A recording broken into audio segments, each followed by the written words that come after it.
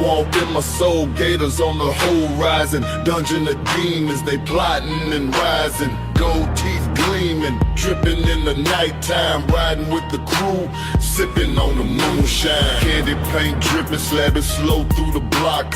J's on the feet, love it when the bass knock. Cone is popping, jaws keep locking. Hustle don't stop, forever clocking. Dirty South take over, roots deep in the soil. Crime won't quit, engines hot by the boil. Kings of the underground, crawl from the dirt. Swagger so heavy, make the whole earth hurt. Dirty South take over, roots deep in the soil. Crime won't quit, engines hot by the boil. Kings of the underground, crawl from the dirt. Swagger so heavy, make the whole earth hurt. MC wisdom, visions on the daily. H-Town dreams, schemes never fail me. Lean in the cup, purple haze in the wind. Legacy eternal, cause we sin and we win. Trenches full of lions, heart of a hustler.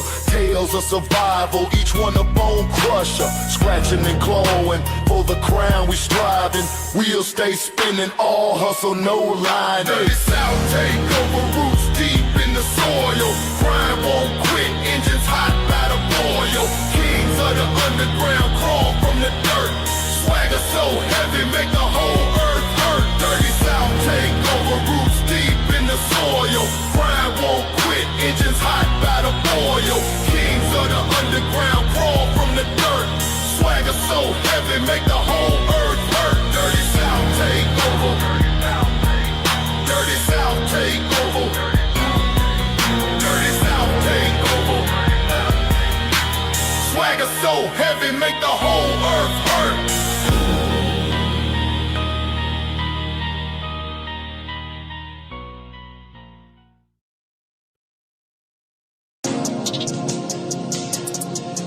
Yeah. Yeah.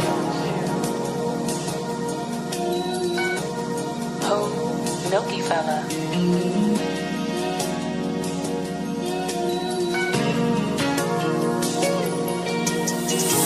I be on the interstate, going fast as hell. If a nigga play slow as snail, I might crack his shell.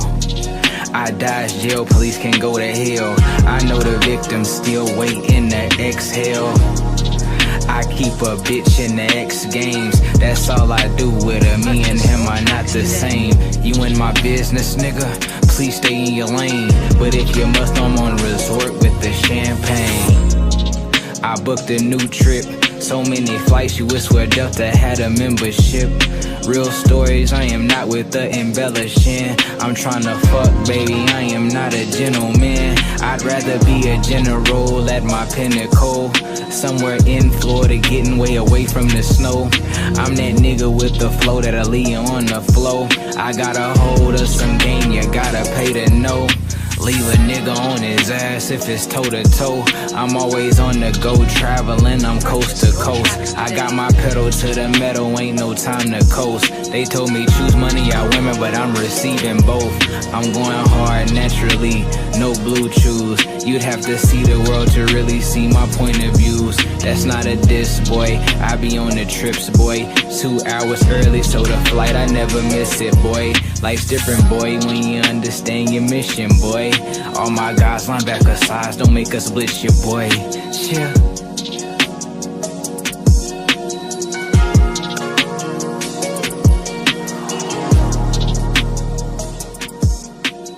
Purchase your tracks today.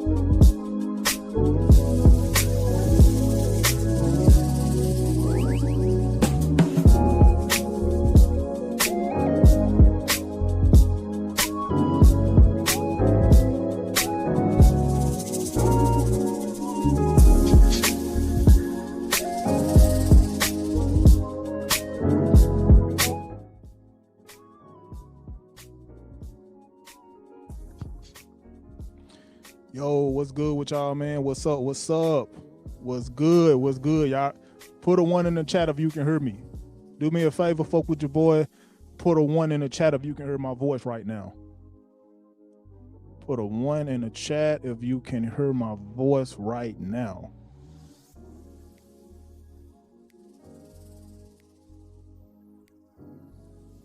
Still a few more things I need to do. I just don't want to keep you guys waiting too long. Well, I actually started this kind of early, so I can keep you waiting a little bit long, but I'm not gonna do it.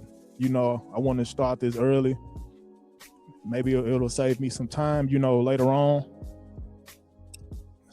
A few more things I need to do before we get this party going. Give me a second.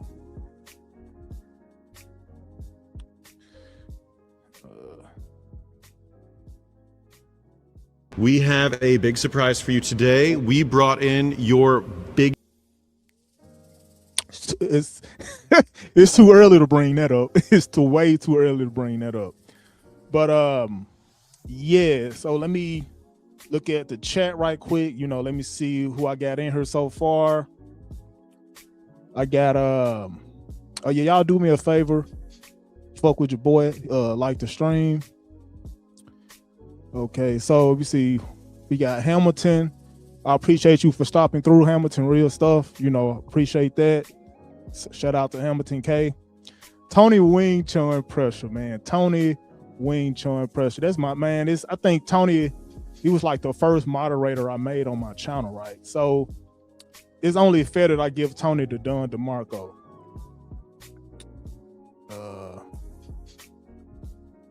Okay. Oh, wait a minute.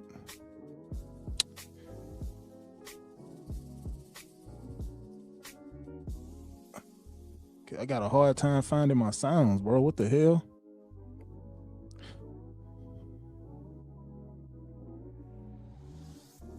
Okay, there it is. Okay, so I got my sound effects. So let me give Tony the Don DeMarco.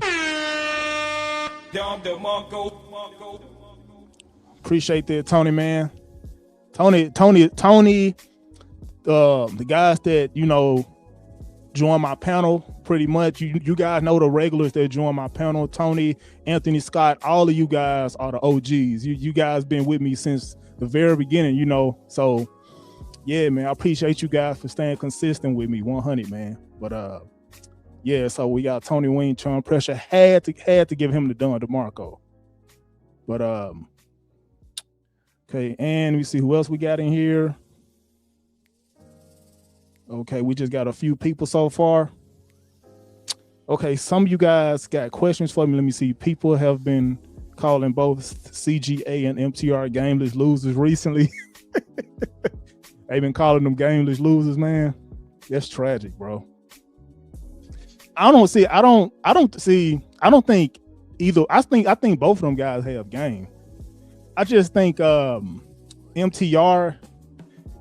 I mean, we can get to that a little bit later. Just like, let me finish getting some of these clips together that I have, and you know, working on things in the background. You know, let me see. Okay, so yeah, we got.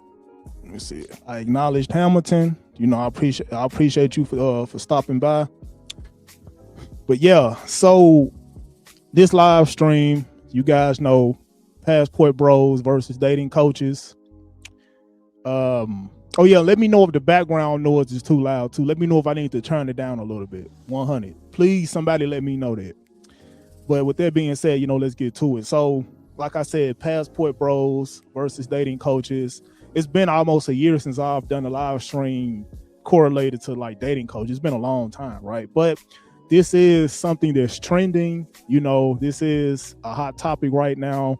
And I want to say, well, I'm not hold on, let me give my disclaimer. Actually, like, let me give my disclaimer, right? before we even get into this, let me give my disclaimer. So, I'm not a passport bro, and I'm not a dating coach, right? Everything that I'm saying is pretty much my own opinion, right? This is all it is. I'm just giving my worldview on what I think about this hot topic that I'm presenting to you guys right now. This is pretty much what it is. And I have talked to dating coaches, and I have talked to PUA, not PUAs, but I have talked to dating coaches and passport bros pretty much. Matter of fact, the first when I first started my channel, well, not when I first started my channel, but the first person that ever gave me an interview was a passport bro. Shout out to QB Passport Flexing. Matter of fact, let me give him a Don DeMarco. Shout out to QB Passport Flexing. Because he was the first one that ever gave me an interview on YouTube. I know he did it, you know, to like crap on the dating coaches. I understand it. But regardless of that, man, you know, I still fuck with you. Even though he's not on YouTube anymore, you know, he's off doing his own thing or whatever. Still rock with QB. So yeah, man. And that interview that I did, I still have a snippet of that interview I did with QB. So I don't know if I have it private, but I will link it in the description box after the live stream is over, right? Just so you guys can see the snippet of that interview, right? But yeah, so like I said, the passport bro was actually the first person to ever interview me on this channel. You know, I've been on a panel, like the first YouTube panel that I ever joined was a passport bro panel. It was a passport bro panel. It was with the Andrew show. It was Andrew. It was some dude named B-Dub. He was like roasting everybody on the panel, including me.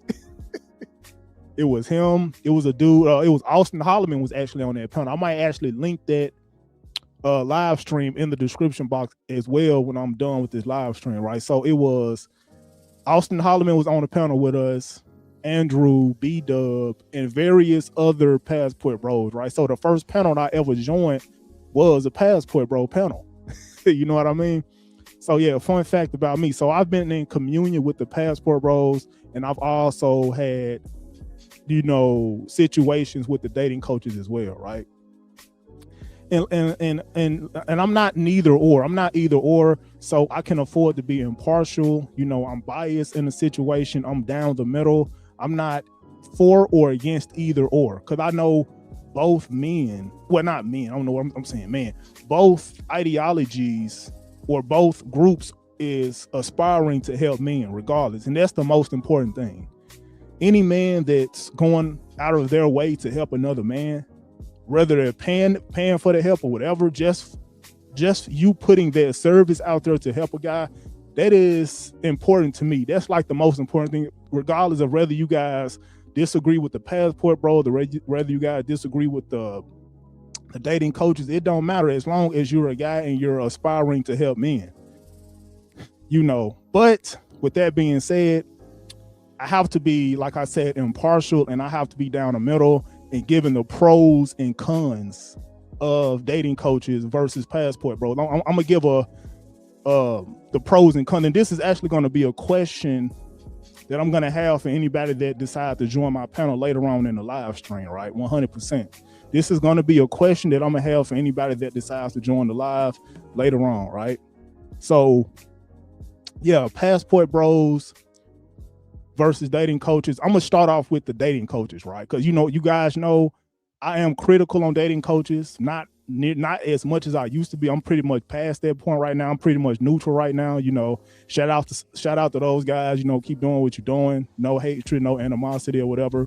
But I still gotta, you know, give my opinion about what I think about the dating coaches and how they fare against the passport bros, right? So the pros and cons of the dating. See, the benefits of like hiring a dating coach is that you can get your desired outcome a whole lot quicker. 100%. It might take you 15 years to find a wife, to find a girlfriend, or whatever the case might be, you know, F buddy, whatever, right? But a dating coach can get you that outcome a whole lot quicker. 100. Like, that's the benefits of hiring a dating coach, you know. But the negatives of dating coaches is that you don't know who's legit and who's not. You don't know who has legit information, and you don't know who has trash information. That's like the biggest con, and that's why I'm not trying to be a dating coach. you know, pretty much is because there is no absolute, you know, advice that work for all men. If it's not like a guaranteed thing, then I don't want to do it. It's just my philosophy on how I think. But I do think dating coaches, you know, are relevant. You know, you should hire a dating coach if you are going through any dating endeavors. Like if you're having problems like finding a girl or a wife or just any type of situation that you want, you should hire a dating coach. I don't want to do it because, like I said, it's not absolute and it's too subjective. You know, there is like subtle, it's like things that all men understand about the opposite sex, like women are emotional and fickle and flaky and all those things.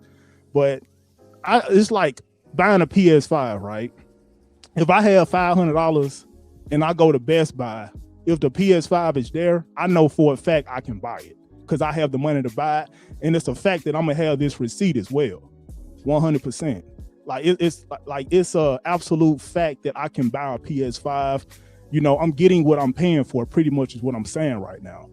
It's pretty much what I'm saying right now. But with dating coaches, it's not a guarantee you're gonna get what you're gonna. It's not a guarantee. I apologize that you're gonna get what you pay for. But you have to look within yourself and you have to determine whether it's worth it, right? And you have to have enough discernment to understand what to see that, you know, am I making the right choice? You know, you got to do a little bit of digging to see if this dating coach is legit or not, pretty much. You know, so that's up to your own discretion. But I do think dating coaches are relevant and you should hire a dating coach if you need to, you know. So those are the pros and cons. I'll go over it one more time. The pros are a dating coach can get you your desired outcome a whole lot quicker.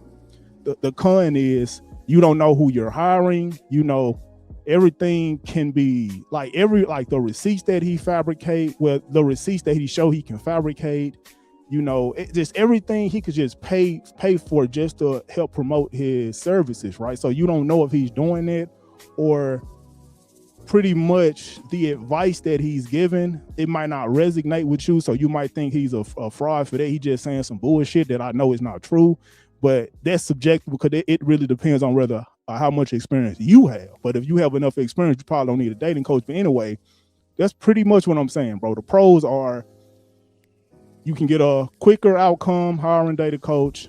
The cons are you don't know who's legit, you know. So that's pretty much my situation with dating coaches. Dating coaches are relevant and you should hire a dating coach if you're having trouble with women. 100% I stand on that, right? But so let's talk about the passport bros. Okay, so the pros, it's the pros and cons of now I don't think I have real authority. Excuse me, I don't think I have that much authority to really speak on this. And I see you guys in the comments. Just give me a quick second. I'm just, you know, getting my rocks off right now, you know. But I have dated women, foreign women in the States. And when I say dated, I mean I've actually like been in relationships. I literally was in a relationship with a chick for 6 months that couldn't speak a lick of English. These is facts. The only reason why it ended was because me and her brother didn't really get along, because he caught me smashing her in his bed. And this was actually something I talked about when QB Passport Flexing was interviewing me. I literally told him this, right? I told him that me and that chick was like this. But the reason why it didn't work out was because the brother found out that I was smashing in his bed. I was smashing her in his bed. He found out because I left stains in his bed. Yeah, I had to, I don't think I should have said that, but you guys pretty much know what I'm saying. I left stains in his bed. He figured it out and he cursed me out in Spanish. He didn't curse me out in person. He cursed me out like in WhatsApp, right? He was sending me all type of like threats in it, you know? So I pretty much screwed that up. But I was dating a Cuban chick for like 6 months. And it was a Mexican chick that we wasn't necessarily dating, but we was F buddies, right? She could speak a little bit of English, but it wasn't really fluent, right? Like 100. And then it was another Venezuelan chick. She was like the baddest chick I ever dealt with. She couldn't speak hardly any English either. I actually told a story time about this. Oh, I think 2020. I pretty much, you know, and I don't necessarily want to say this, but I already gave a story time about it, so I'm gonna go ahead and reiterate it, right?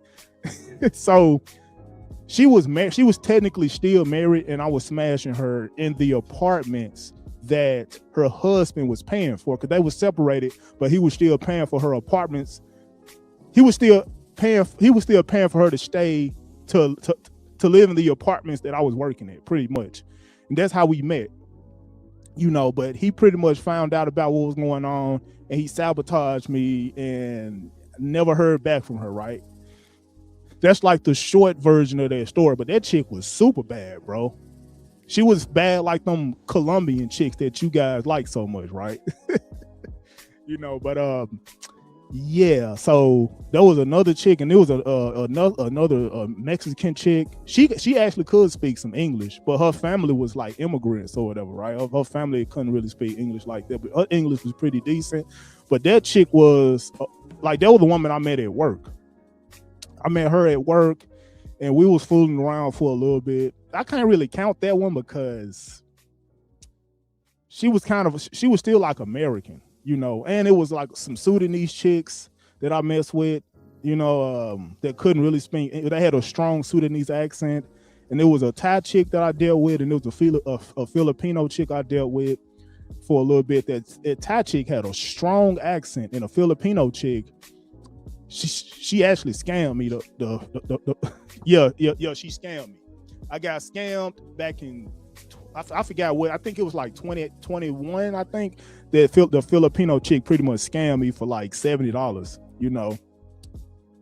But I ain't gonna get too deep into that. That's none of y'all damn business, you know. But yeah, so those are like most of the foreign chicks I've dated. Like, well, I've dealt with at least 7 to 8 foreign chicks that couldn't speak English that well, or they had a strong accent, you know, strong native accent, right?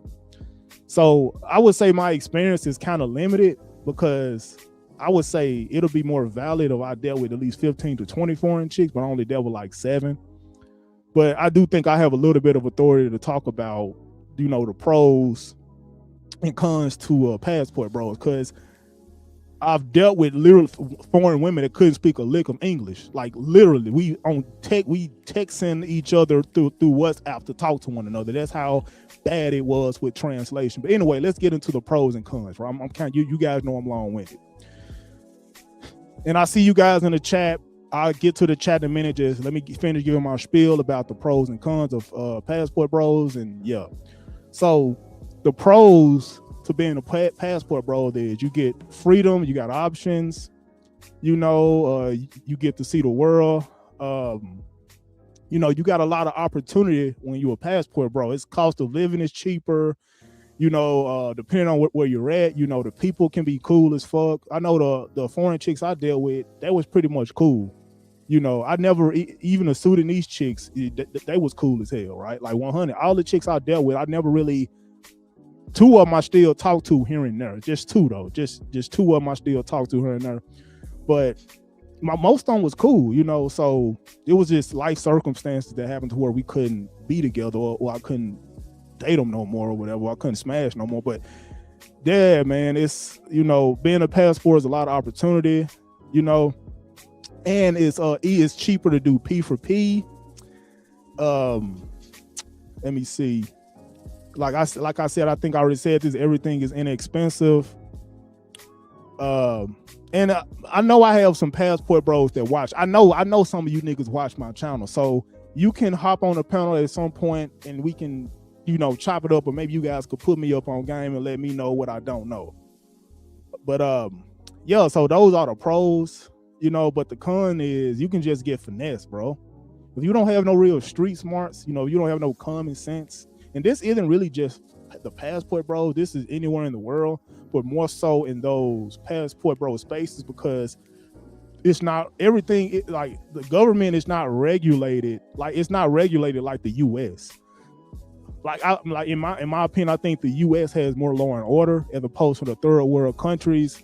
You know, it's like even the police can be on the scam. You know what I mean? Like, it's it's not regulated. So you got to have even more game. You got to be even more street smart to survive in those conditions, where it's like you see the bad Colombian chick with the fatty, with the pretty face, with the nice skin and all that. You know what I mean? But at the same time, you don't know what her agenda is, right? See, that's the thing about, I know something about women approaching you, right? And what I hear is a lot of women overseas approach you, but you gotta like look within yourself, or you gotta think to yourself, are you attractive? If you're not attractive and nigga, if you know you're not attractive and you have women approaching, you gotta ask yourself, why these women approaching me? You gotta ask yourself, why the hell these women approaching me if I know I'm not attractive? Okay, then, and you probably came up with an answer right there. But that's pretty much what I'm saying, bro. Like, these women are approaching you probably because, they just want something from you, bro. They don't probably like you like that. They just want what they want from you, bro.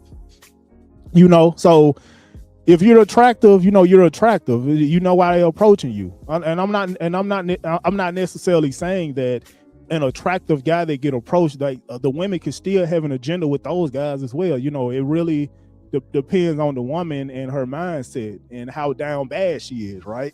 You know what I mean? But yeah, man, like that's the con. You can get finessed, bro. Like, you can get taken advantage of, man. And I'm about to get in, hold on, let me see who that is. Okay, yeah, I'm about to get in the comments in a minute. Just give me 1 second. I'm almost done. But yeah, man, like you really gotta watch yourself, man. Like, you don't know who's in on the scam. That's pretty much it. You don't know who's trying to finesse you. You don't know who's trying to take your life, who's trying to take your money, your resources, your organs, whatever the case may be. You don't know. So yeah. But those are the pros and cons. I'm gonna open the panel up and I'm gonna ask that question to everybody. But let me look at the comments right quick, see what you guys talking about.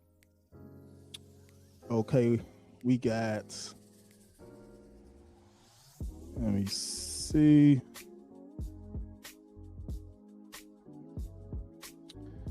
Give me a second.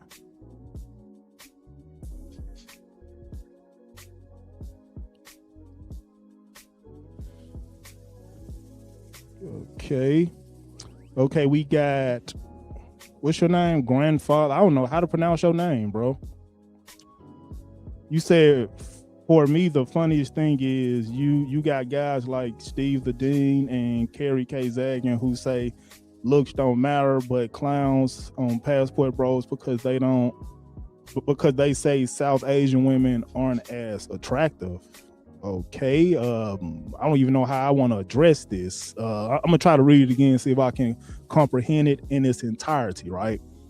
Let me see. You said, and I'm not gonna even pretend to pronounce your name. I know I'm gonna screw it up, but for me, the funniest thing is you got guys like Steve the Dean and Carrie K. Zagan who say looks don't matter, but clown on Passportbros because they say South Asian women aren't as attractive.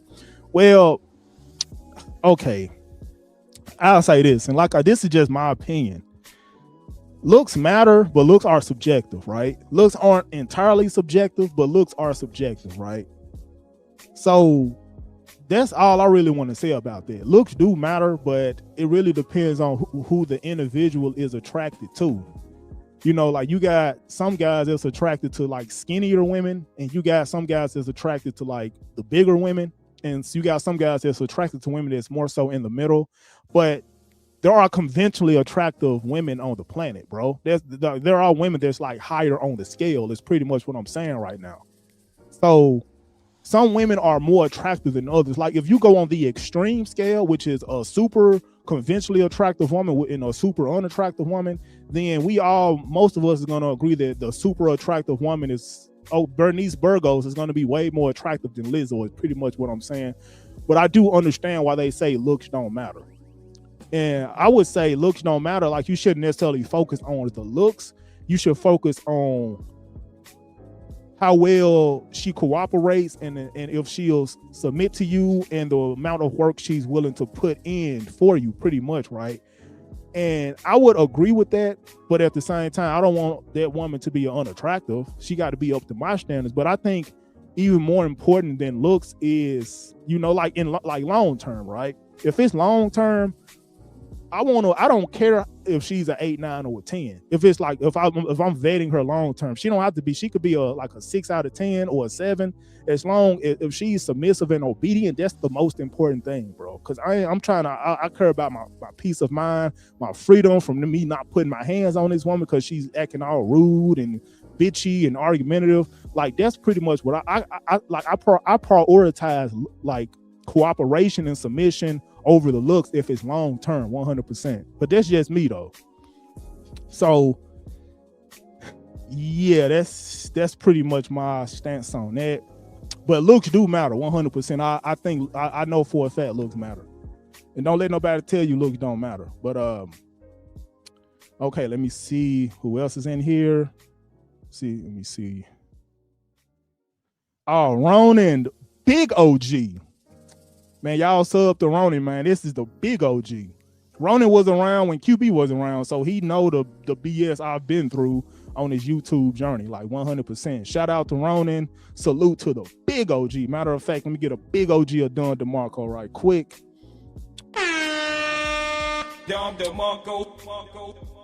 Salute. All right. Let me see who else we got in the comments. And it is a couple of clips I want to play before I actually open the panel up. But you guys be patient. You know, I will get to everything eventually. But okay.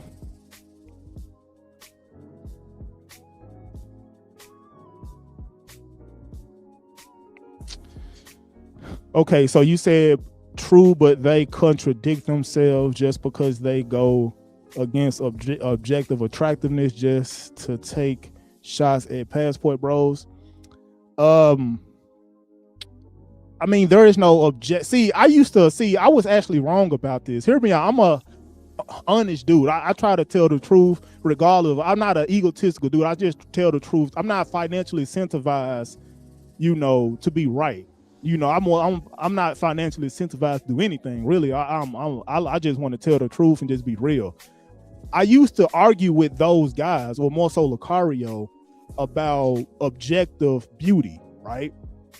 There is no objective beauty. Beauty is not objective. Beauty is subjective, bro. There is, like I said, objective measures, 100, you know, like health. Like I would rather choose a woman that's gym fit as opposed to a woman that's built like Lizzo. Lizzo, if you ever see this, I apologize for throwing you under the bus. You a black queen. You lost weight. I'm happy for you. Keep doing what you're doing, 100%. You know, I'll be praying for you. But anyway, but yeah, so beauty is not objective. There is no objective attraction. There is conventionally attractive people, like I said, but bro, yeah, man. And they taking shots at the Passport Bros. Like, we all know why. They got to do what they do. I don't necessarily think they should be doing it because Passport Bros have found their lane. They found their niche, you know, on how they, you know, maneuver through life and doing things that work for them. But I think those guys, or I should say not even really just those real game no theory guys, more so dating coaches in general, right? They just, look, take that down. They just don't, it's like, it's all a battle of influence, bro. That's pretty much what it is. It's all a battle of influence. That's what it is. It's a battle of influence. Whoever has the most influence over the mind, over the younger generation, bro, like that is who the younger people is gonna follow. The individual that has the biggest voice, the individual that make the most sense, bro. The individual that they relate to. You know, it's all like a battle of influence. You know, like that is what it boils down to. You know, so the Passport Bro, you know, they have a good stance. The dating coaches, they have a good stance. But when it's all said and done, am I getting results?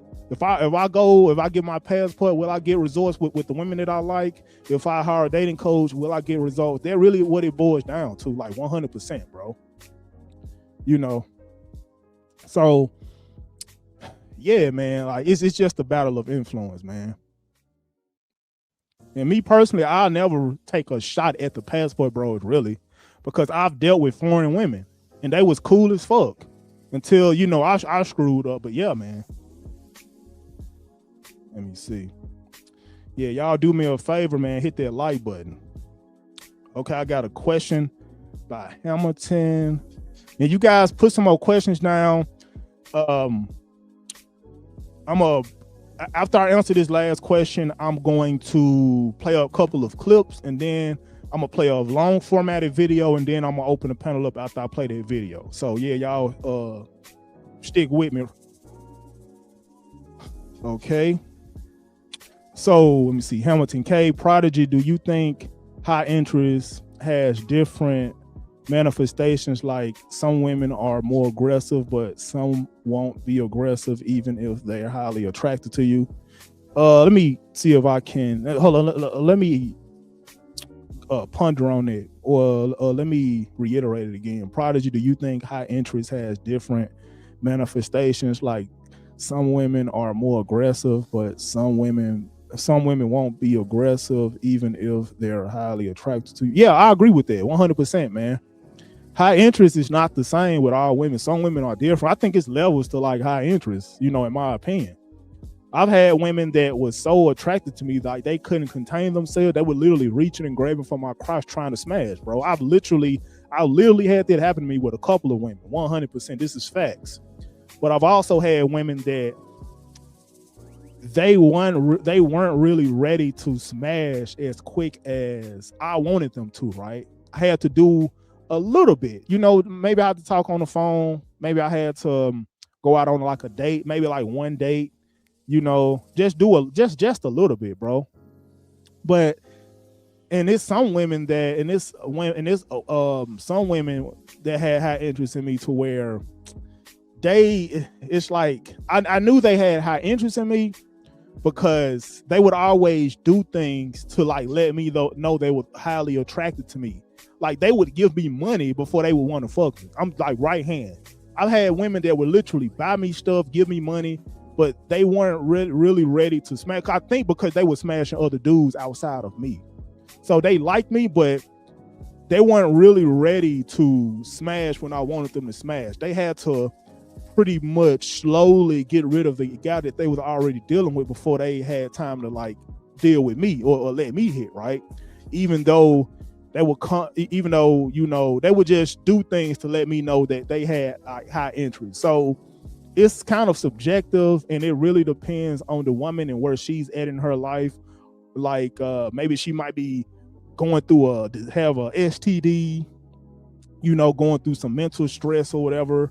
Like whatever she got going on, so high interest is different, but that consistent cooperation is the most valid way to see if a woman is highly interested, right? That's the most consistent thing, shout out to Lucario. That is the more consistent, but consistent cooperation isn't like, the only way.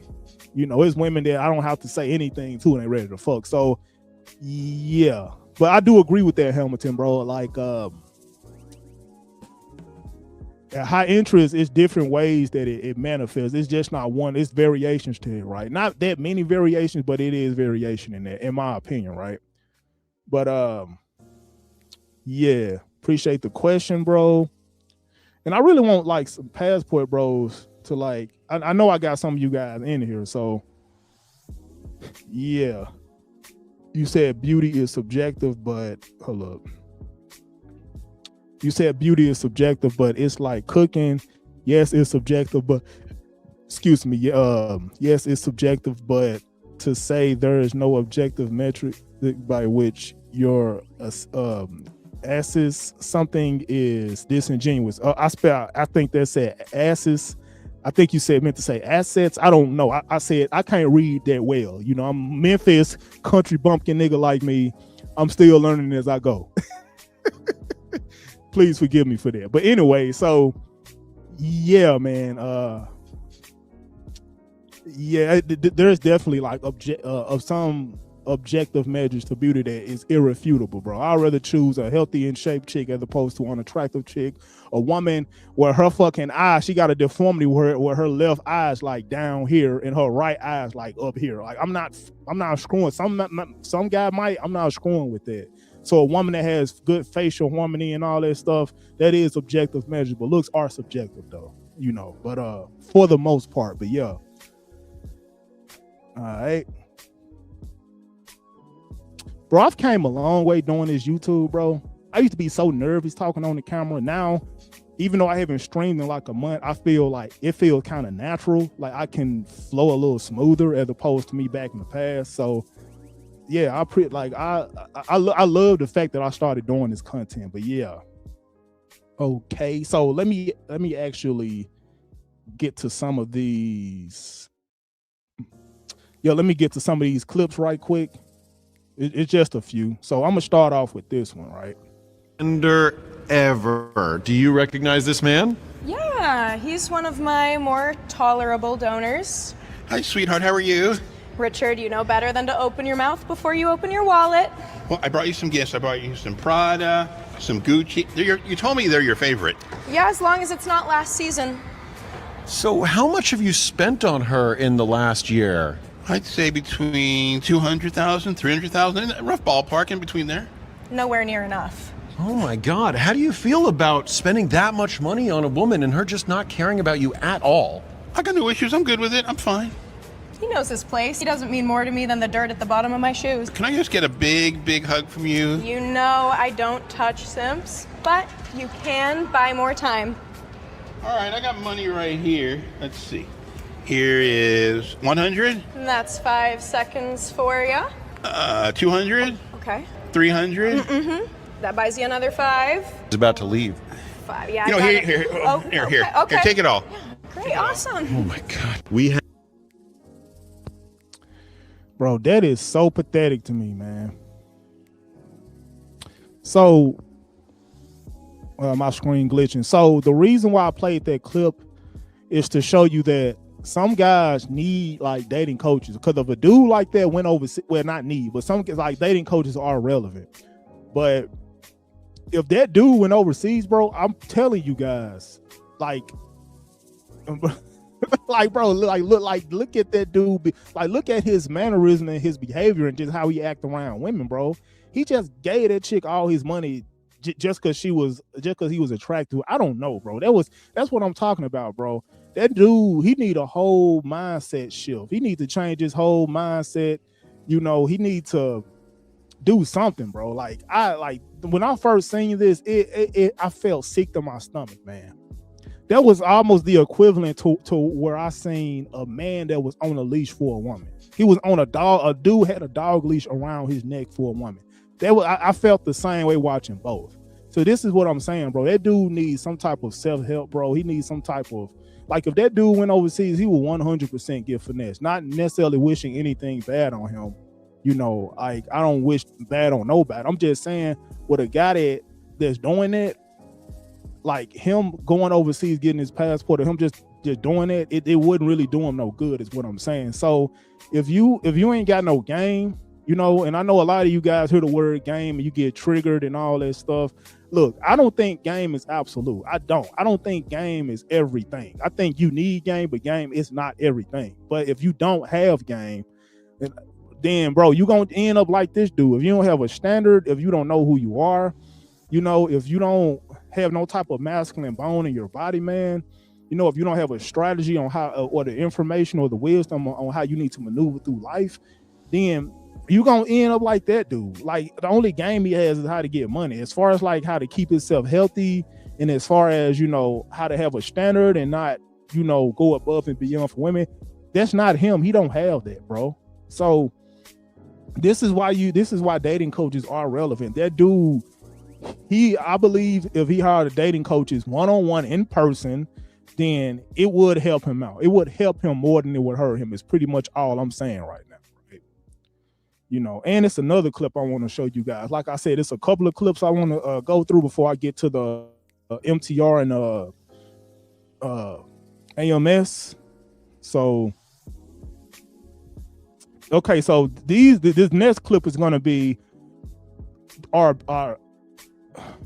okay, let me find the title. Okay, do Colombian women or do foreign women like Gringos, right? So this is going to be the next video I'm finna play right now. It's like a 2-part video to this, but yeah.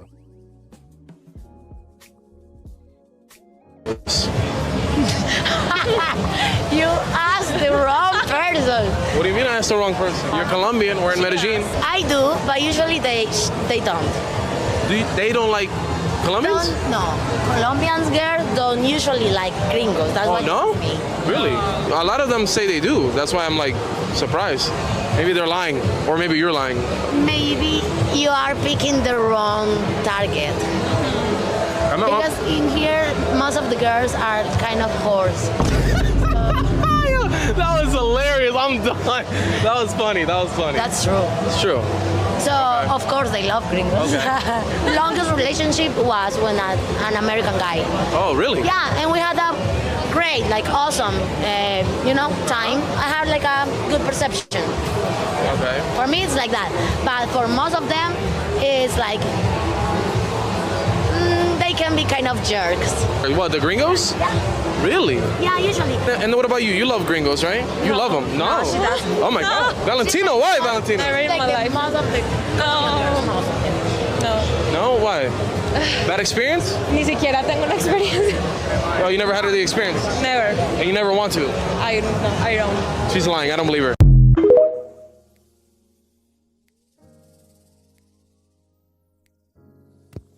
Yo, what's good, KLA?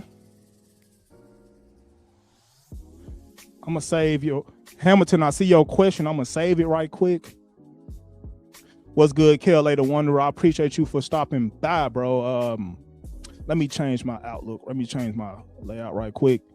So, as you guys seen there, it's actually I'm gonna play it again, but I'm gonna react to Do it. Colombian women like Gringos? You asked the wrong person. What do you mean I asked the wrong person? You're Colombian. We're in Medellin. I do, but usually they don't. They don't like Colombians? No, Colombians girls don't usually like Gringos. That's Oh, what no? you me. Really? A lot of them say they do. That's why I'm like surprised. Maybe they're lying, or maybe you're lying. Maybe you are picking the wrong target. I'm not. Because in here, most of the girls. Okay, so in my opinion, I think Colombians do like Gringos, but only the Gringos with money. And I do think there are some Colombians that genuinely like Gringos, like sexually, genuinely, I should say. But since most of those girls are working girls, they're gonna more so like the guys that have the money, in my humble opinion. Like that's that's my disposition on that. Like I said, I will open the panel up if you guys have something different to say. You will please chime in or whatever.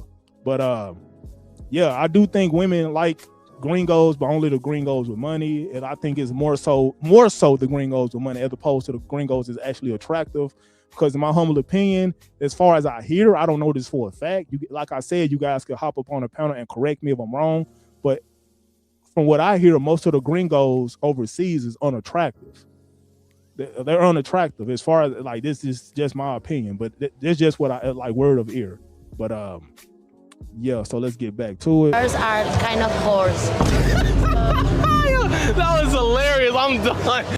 Yeah, no, KLA, I think Gringos mean like American or like foreigners, not necessarily American, but anybody that's not native to that land, that's pretty much a Gringo. So they can be an American, a European, an Asian, whatever, just anybody that's not native to that land. So that's what I think a Gringo is. But yeah. That was funny. That's true. It's true. So, of course, they love Gringos. Okay. Longest relationship was when an American guy. Oh, really? Yeah, and we had a great, like awesome, time. I had like a good perception. Okay. For me, it's like that. But for most of them, it's like they can be kind of jerks. What, the Gringos? Yeah. Really? Yeah, usually. And what about you? You love Gringos, right? You love them? No. she doesn't. Oh my God. Valentino, why Valentino? Never in my life. Most of the No, why? Bad experience? Ni siquiera tengo una experiencia. Oh, you never had the experience? Never. And you never want to? I don't. She's lying. I don't believe her. Okay, so let me say this, right? If you're a guy and all you want to do is just smash chicks, whether you got to pay or whatever, I would say get your passport and go overseas. But if you're a guy and you want something genuine and authentic, I would say go to a dating coach. But with that being said, let me move on to my next clip right quick. Let me remove this from the stage. I can't have too many videos on the stage at once, so my screen gonna start to lag. But yeah, let me bring up my next clip to show you guys, and then I'm gonna move to my longer formatted video.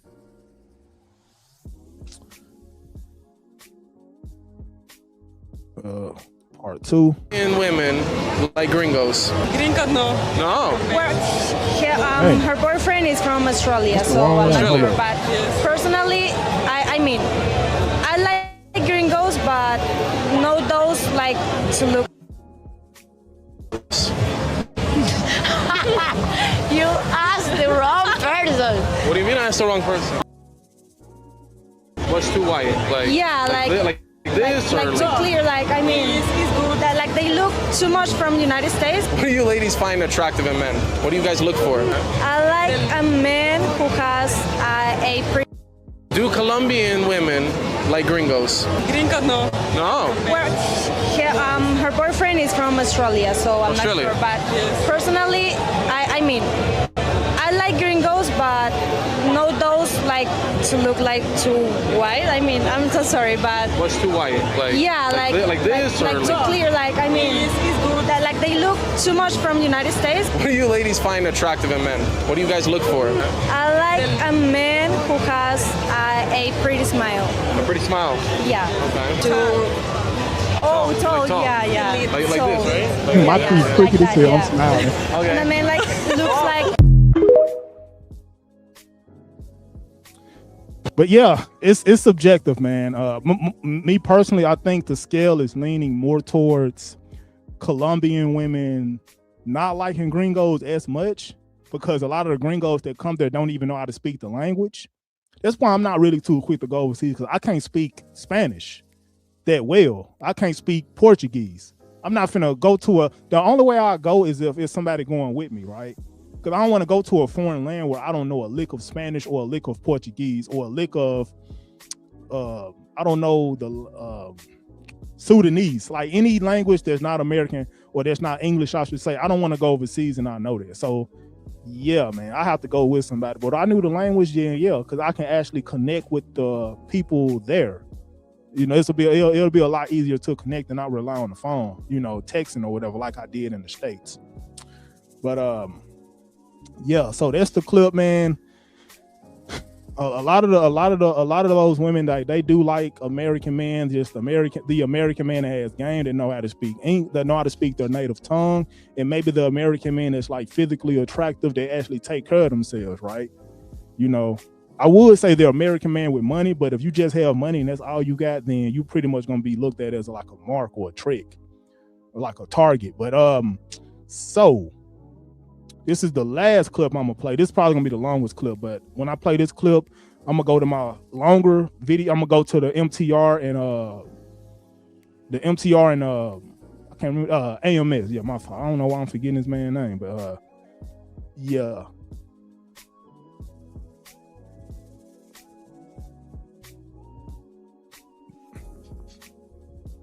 Was or still is a passport bro.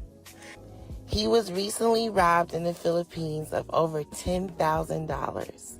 I want you guys to check out his story, and I'm going to come back with more commentary. I'm trying to see if I can get some coins, man. I got robbed last night, dude. By a girl. Took my wallet. Took my Rolex. Took like almost $1,000 in cash. I have no cash, I have no cards, so let's see if I can scrape up some change and at least have enough to get like a 99-cent burger from Wendy's or something like that. On his video, he goes into detail of how the Filipino woman took his money, his dignity, and his Rolex watch that night. Matched with this girl on Tinder. She was super beautiful, attractive, and we were talking. We seemed to hit it off right away. You know, we were talking for like maybe a day, and so you know, know, we made plans to link up.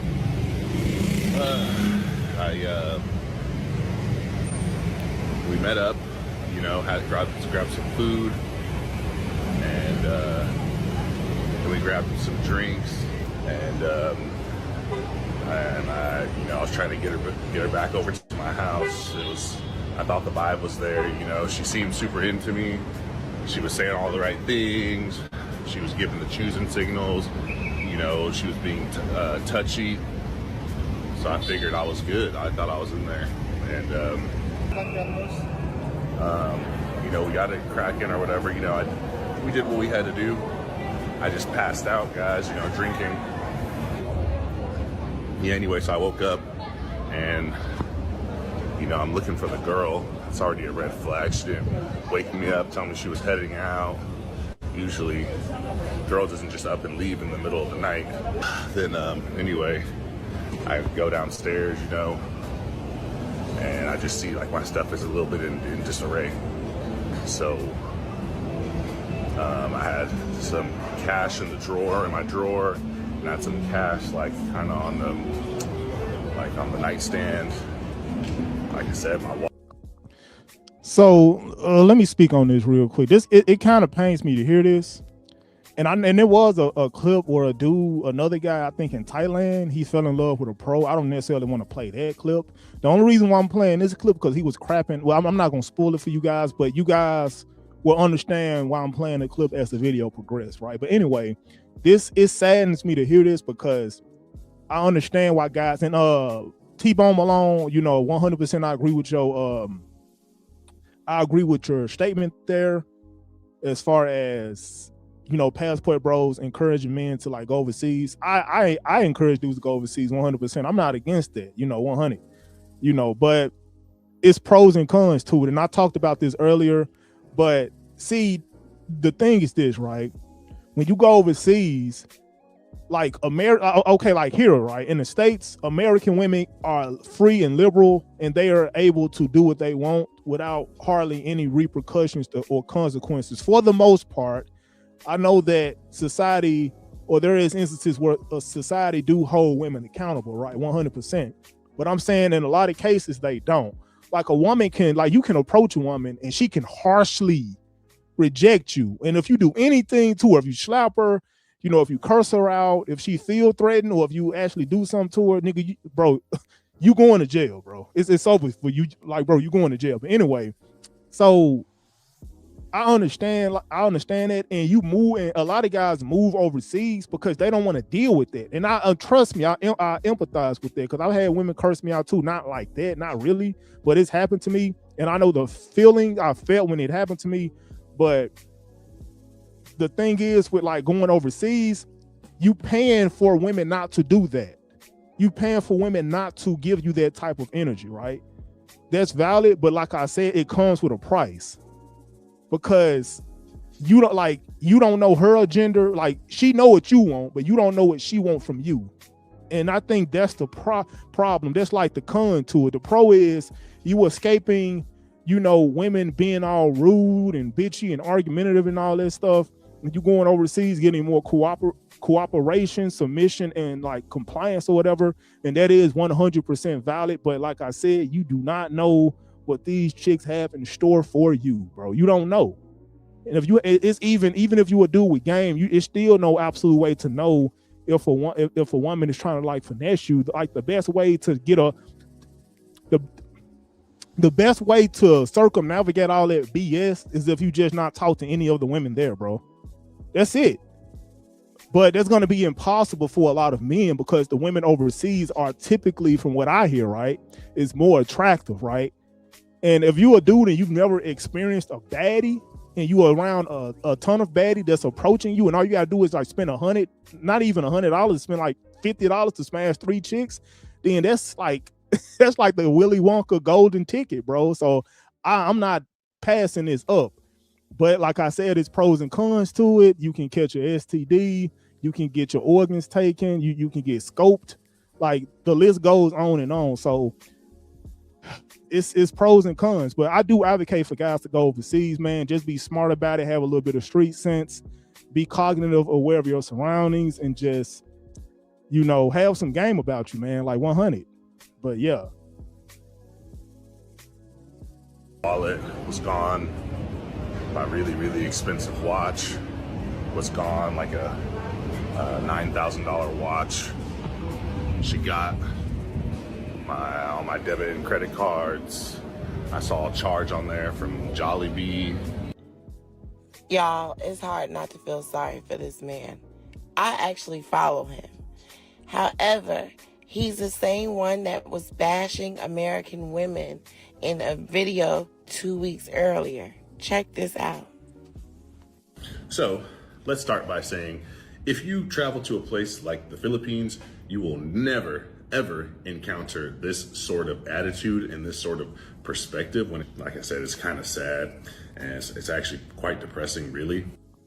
And that's what I'm talking about. Like I said, it's like if it's a shit ton of guys on the internet saying if you go here, then you will escape the matrix. You will get away from all that BS that women put guys through. You know, the women here, they're compliant. There's a like it's different, bro. Like it's different out here, right? 100, and it's different in the good way, not the bad way.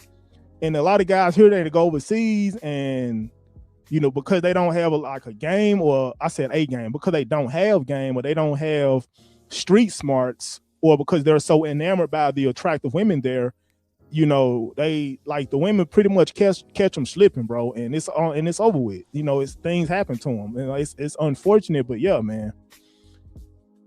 You know, but yeah, let's get back to it. And y'all, another thing too, this is why I decided to react to this one, was because he was crapping on black women here, or he was crapping on women in the States.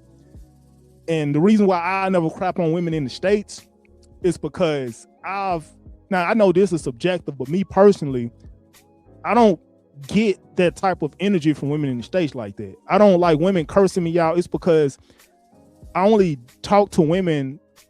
I don't talk to women with like bad character flaws, and I know the type of women to go for. I don't just go for any woman. I don't approach women in bars and nightclubs. I don't even like going to those places really, but I will if I have to, or if I'm in the mood to.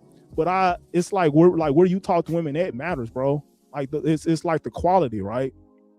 You know, and even I don't even really fool with dating apps like that, but that's pretty much the situation. Like he was talking crap about women in the States, bro. Like if it's like, it's cool if, you know, you go overseas and do your thing. Even if you get finessed, it happens, you know, like nobody can be on point 100% of the time, but just don't crap on the women here, bro. Like, come on, you know, but that's just really my deal, man. But yeah. That this mindset is also becoming more and more adopted in the modern dating scene. So this is what men are going to have to deal with, and it's only going to get worse and worse. Moral of the story for all the passport bros and people listening: it's good people in the Philippines, it's good people in America. It's bad people in the Philippines, and it's bad people in America. You shouldn't generalize and say that one is better than the other. Don't forget to like, share, and follow. I agree with that. That's what I'm saying. Like, I don't like to say all of the, if you say like a lot of the American women, or some of them are like on some BS, but if you generalize and saying most of them are, yeah, I mean, and I can understand like the laws aren't favored towards men. I understand that too. That's another incentive to go overseas. But just the behavior, and just say all women, or like 99% of women, is just not really that appeasing in the US. That's the problem. But yeah, so with that being said, you know, let me actually pull up this. Hold up. Okay, so let me look at the comments right quick, see who's in the comments. Oh yeah, I forgot, Hamilton asked me a question. Let me address your question right quick before. No, let me actually share my screen first before I get to the question.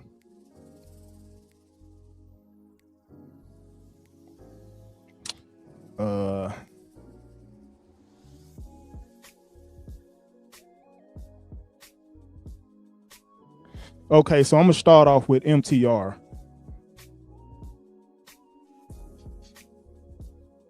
Damn, it's not letting me.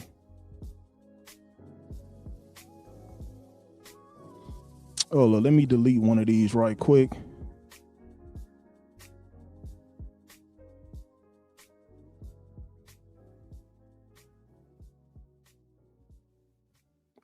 All right, let me do this over again. I don't know why it wasn't letting me share my screen. We're gonna do it again. All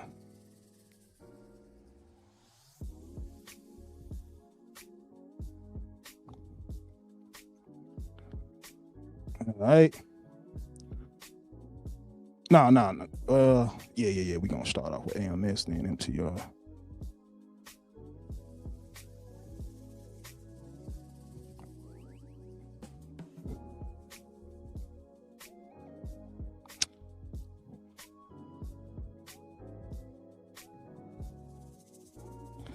We're gonna start off with alpha male strategies. I'm gonna start off with AMS, then I'm gonna transition over to MTR. Okay, let me see. Oh yeah, let me answer your question right quick, Hamilton. You said, "True, why do you believe that game isn't everything?" Okay. The reason why I believe game isn't everything is because, I'm trying to see how I want to word this. It's been a long time since I had to elaborate on this. But game is effort, game is strategy, and you putting one foot in front of the other, and you making a conscious effort to get the things that you want out of life, right? That's what game is, objectively speaking. Now, if you're not doing anything to get the thing that you want, if you're not making a conscious effort to get the things that you want, then you're not using game. That's pretty much it. And it's more so like serendipity. You guys know the term serendipity. It's like unplanned good fortune. You walk outside, you walking your dog, right? You walking your dog outside, and you just so happen to stumble across a $100 bill laying on the ground. That's serendipity. That's like unplanned good fortune. That's pretty much like a blessing or like good luck. And you pick that $100 up. Okay, I'm $100 richer. This was me luckily or randomly stumbling across something that I would want, right? But I'm not making a conscious effort to get it. It's just serendipity. It's unplanned good fortune. That's pretty much what it is, right? Or another example is women approaching you. Like if a woman approach me, that means I said that correctly. If a woman approached me, that means I'm not using no strategy to get at them. They're pretty much using their game, their mouthpiece, their charm, and all these different things to try to seduce and get at me. This is like, you guys, like if you've been following me, you pretty much seen a lot of my receipts at this point, right? So you guys know the thick ass white chick that was literally fiending for my DICK, right? I'm chilling, laying in the bed, knocking on my door at like 2 a.m, begging for me to FUCK her, right? I'm trying to I'm good. But she literally, she almost like, I don't even want to say. But that's pretty much you not using game. Well, that's pretty much why I say game isn't everything. Like, game is a necessity. You need game. But game is not everything. The only thing that everything, this air that we breathe is everything to us as human beings, because there is not a day on this planet where we didn't need this air. But there is times where I didn't need game. That's pretty much what I'm saying. The thing that God blessed us with, those are the things that's absolute, and those are the things that we need. Or anything, that from the time we're born on up to this point right now, we needed oxygen, we needed air. If we don't have it, it's pretty much a wrap, right? But that's not the same thing for game. I didn't have situations happen to me to where I didn't need to employ a strategy or whatever. But everything that I'm saying is just my own opinion. You can disagree or agree. It really don't matter. This is just me, like I said, giving my worldview on the question that you asked me, Hamilton, right?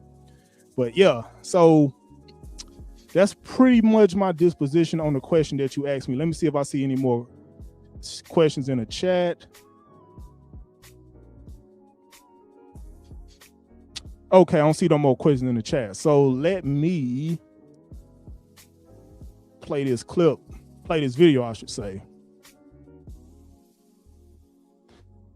This is the best country. I'm gonna speed it up a little bit too. Oh, hold up. Before we get into it, something I want to say. So the intro and the thumbnail is kind of misleading because AMS and MTR don't really have no beef. AMS and MTR don't really have no beef, man. Actually, it's Coach Greg Adams and MTR. They are like, and what's his name? O'Shea Jackson.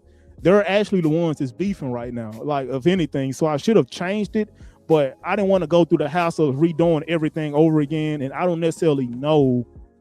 I don't know where I don't watch Coach Greg Adams like that. So I don't know where he stands between being a coach and being a passport bro. Maybe he's a combination of both, but I don't know. So I didn't even want to take that chance on that. But I do know AMS is a passport bro.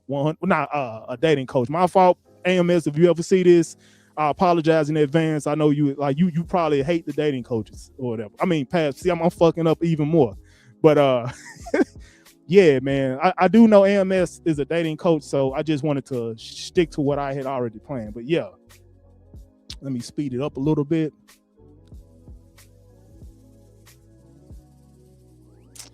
All right. I don't know. In the world, the strongest military. So after I get through this, I will open the panel up and anybody can join the panel if they so choose to, 100%. Okay, so let's get to it. Military might, the American dream. What is that anymore? Is that even a thing? What's the American dream in 2026? What does that look like? All right. Let's have a chat. Let's talk about some things. I'm about 2.5 weeks into my trip right now. And I knew kind of going into this that what I was not going to do was to make this like primarily for videoing, documenting.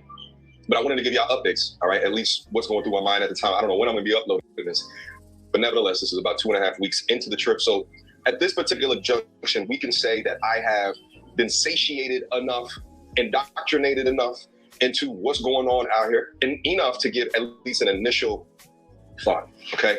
I'm currently chilling out on the balcony of the spot that I'm saying. All right, you're gonna see one of the streets down there, which then goes and connects to Bangla Road. Hello. Yeah, had to get the spot with the jacuzzi in it, you understand me? Had to get the spot with the jacuzzi in it. Anyway, let's chat real quick.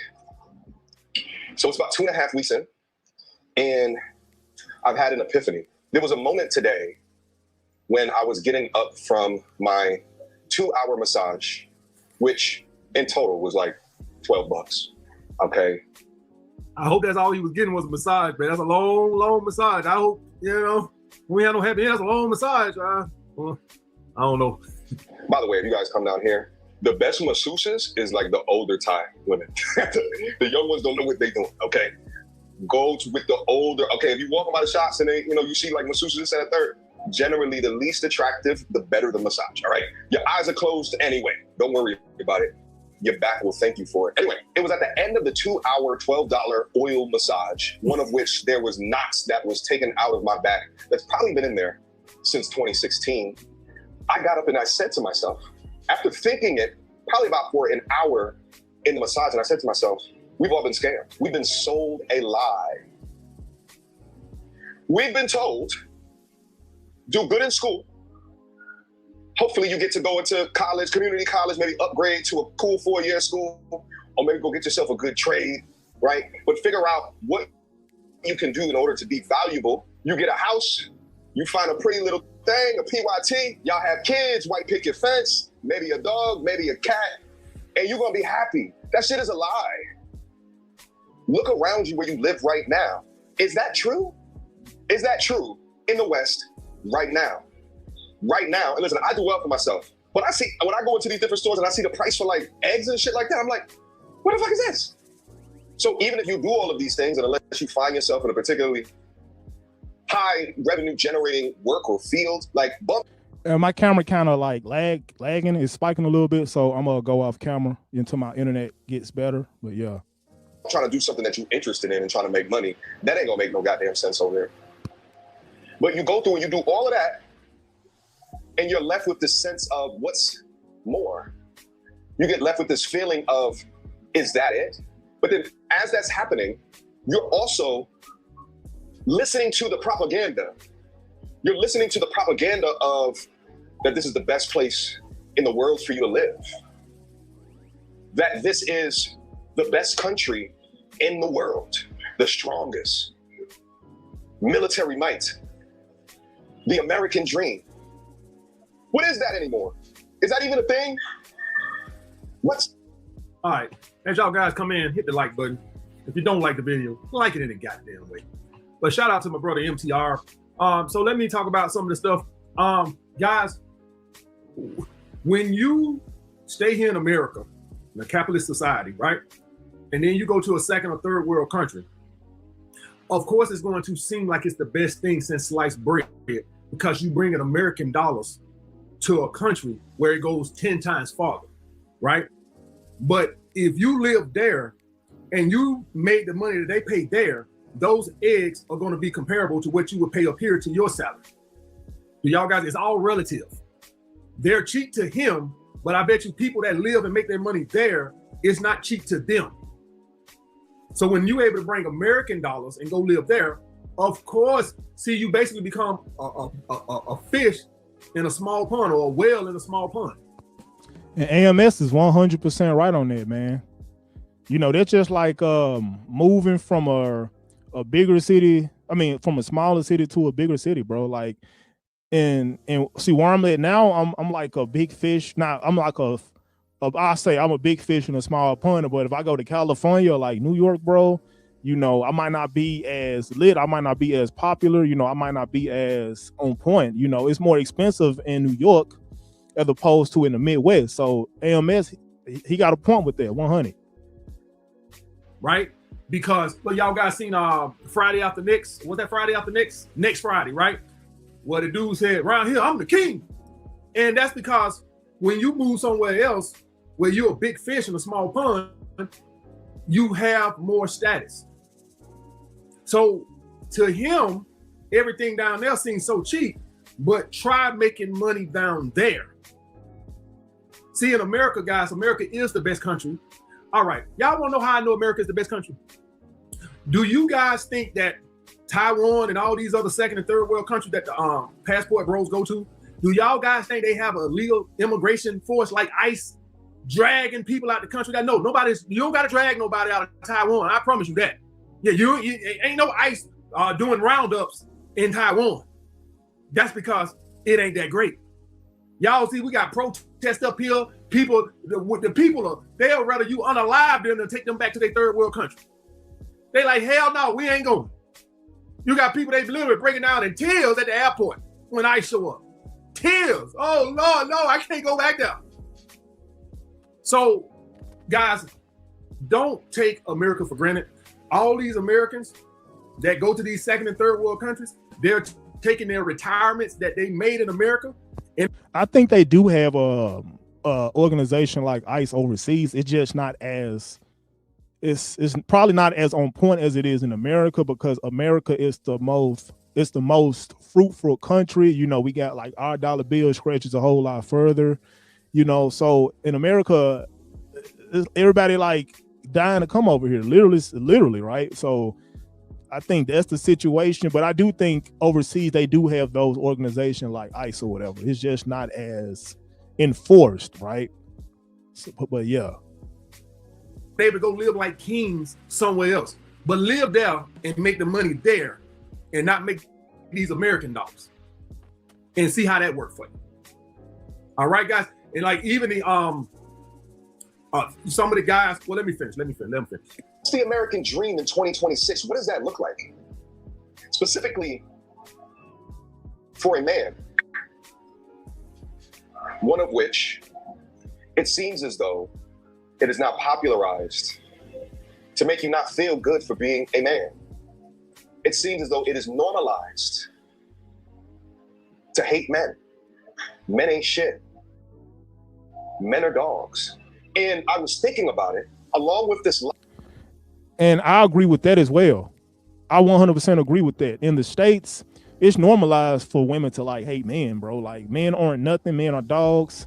Men are like men are like the equivalent of like gum on the street, bro. Molded piece of gum on the street. It's like don't nobody care about that. You know, I think MTR is right about that. So this goes back to the pros and cons I was talking about earlier and why a lot of passport bros are deciding to go overseas. But yeah.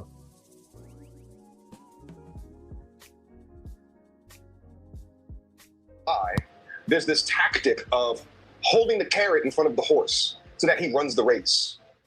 So he's on that hamster wheel, doing things in order to establish value in accords within a system that does not prioritize his or her mental health. How long is your commute? Shout out to COVID, right? That's a weird thing. That showing your value thing goes everywhere, guys. What's good, OG? What's up, Black Cleaner, man? Hold on, let me give you the Don DeMarco right quick.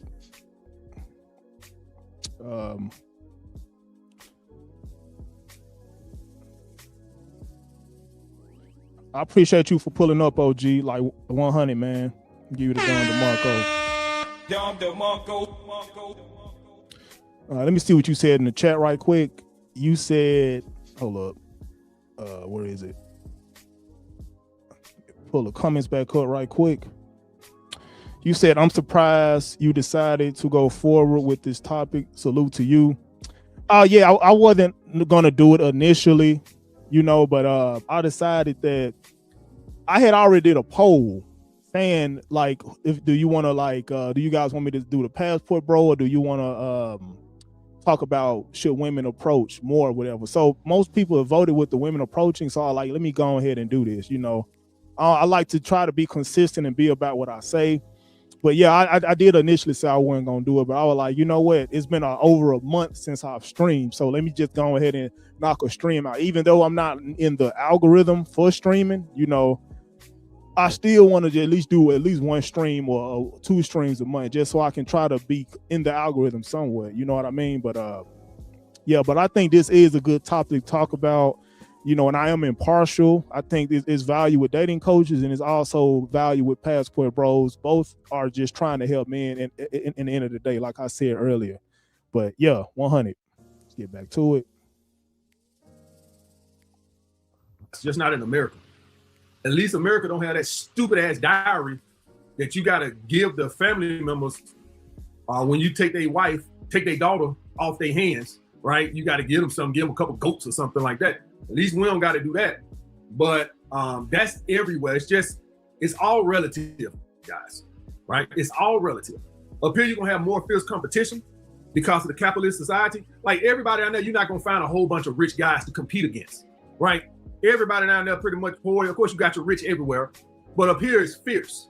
You got your ball players, you got your athletes, you got your entertainers, you got your entrepreneurs. So the competition here is fierce. And women would rather be one of the rich guys' hoes than be exclusive with you. So as far as that goes, I agree with that too, because man, I've been with like the quote unquote baddies, right? The 8s, 9s, and 10s, but most of them, 99% of them that I've dealt with, they always move towards the guy that had the money. I'm just real talk. Maybe I didn't have enough game to keep them around, but most of them moved on to the men that had the actual money, the man that was making 6 figures, the man that could provide them a lifestyle, the man that could just make it easy for them. You know, that's what happened. You know, so yeah, that's the downside to like in America, like getting the more conventionally attractive women. It's more competitive because those like all of like dudes were literally like, you just seen that guy played at the beginning, the fat dude that was in the chair that was like driving in that whatever it was, I don't know what it was, but it's guys like that that's screwing the dating game up, they're just making it easy for women, just giving them anything they want. And while women have more so like a condescending and, you know, egotistical demeanor when it comes to men, because they think they can just get it easy or they can just do what they please, bro. This is what I'm saying, bro. So those guys are actually making it harder for like all of us normal guys, you know, in the dating game, bro. Cause they just spending 6 figures just to smash this woman or just to trick off, man. That's real. That's what it is. So yeah. Competition is super fierce as to down there. everybody's pretty much on the same playing field. And so it's not as fierce. But trust me, guys, on their playing field, hypergamy still exists. Do not kid yourself. It still exists. It's in every woman around the world. I'm gonna take the comments off just so you guys can see AMS's face, because I know you guys more so want to look at him as opposed to me. So yeah. But shout out. Because without being able to travel and see anything different or anything new, people were introduced into a type of a lifestyle, being able to work from home, where now they're like, oh shit, I like this way better. Now there's gonna be pros and there's cons with it, specifically over the long term, being at home for that.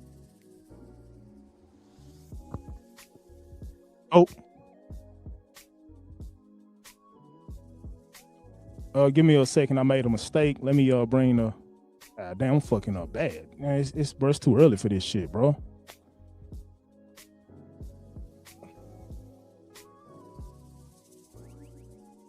I apologize in advance for that, but yeah.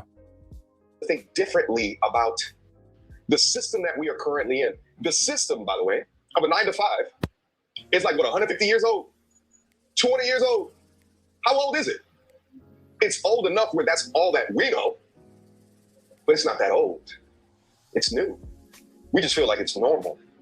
The idea that you have to work 40, 50, 60 hours per week and then still be living in a place where it's tough to make ends meet, or to be living in a place where you walk outside and everything is an advertisement. And listen, that's really... Guys, love MTR, but I got it. So America, I'm gonna tell y'all guys how great America is. America is so great. And I don't think MTR is trying to talk down on America like that. Did he say MTR? He called his name MTR. That's funny as hell, bro. I just think he's just trying to show the pitfalls of capitalism, right? And that's with everything. Everything has its pitfalls, right? But I'll show y'all something about capitalism. Those countries he's talking about, these second and third world countries, you want to know what their retirement plan is? They children. There you go. Their children. They work till they die, or they rely on their kids to take care of them.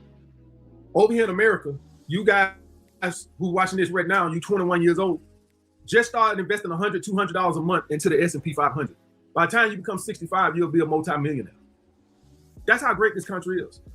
And you want to know how great this country is? It's going to even allow you to deduct what you invest in yourself off of your taxes. Now, I know a lot of you guys are not going to like the talking points that I speak on this, because a lot of you guys are victims and woe is me and, you know, blah, blah, blah, blah, blah, blah, blah, blah, blah. And this became popular now to hate capitalism because you're a victim. But at the end of the day, guys, this is what you got. This is what you got, because I'm not going to hold your hands. And I know I'm never going to be popular on YouTube anymore, because I don't get into all the babying and going with the narratives or the talking points that the majority of people going to agree with, which is woe is me. And, you know, that's game. I've learned that on being a YouTuber, doing YouTube content for 2 years. I figured out the easiest way to blow up is to go with the popular narrative, bro. That's it. Confirmation bias. That's what it is. If you ever want to blow up on YouTube, you have to be a genuine and authentic with you giving your story or whatever. You have to have like a story or a timeline. But at the same time, that timeline has to align with the popular narrative or the biases of those people that's listening to you, I should say. That has to be it. For example, I'm a dude, I stutter, so I'm trying to say, okay, I'll say this. I'm a dude, I know I'm attractive, but I look attractive, right? In my opinion, well, I don't give a fuck what you niggas say. I know I'm fine as hell, but I talk about what it means to just be attractive. So anytime I make a video about being attractive, motherfuckers will listen to me because I have real experience with that. So you have to have a niche that is somewhat popular that people is talking about, but you have to align with that niche pretty much. So that's game. But yeah, I'm a victim and this country sucks and all that. So, but I'm gonna just tell y'all guys something like this right here. Get your skill, live below your means, invest some money into the stock market, and allow it to grow and mature for 30 or 40 years, and you'll be a multi-millionaire, and you can pass that on to your kids and create generational wealth. There you go. I just gave y'all the plan right there. It took me 10 seconds. That's it. You're in a country that's so great that if you cut out the bullshit just a little bit, get you a skill, right? You ain't got to become an entrepreneur, none of that. You can get your CDL, just get to a reasonable salary. I understand you're not going to be able to do this working at a factory job, making $22 an hour. You have to get a skill, right? You have to get a skill, become a welder, plumber, electrician, anything that can pay you a decent salary that you can live off of and still have some money to invest. You don't need to invest much if you start young. You start investing when you're 50, then yes. If you start investing when you're 21, then no. You can invest a couple $100 a month. That's it. Couple $100 a month. By the time you get 65, you're multi-millionaire. That's it. Because you're starting young. Bottom line. Anybody, and the more you invest, the faster you can reach it. So if you were somebody who wants to say, hey, you make enough and you can invest $1,000 a month, then hell, by the time you get 50, you good. Couple grand a month, by the time you 40, you good. It's just up to you. You can't do that there. Their retirement plan is their kids. That's it. That's their retirement plan. Have kids and you take care of me when I get old. Anywhere in the world, you know, people are going to try to sell you things. I got to give AMS to Don DeMarco because he was spitting some game right there. So shout out to AMS. But it hits a lot different when the average cost of something is markedly low. Comparable to his US dollars, guys. Markedly low to what his American dollars. Not to the people there. Not to the people there. When I moved from New York to Atlanta, and I went and got my Chipotle bowl that I got all the time, the steak Chipotle bowl. In New York City, at the time, it was $12. When I first came to Atlanta, it was $8. That's a third cheaper just coming south.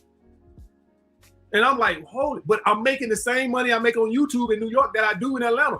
But I'm paying a third of what I was paying in New York, a whole third less than what I was paying in New York City for the same goddamn sandwich. Was the steak in New York City special steak?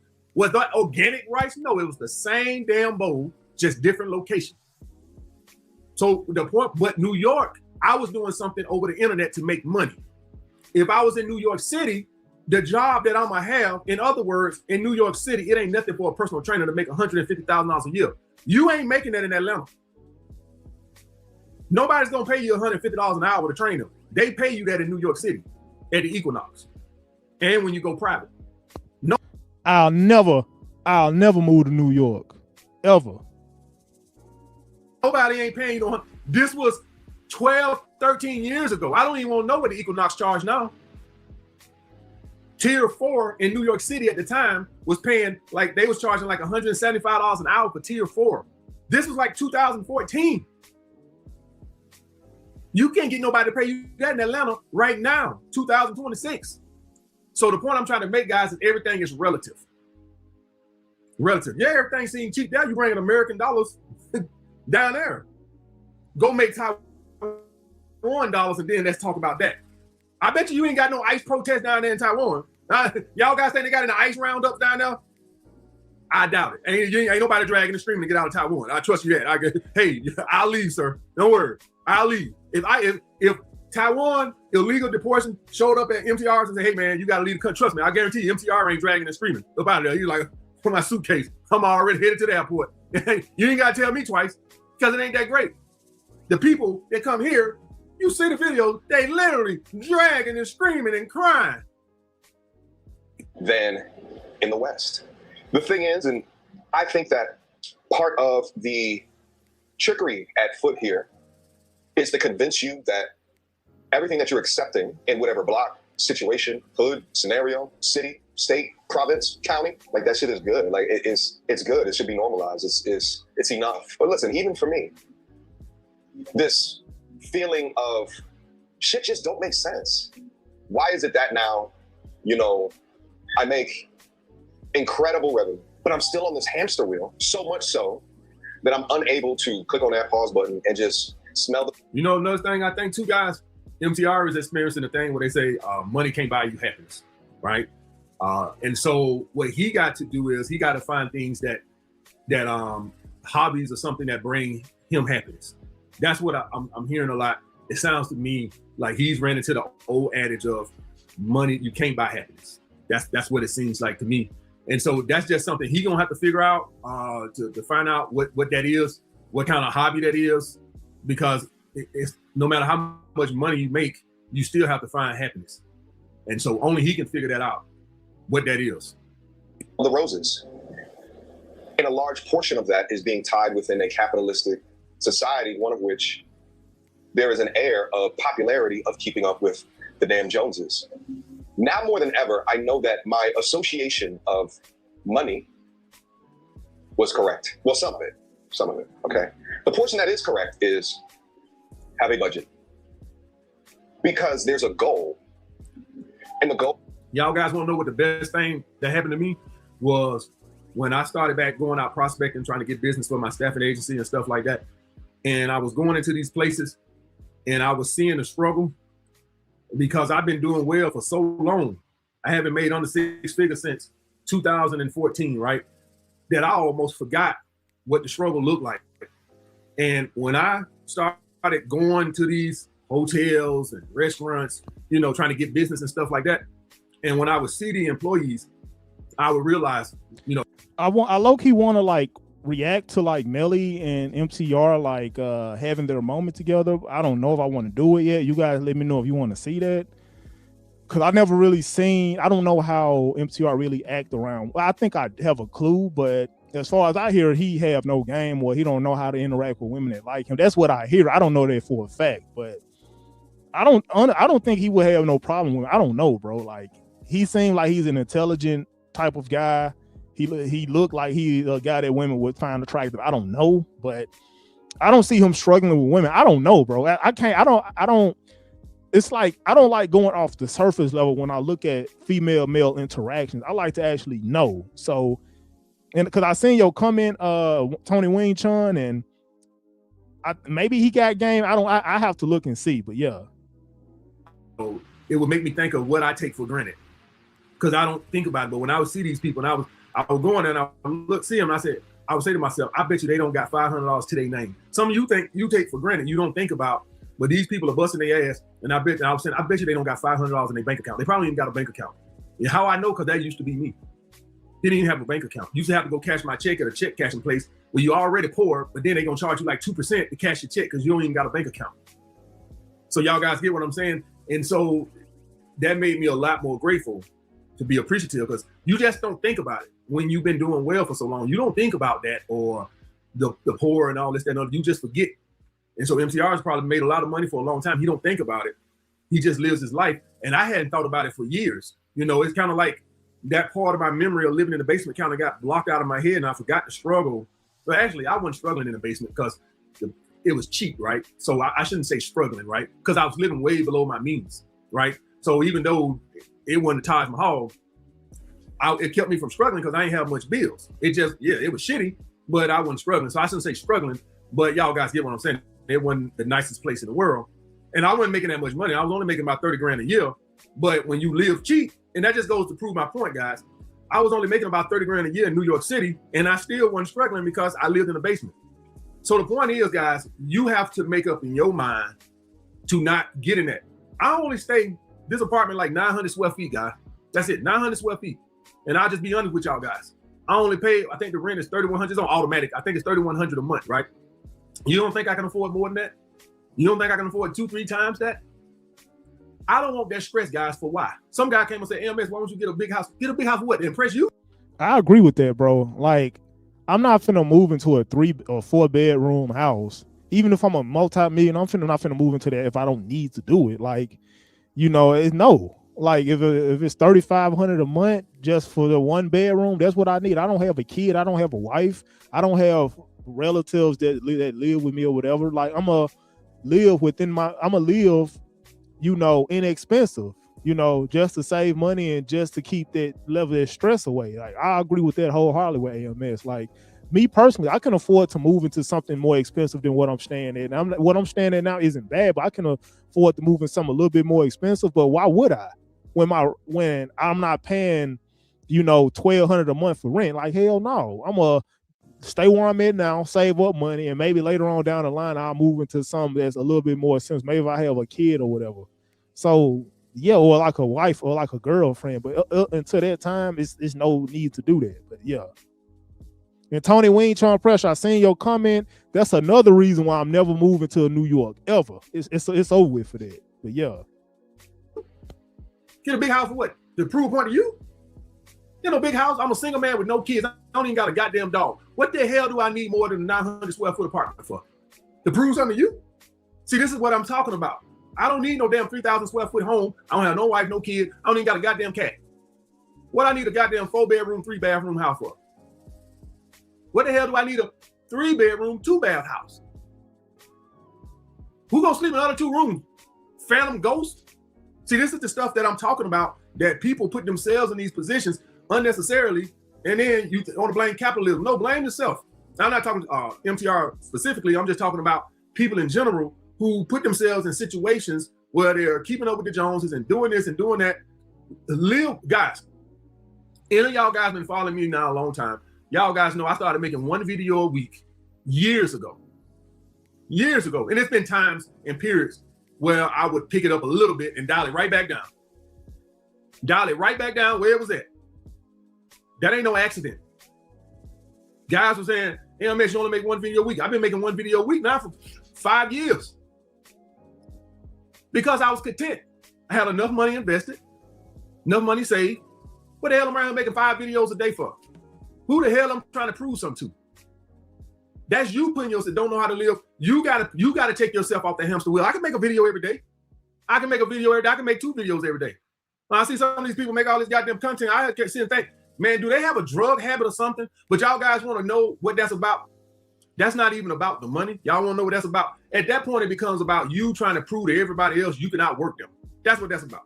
And you know how I know that's what it is? Because every chance they get, they remind you how hard they work and how hard they work than everybody else. If you ever listen to Stephen A. Smith, he'll never forget to take a chance to remind you, I work hard. I don't know who the hell they think they're proving something to, but it ain't proving that to me. And then you get to a burnout situation, but that's on you. That's on you. That's why I make 1 video a week.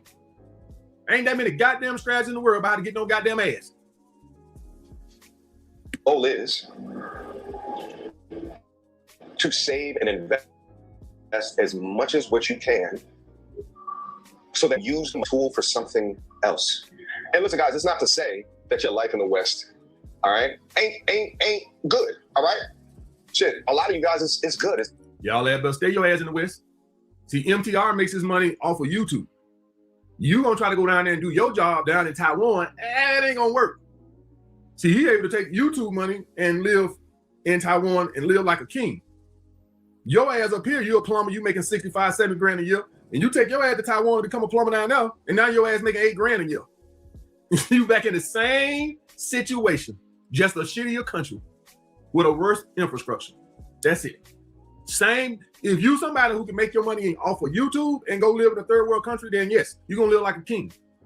If you can't transfer your income from America to a 2nd or 3rd world country, and you gotta live off of what those jobs pay there. I agree with that, Black Cleaner. Buying land is like that's the real strategy. That's the real like money move, like to make 100, man. Facts. What a job pay you in New York City? The teachers in New York City make 120 grand a year, 130 grand a year. You ain't getting paid no 120 grand a year in Alabama, honey. You take your ass to Alabama, you want to, thinking you finna get paid 120 grand as a teacher.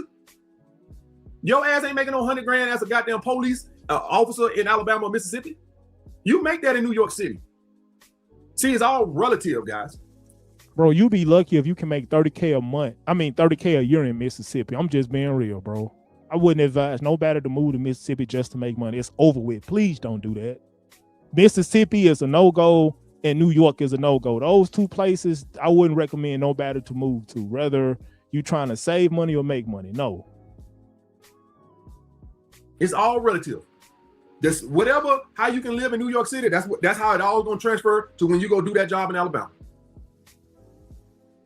If you can make New York dollars and go live in Alabama, oh, well, obviously that'll work. But everybody's not gonna be able to do that. You're gonna go down there and try to be a welder or a pipe fitter, and you be like, man, shit, I'm still broke. Or I'm still getting by. That's because they're not gonna pay you in Taiwan what you made in America. It's nice, but I will tell you something. Walking around these streets and feeling ease, peace, I'm looking at all of the people smile, laugh. That's because you can't miss what you never had, guys. Do y'all guys understand? I probably shouldn't use this reference, but I am. A lot of the slaves that were born in America, guys, they had never been free. So the hardest slaves to manage were the ones that they bought from Africa, right? The ones that were born here, they walking around smiling, master love me. But the slaves they bring from over in Africa, they bucking and acting wild because they had experienced freedom.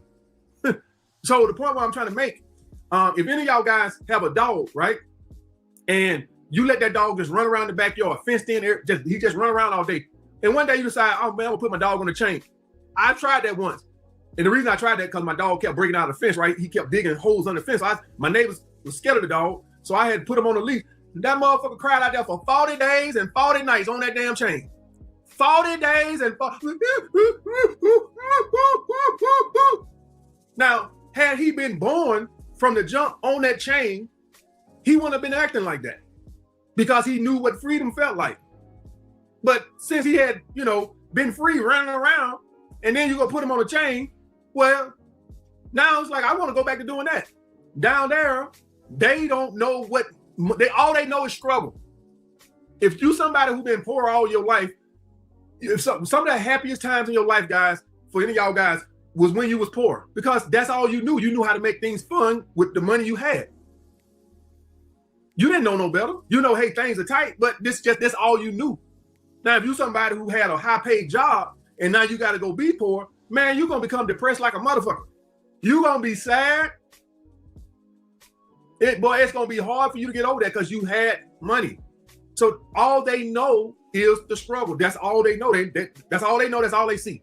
Of course, everybody knows the other side, right? You got TV, you see the lifestyle of the rich and famous, but you can't miss what you never had.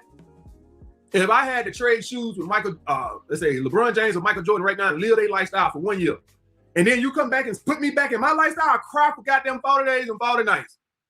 Oh man, all that filet mignon and caviar and private plane living and stuff and unlimited spending, and I can do what I want to. Now I gotta come back and live like this? Man, I'll be sad as a motherfucker. But I can't, you're not gonna see that from me now because I haven't experienced it.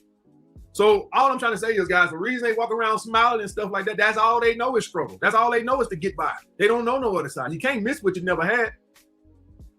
I believe Thailand is a third, maybe a second world country. It's not a third world in the traditional sense. Maybe second world country. From an infrastructure perspective, there are things here that are a little bit different. Notably, the sewage, like a water situation. There's people out here, there's houses out here that every like 2 or 3 days, they got to get like a delivery of water, like in these big water trucks, right? That's some weird shit in the West America. We don't know anything about that. Also, there's something weird about flushing toilets, like toilet paper down toilets, like this, like weird things like that. Nevertheless, after I've had countless conversations with the locals, mostly women, right? But a lot of the locals, and I actually been thinking about getting them over here. We can do like an interview sitting right next to each other, like having a conversation, so that y'all can learn firsthand kind of what is life now.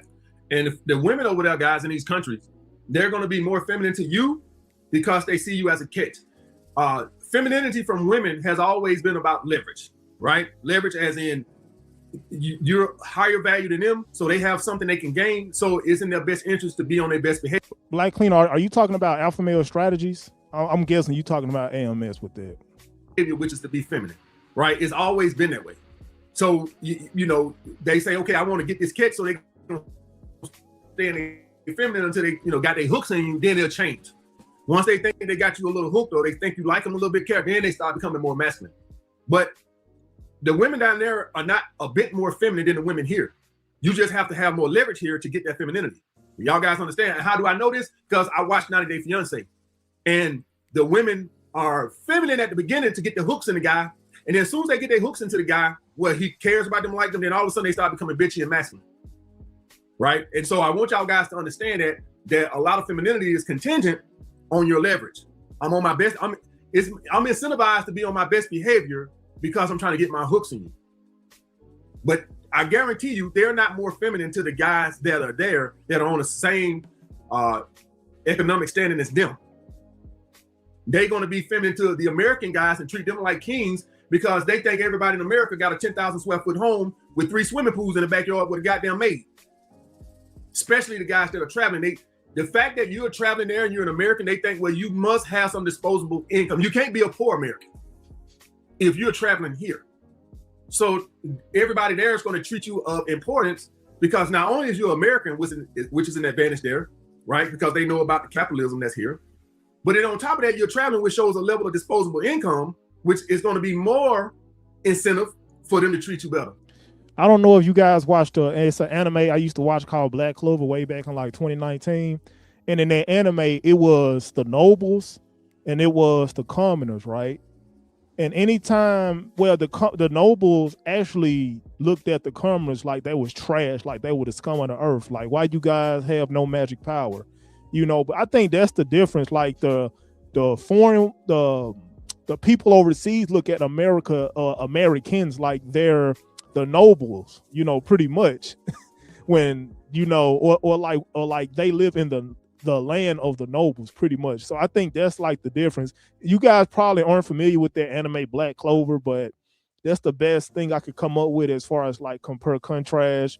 Americans are the nobles. The people in Colombia, like the third world country, they're pretty much the commoners, right? With no income, you know, whatever, or no power source, which is the money. So yeah.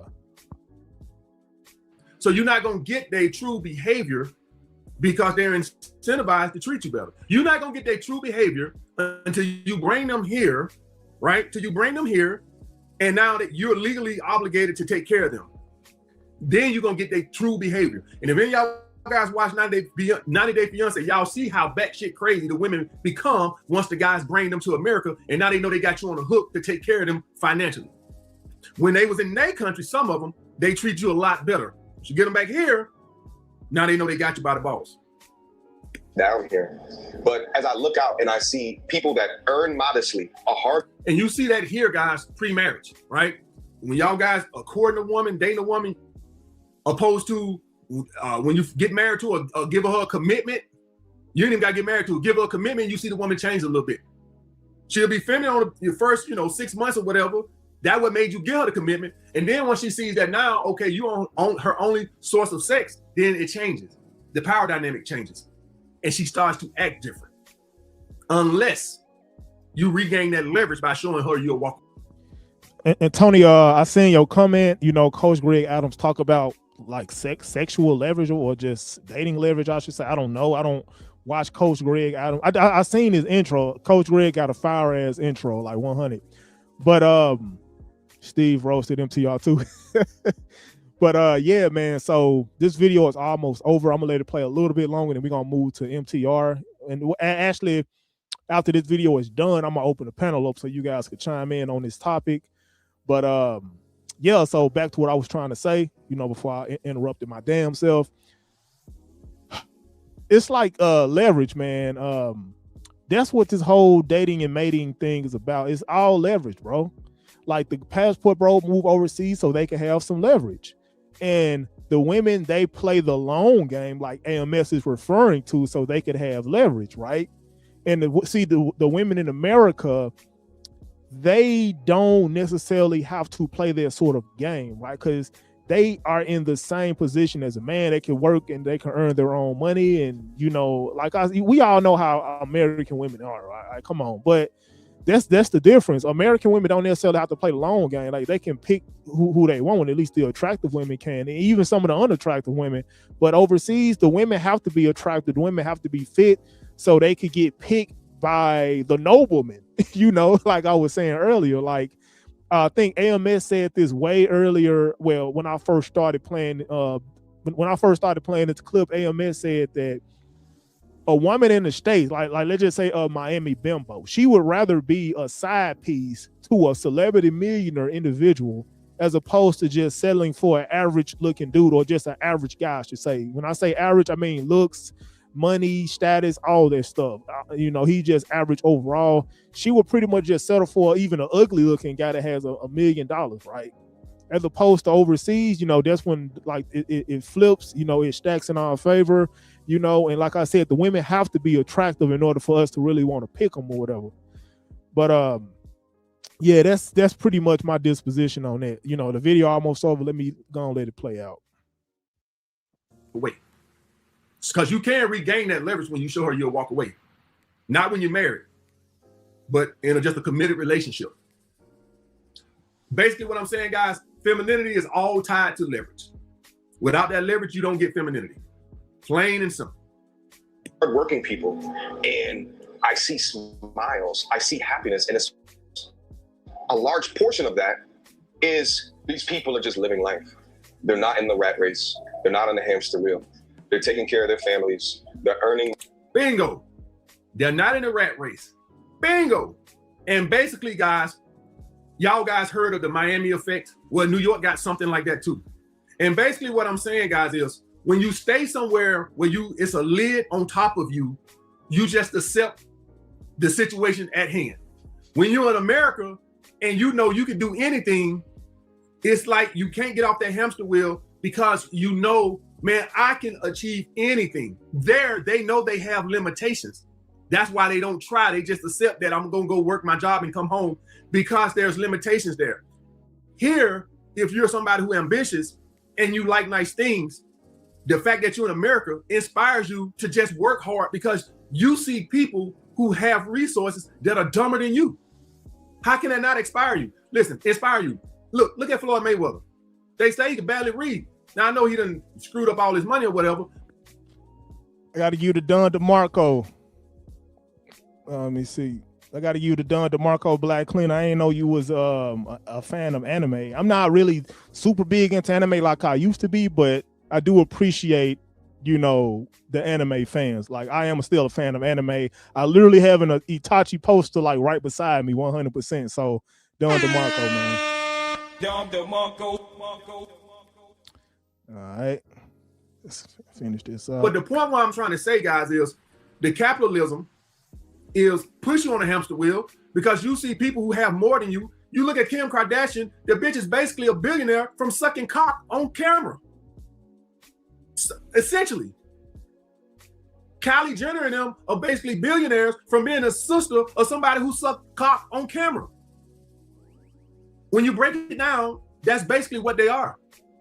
So when you see that, how can that not inspire you? How can that not inspire you to want to do more and do more and do more and do more? So that's what he's talking about. I don't know if that's a good thing. A lot of people have that lid on their top here in America. Here in America, they have a lid. They don't believe. I used to have it. I used to think all I could ever be was a 9-to-5 employee. And it finally came off my head and I realized, man, I can do anything I want to if I work hard enough to achieve it. So that's what he's talking about. I don't know if it's necessarily a good thing. Modestly, they're doing what they need to do, right? And then they're just enjoying it. The amount of people that I've seen just walking around, smiling. I walk into different establishments. Everyone is super damn nice, smiling. There's a thing that they do down here, like when you want to say like thank you, they go like this, right? They say something, things like "Sarika," like some shit like that. I keep hearing it, but like I don't really know what it is that they're saying. But like they do this thing, and I find myself like I was thinking about it early today. Between the time that I woke up and I went to go get that, you know, MTR like the guy who got some money. And then girls start treating him different. And then he think like, man, women are so nice. No, they treat you like that because they know you got some money. They look at him as a rich American. So there's like a little respect going on there, you know. It's like if you go to these third world countries, you're an American and you're traveling, it's like, oh, wow, that's a rich American, you know. And so they just kind of treat you with that indifference. Like it's like a little ass kissing. I bet you they don't treat everybody like that. You get like a American pass, so to speak.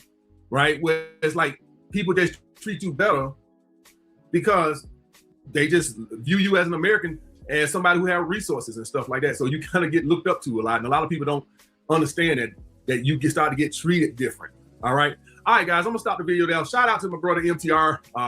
In my opinion, I would rank him as the best content creator in the manosphere. But just slight disagreement. I wouldn't even know if you call him yeah, shout out to MTR. He's definitely an on-point content creator, 100%. I don't know if he quote-unquote has game. I don't know that. I've never seen how he interact with women really on a sexual note, but I mean, who knows? I mean, maybe we'll get into it, maybe not. We'll see what happens, you know. Let me close this out.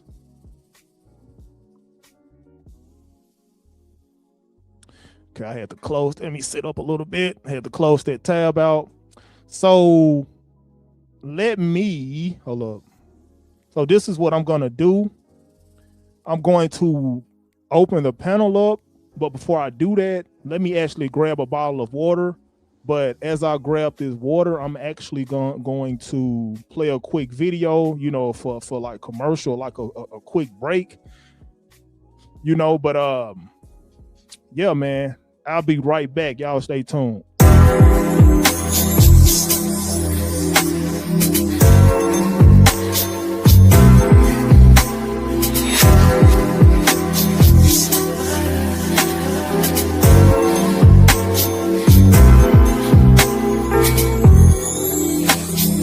She's straight from Atlanta.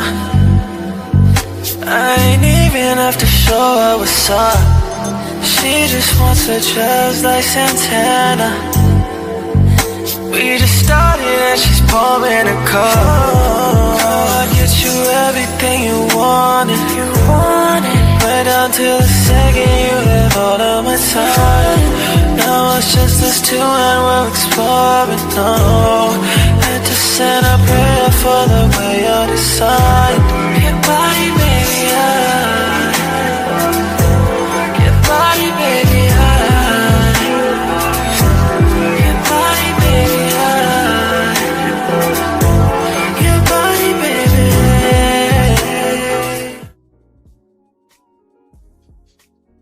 My fault. I had to grab some water, man. I'm thirsty. It's hot. You see, I'm kind of sweating. I'm gonna have to stop again to turn the air on.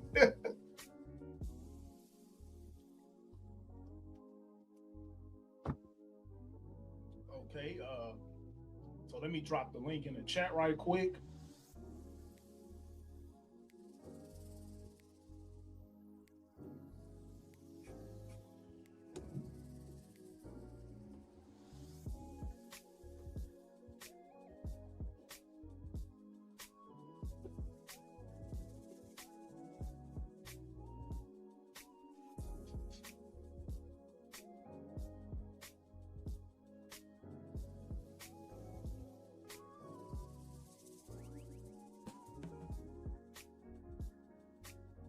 Okay.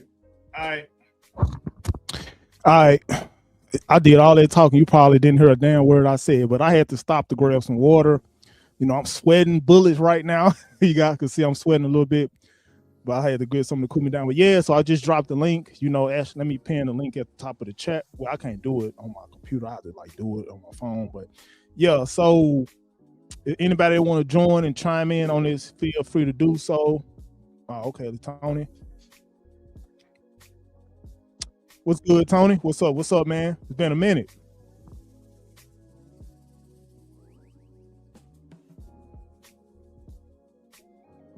Yo, you there?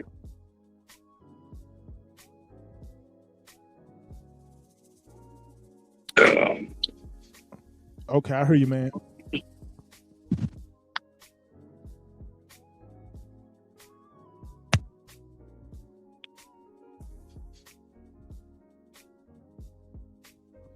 I don't know what you got going on, bro. Yo. What's good? I heard you, man. What's up? What's up? Why is it choppy? I don't know, man. I'm good. It's good on my side. I don't know about you, though.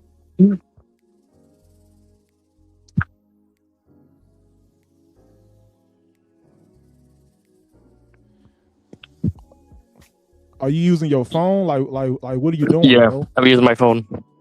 Oh, okay, you're using your phone. Speak again. Yeah, speak again. Yep. Yeah, I hear you, man. I just want to make sure it's consistent on your side. Okay, so Tony, I'm gonna let you handle your audio issues or just whatever you got going on, you know. So I'll let you handle that. In the meantime, we got Black Cleaner. What's up, man? I appreciate you for joining, G. Salute OG, to the panel. Hope hollers. See that you're Can you hear me doing your now? thing over here. Yeah, I can hear you, Salute man. to you. Okay, I got it. Yeah, so what you think about this topic so far? I plan on playing MTR segment of this, but some people were saying that MTR didn't have game. and I was curious to like see exactly what they was referring to or like a clip. So I might end up, you know, bringing it up at some point. But yeah, I know you really don't like dating coaches like that. You know, actually, it's a question I want to ask both of you before we proceed, right? So, like, what is the pros and cons of like passport bros and like dating coaches? If you want to elaborate on that. I'll let Ashley go first. You said let Tony go first? Yeah, Tony go first. Yeah. Okay. What was the question? Yeah, well, yeah, the question was like, what are some of the pros and cons to like dating coaches and just being a passport bro? Like, you can answer it if you want, because it's like a two-part thing where I start off by saying like, what are the pros and cons of being a passport bro? I just answer it like that. Then I ask the other question. But yeah. You can go to like other places, being a passport bro, but the problem is you have to know what you're doing, and most guys don't know what the hell they're doing. That's why they keep getting finessed by these women. But so yeah, and so that's basically the pros and cons. So, but the pros is that you have like a lot of these guys have a lot of money, so they can travel around the world. But a lot of these cons is that they don't know what they're doing, and they just refuse to get the help by dating coaches like Lucario and Steve. But a lot of them don't take them seriously. So that's my take on it. Okay, I got you, man. I heard you on there. What about you, Black Cleaner? I got to start going live a little bit more, man. I'm not even in the live algorithm no more. That's crazy. I am a passport bro. Well, I as I tell people, I've been overseas since 1995, before passport bro was even a thought. But I was in the military. So once I got out of the military, I only traveled to Canada and Bahamas. But then I did, it was the passport bro movement, or the Blexit movement, that put the battery in my back in order to start traveling again. So prior to the passport bro movement, I went to 6 countries. And since the passport bro movement, I've been to another 6 countries. So 12 countries total. So that's what's up, man. So in terms of game, and I always say this, okay, game is about manipulation. You see what I'm saying? Because you really don't need game when you go overseas, especially when you're going, especially to a lot of these Eastern countries, because they have an Eastern way of thinking. The Eastern way of thinking is about cooperation. It's about community. It's about being together. On the Western and your Eurocentric mindset, or Western mindset, it's about Darwinism. It's about competition. It's about survival of the fittest. It's about WIIFM. If you ever heard of that term, WIIFM, what's in it for me? Everybody is about trying to get something out of somebody. Versus on the East, it's we all work together, we all grow together. So the game is on the West, because they're trying to use their leverage in order to, manipulate you. I.e., the whole thing about women, okay? Women is saying, I'm the prize. Why are women saying that they're the prize? Because they got the cat, which makes them a catch. But the moment, because the guys want to sleep with them, that's why they think they're the prize. But the moment that you take that out of the equation, you no longer become the prize anymore. You can no longer manipulate the guy anymore, because you have no worth to him.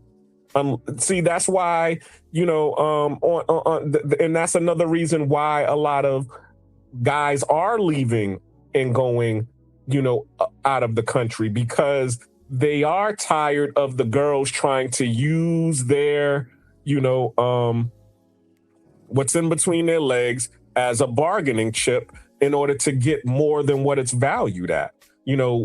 Guys essentially is looking for love. They're looking for cooperation. They're looking to be able to be respected and treated like human beings and men instead of being treated as, a freaking ATM card or, just somebody who they can, what can they get out of the whole situation?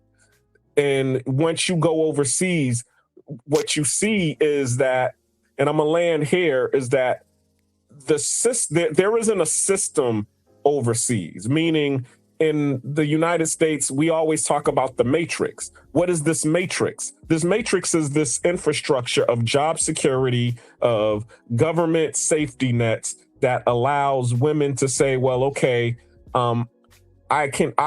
this thing over here, this job security, this child support, this welfare, this alimony, all of these things that's in the system gives me stability to where I don't have to rely on a man. That is not in other Eastern countries or even Latin American countries. They have to rely on each other. They have to rely on community in order to survive.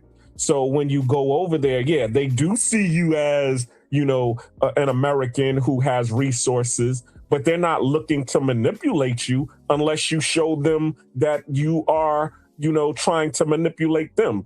Once they see that you playing a game, they're going to play the game right back on you.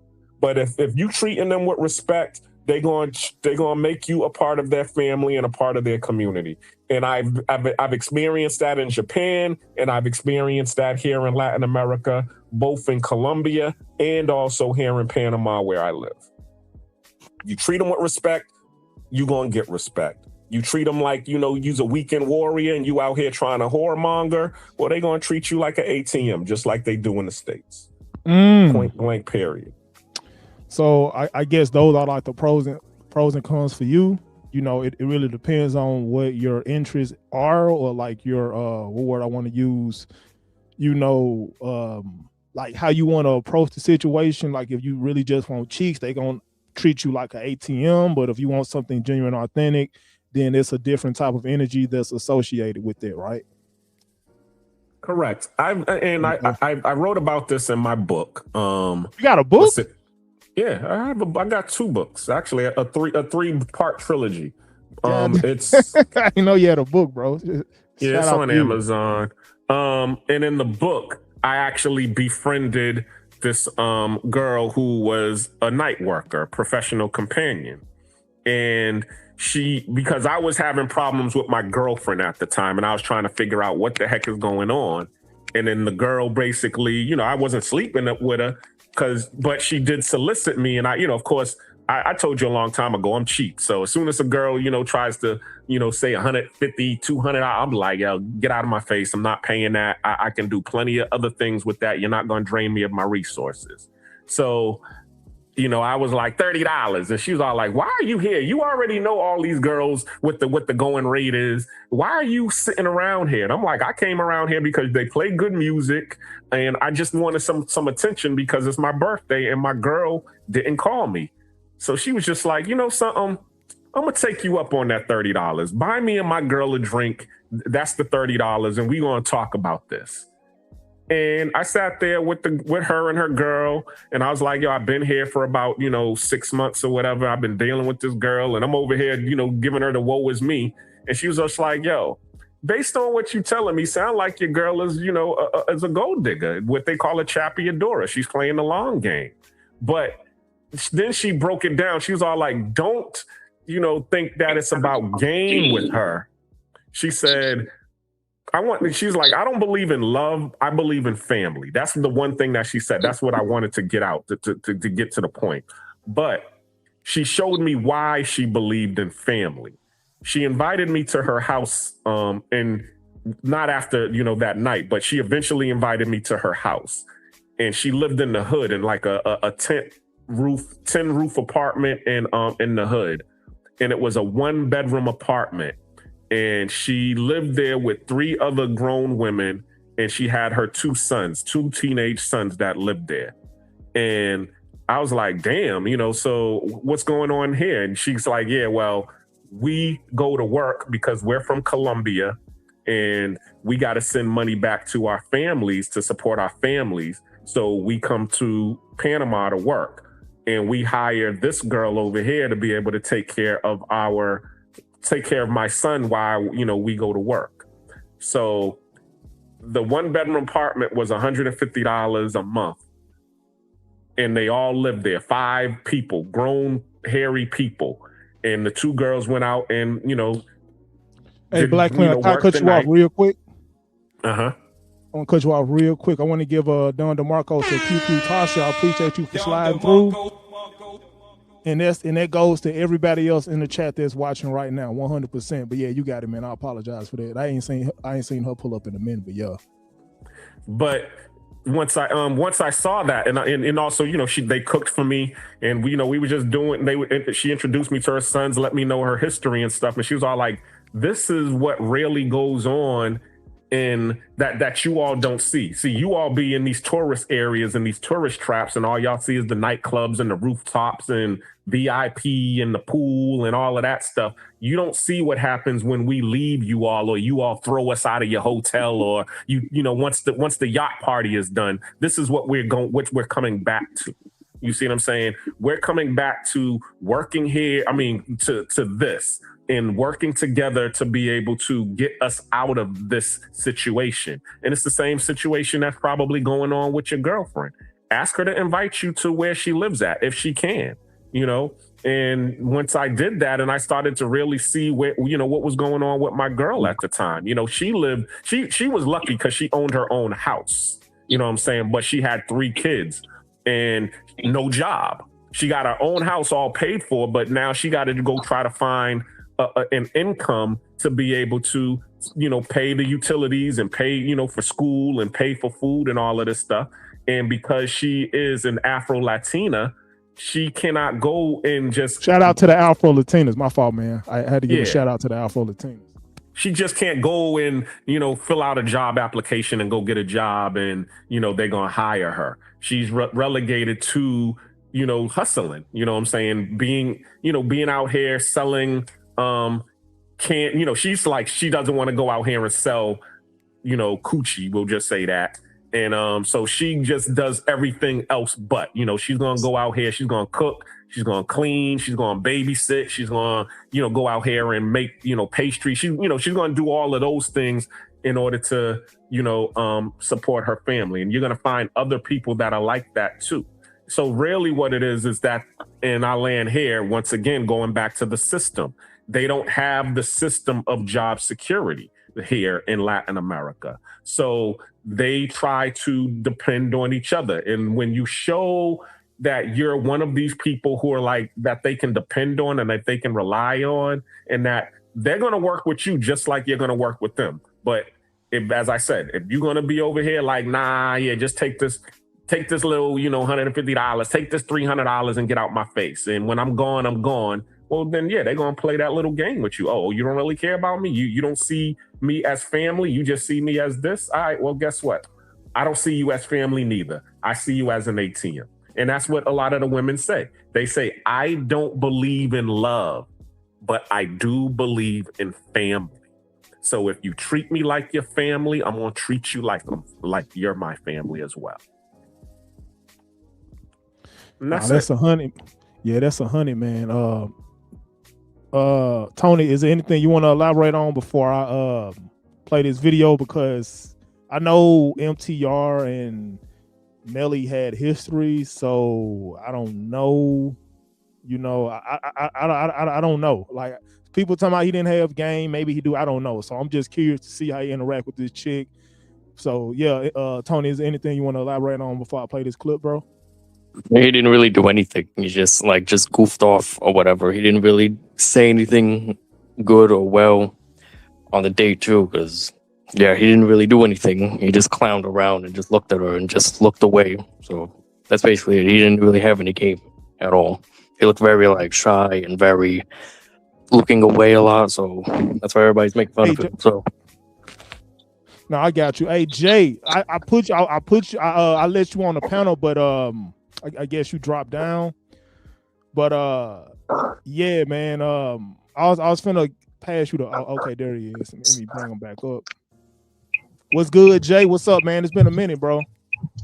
I know, man. What's going on? What's up, chat? What's up, everybody, man? It's been a minute, man. Yeah. Hey, G. It sounds like you driving somewhere, so it's a question I want to ask you. You know, it's been a minute since it's been like a year since I've done a live stream covering like a dating coach or like Passport Bros. But I want to ask you a question, G. Like, what are some of the pros and cons to like a dating coach versus like, well, I asked this question first. Like, what pros and cons like do you see of a Passport Bro? You know, like the good and the bad. But yeah.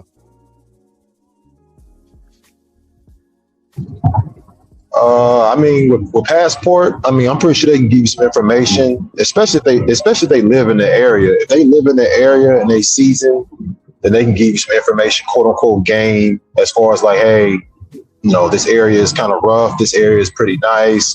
Girls be doing this. Girls be doing that. Like they can school you to like what's going on in the culture out there. I mean, the con is you got to spend some damn money to get your passport. That's if you got some paper. You know what I'm saying? I think that might be the con. But, you know, at the end of the day, you know, I mean, shit, really, you just need some money and some common sense. And, I mean, shit, you'll be okay to the most part. But, yeah, that's my pros and cons with the passport people, with the dating people. I mean, you know, it's kind of the same shit, but just, you know, just standing where you are, wherever you are, here's some information. Like, hey, be careful with giving a woman all your money. Be careful with letting women come live with you. You just met them at the spot. Like, just simple game, like simple information. Like, hey, don't be just flashing your card and showing your money to girls you just met. Make sure you wear a condom. Don't give nobody no money that you haven't seen in person. You met her online and she talking about, hey, can you send me $50 to come meet you? Don't, dog, just leave her alone, bro. Like, just give you common sense. You know what I'm saying? Shit like that. No, I heard you, man. And this is another question I want to ask you guys before I get to this video. You know, low-key don't want to play it since Tony kind of spoiled it, but so I don't want to ask this question. I'm gonna ask this only fear of asking, so I then harped on the Passport Bro. So and I'm gonna start with you, Black Cleaner. What are like some of the pros and cons of like the dating coaches? You know, like the benefits versus like the negatives. If you want to elaborate on that, bro. Well, we already talked about it. For me, I've read The Art of Seduction. I've, you know, listened to Flex, Tariq Nasheed, The Art of Macking book and all of that. And that's all really what they are doing, is taking those two bits and pieces of information and making a course out of it and charging you a whole bunch of money, you know, to give you what has already been put in a book. Okay, you got the black version of it, which Tariq Nasheed wrote, and then you have the other guy, Mystery or whoever, The Art of Seduction, the white version of it. And you really don't need no dating coach, you know, to be able to give you that information. You just wasting your money, because as you could see, all they're gonna do is just, you know, regurgitate what these two people have already written down and try to, you know, and basically walk you through what they have written down. That's basically what I see out of it. Because when I listen to them and I hear them, they're always trying to down other people, saying that they don't have any game or whatever. And I already told you what I think about game. Because once you leave the United States, I think you said game is more so manipulation, right? Exactly. Because, and I'll say this because I've heard this in a TED Talk. I forget who said it, but they said 80% of the world it has good intentions or wants to do good by you. So if you travel around the world, you're going to find that 80% of the people that you meet are always going to be nice and always going to do nice by you. But you're going to find that other 20% that's always going to be out here trying to scam you and, you know, get over on you. And really what that comes from is, once again, that Western, you know, conquering, you know, survival of the fittest mentality. You know what I'm saying? Where everybody is looking for a mark or somebody or a target to get over on. They get that from the people who have done that. When Christopher Columbus came to America, okay, he saw there was nothing but a whole bunch of nice indigenous people who wanted to do nothing but help him and support him. And the first thing that he said, as soon as they showed him kindness, he was like, yo, we can make great slaves out of these people. You see what I'm saying? So it's really about your mindset. If you have a good mindset, you don't need no game. You just go out here and be nice to people, and nice people are gonna be, and people are gonna be nice to you.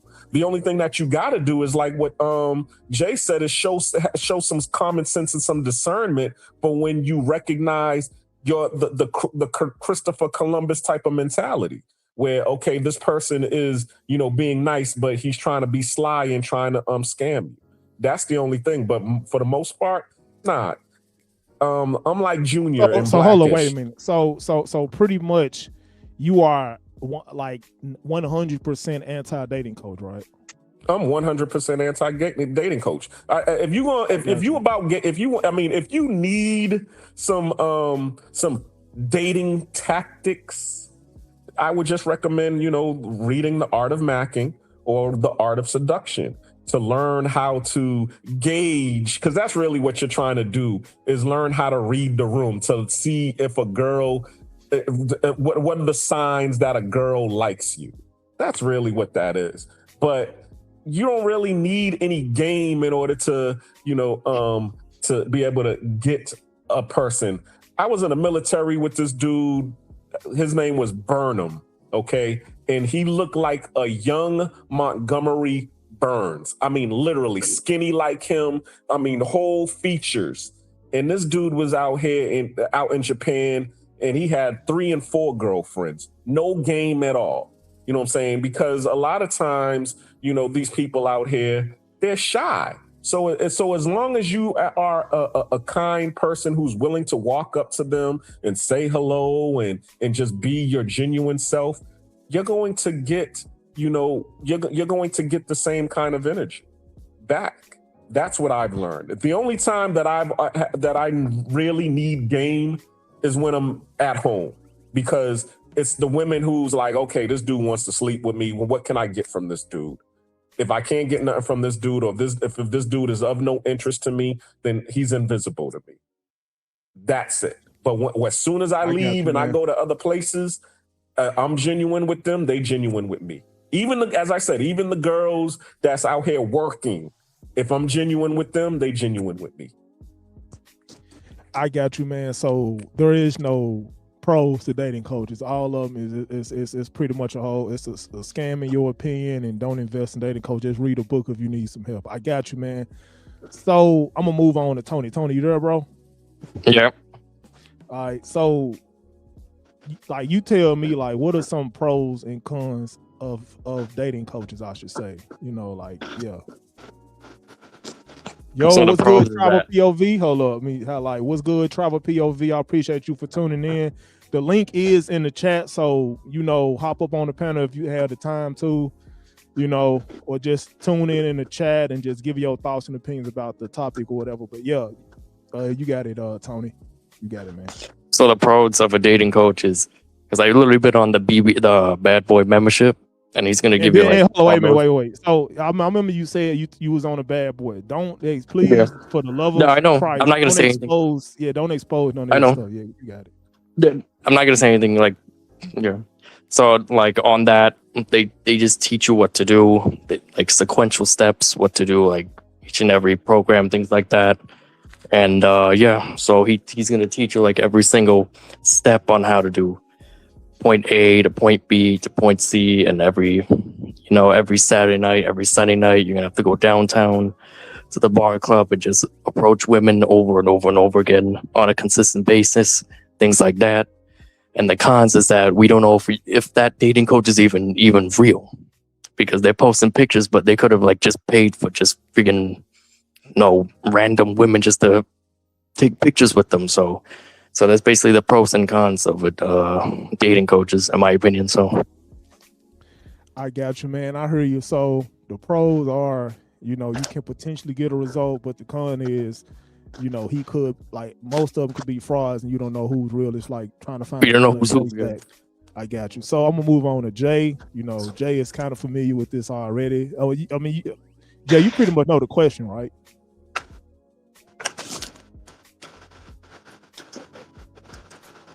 I don't even know if Jay, you there, G?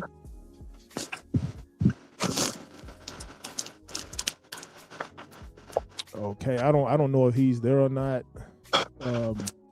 I pretty much gave my disposition at the very beginning. You know, I think dating coaches are relevant, you know, but the con is, or y'all should say the con is, you don't know who's legit and who's not. But I mean, that's up to your own like discernment to like figure it out. But I do.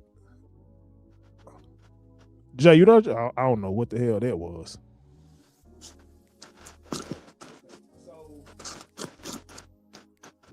I mean, his volume. I hear somebody in the background, but his volume is like from a distance. Yeah, Jay, you there, G? Yeah, can you hear me now? Yeah, I can hear you now, man. Okay, cool. So what was the just my thoughts on dating coaches? Well, yeah, just like the pros and cons. Like, I pretty much gave mine. Like the pros are, you know, you can. It's like dating coaches are relevant, and you can get a result a whole lot quicker. But the con is you don't know who's legit and who's not. You know, but yeah, that's pretty much my disposition. But yeah, you can elaborate.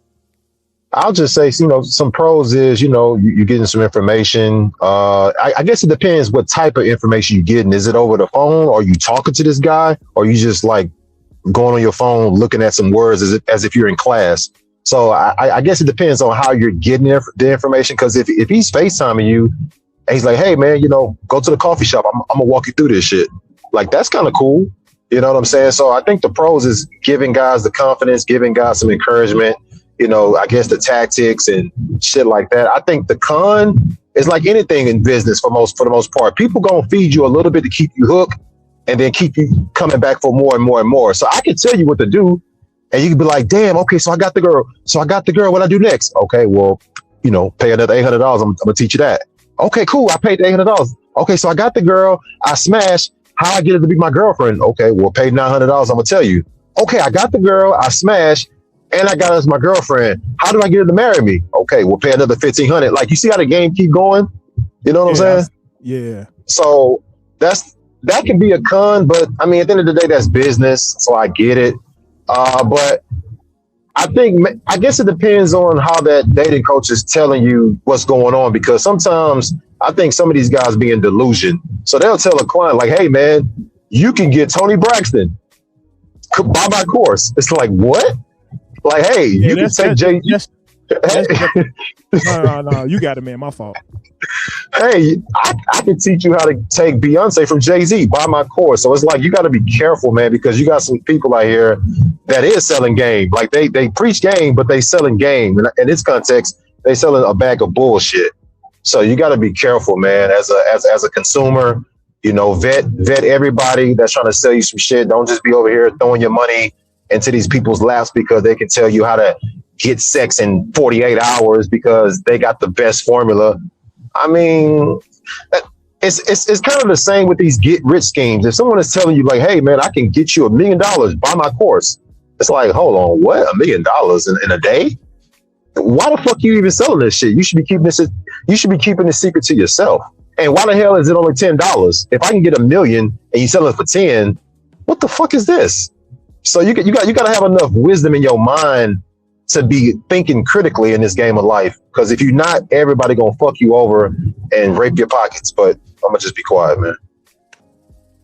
Mr. Pepper, you said I'm in. What exactly are you talking about? Are you, I don't know, are you in the chat? Are you trying to hop on a panel? Like, I don't understand it. But so we got, and I appreciate you for stopping through, Mr. Pepper, 100%. But so everybody pretty much gave their opinion about that.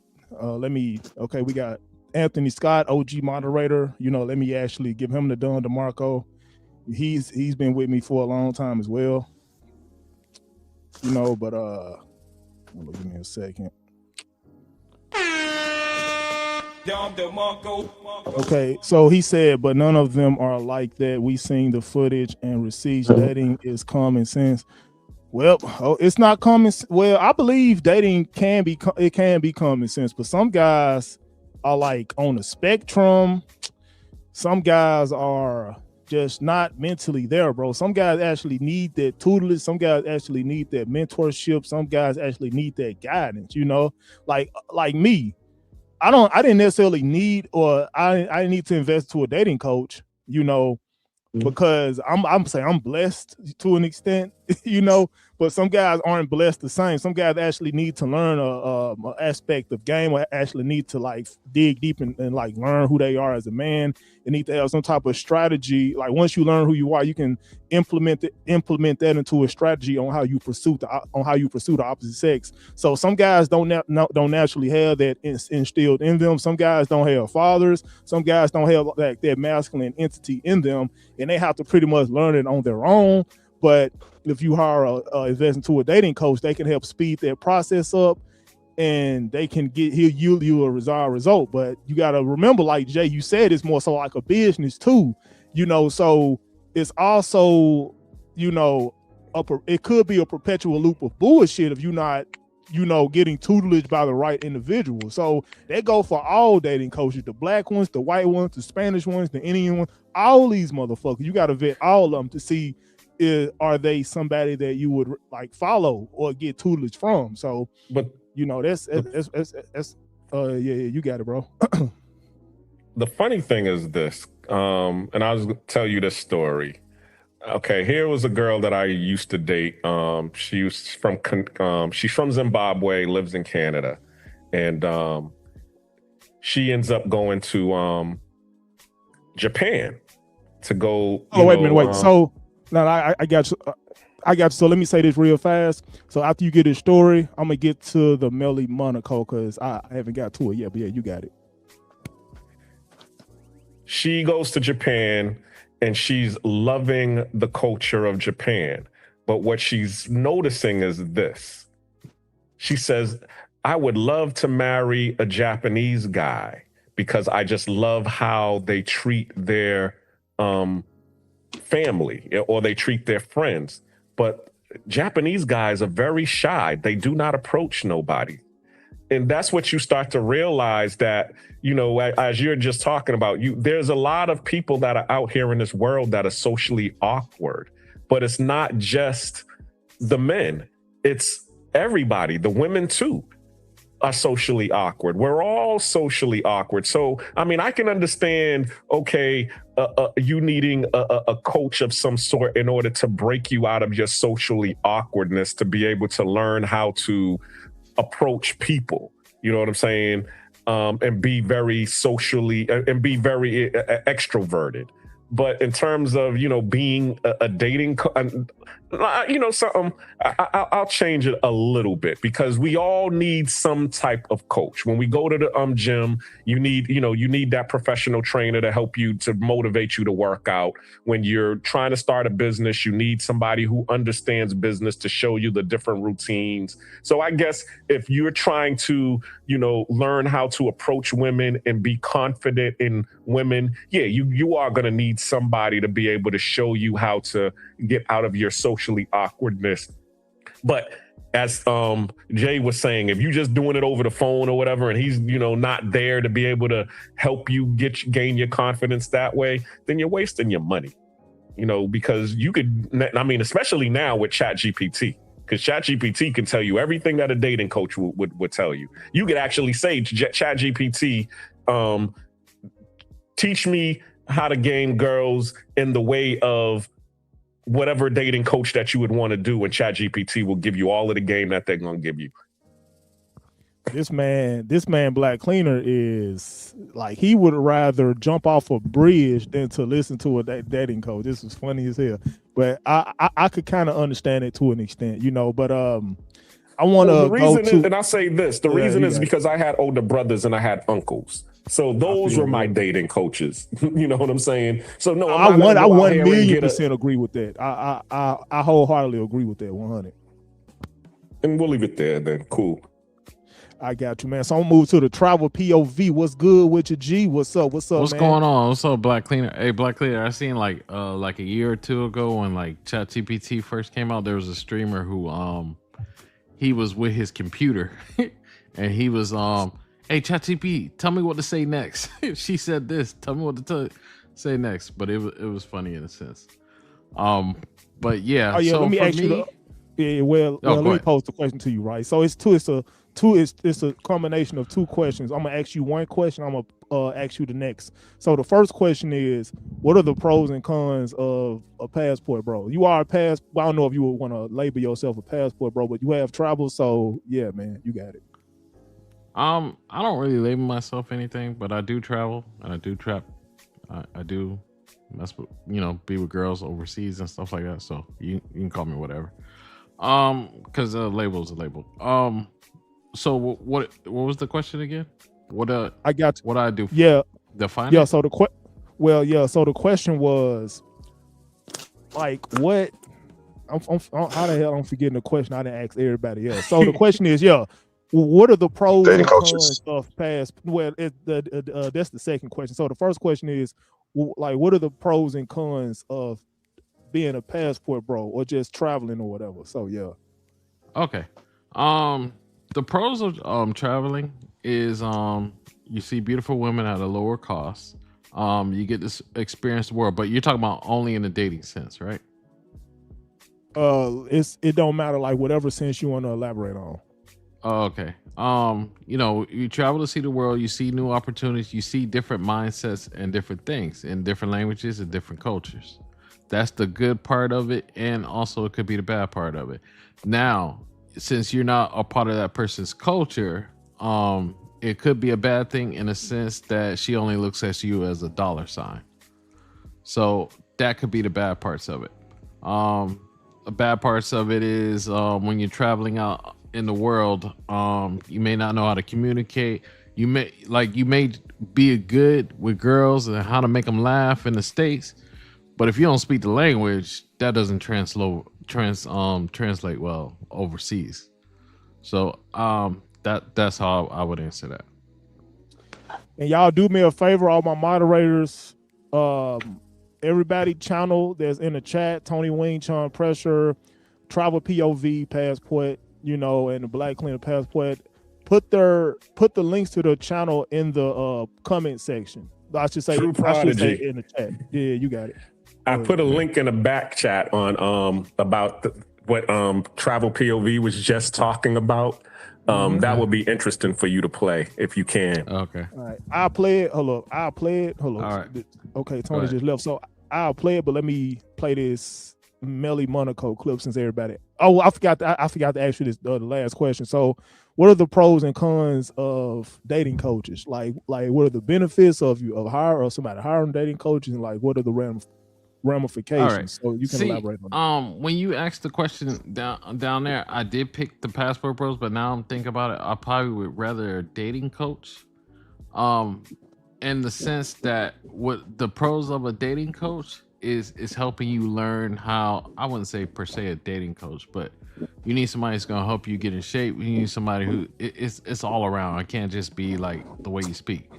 So the pros of a dating coach will tell you how to see the signs of a woman, like the red flags, the things you're doing wrong, how she's looking at you. That's what I think the pros and cons of a dating coach could give you.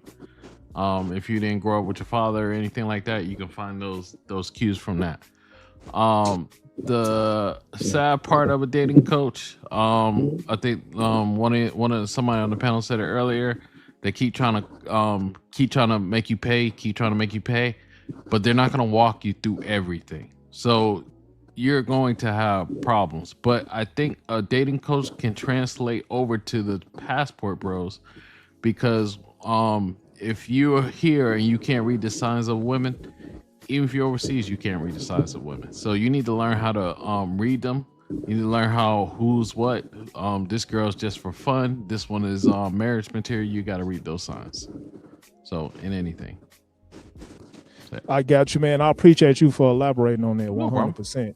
For sure. But let me go to this video, and then after this video, I guess we can talk about this a little bit more. But let me play this video right quick. Big news, the world is definitely going to end in your lifetime. Does this affect your views on monogamy? That's a good question. That is a good question. I don't want to tell a man what he needs to do. I don't want to tell a man like who is with me that he needs to not talk to other women, not go with other women. I want you to be happy. I want you to do what you do. So if me and you are together, I'm gonna let you do exactly what you want to do. Then I'm gonna see what I can handle and what I cannot. And when I can't, I'm just out. So Can I ask you a question? Of course. If a dude wanted an open relationship, what would he have to provide for you in order for you to accept? I'm the girl. We live together. It's a partnership. I know everything about you. You know everything about me. Like, you're here for me. I'm here for you. You know. The girl that he's gonna go like there with can be really like, I said that before, like repeated customers. Yeah. Maybe once or twice, but it can be some girl like, I don't want you to go and have a girlfriend. Like, if you want to fuck a girl, like, I don't care. Like, I know a lot of people are like, well, sex is Okay, fun. this isn't even really what I want to show you I feel guys. like a lot of men can just fucking keep it moving. This isn't what I want to show you. It's supposed to be. Hold on, let me. Me my whole life. You're the And they see, Tony. It's the clip not the clip, but it's what you told me earlier. You told me that he fumbled Melli, you know, or it was another woman. Hold on. Matter of fact, let me find that clip right quick. But this isn't the clip I wanted to show you because they just talking about open relationships. But it was a clip where he was supposed to be spitting game at Melli, and you know, he pretty much looked like a clown or what. I don't know. People keep saying this dude don't have game. So I'm trying to investigate to see. But I'm not having no luck finding no good clips to show you guys, man.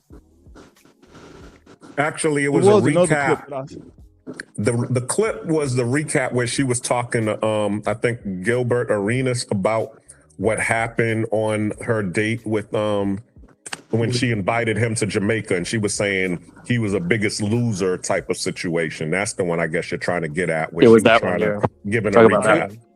Oh, it was that one. Hold on, let me see if I can find it. You said the one with Gilbert Arenas?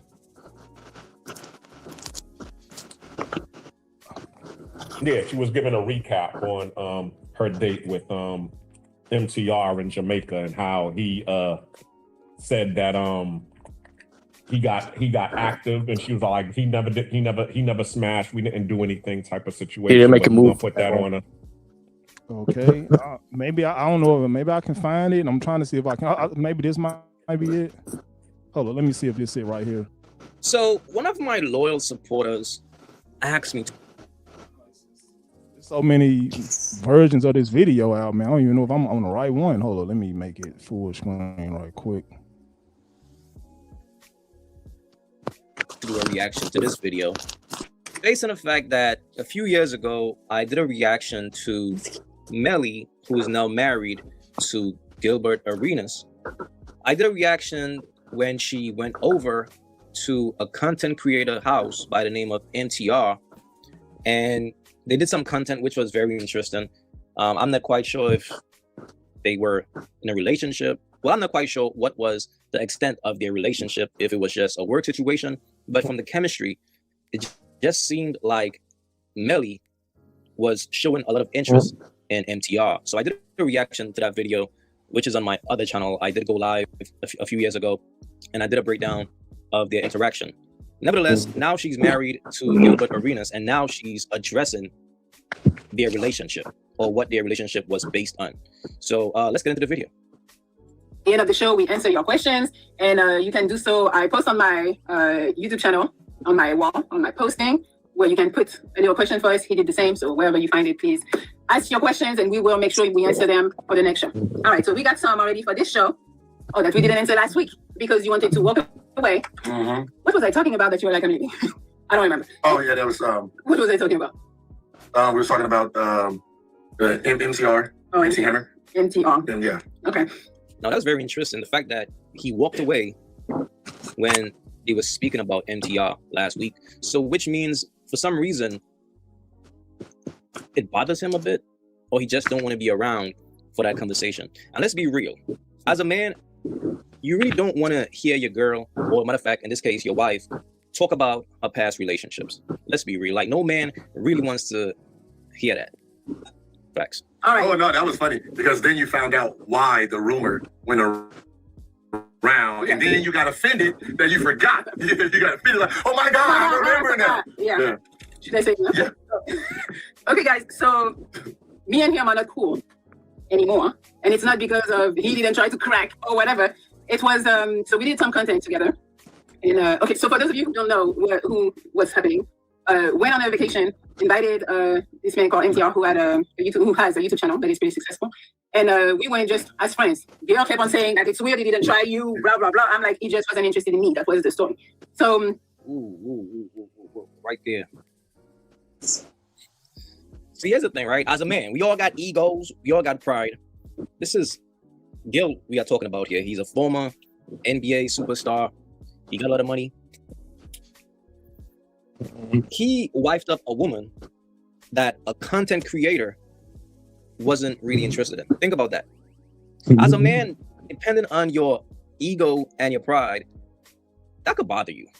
So that's why Gil was like, huh? So y'all went on a vacation and he wasn't interested? He wasn't interested in you? My what? This is you Melli. You that. Right? Because Gil is putting Melli on a pedestal. Like she's a bomb. This is my wife. Whereas a guy like MTR, who's a content creator, who's successful, by the way, he's like, no, I'm not really interested. That's tough. That is tough. But, you know, they say one man's trash is another man's treasure. And the fact that she admitted that MTR wasn't really interested in her. And it's funny because when I did the reaction with her and MTR, like she was really showing hella interest in MTR. She was showing that man mad interest, but it seems like that man was just keeping it professional and he was just trying to give his fans content. Like he kept their relationship strictly on content. Whereas she seems like she was trying to, you know, like give it to him. That's what I'm saying. That was just energy. Like, and by the way, she invited him on that trip. So she was, you know, making a move on him and he just wasn't really interested. And now Gil saw her and wifed her up after that. Interesting. Gil is trying to act like there's more, and I'm like, what is the more? Because you were trying to hint me into like say that other part. I'm just saying. I forgot. I told him the whole story, but then I forgot that part. So why me and him fell out was pretty much, so we went on the vacation. It was okay. It was cool. And then so we did content, and then we're on our way to the airport, and I see that he works with people who post stuff for him. So he does the content. He has people posting for him.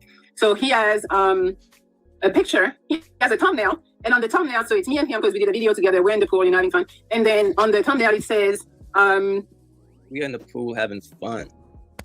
It was in a whole other country. She basically handed MTR like, yo, hold that, that's yours. Do whatever you want to do with it. And regardless of whatever happened out there, MTR did not wife her up. MTR did not put a ring on her finger. But Gil did. That's tough. And deep down, that should probably bother Gil. It's like, wait, hold on. He didn't want you, but I saved you? Damn, I gotta be humbling though. I gotta be humbling because if you like this big basketball player, you wifed up a chick well, MTI is pretty successful in his own right, but it got levels to this shit.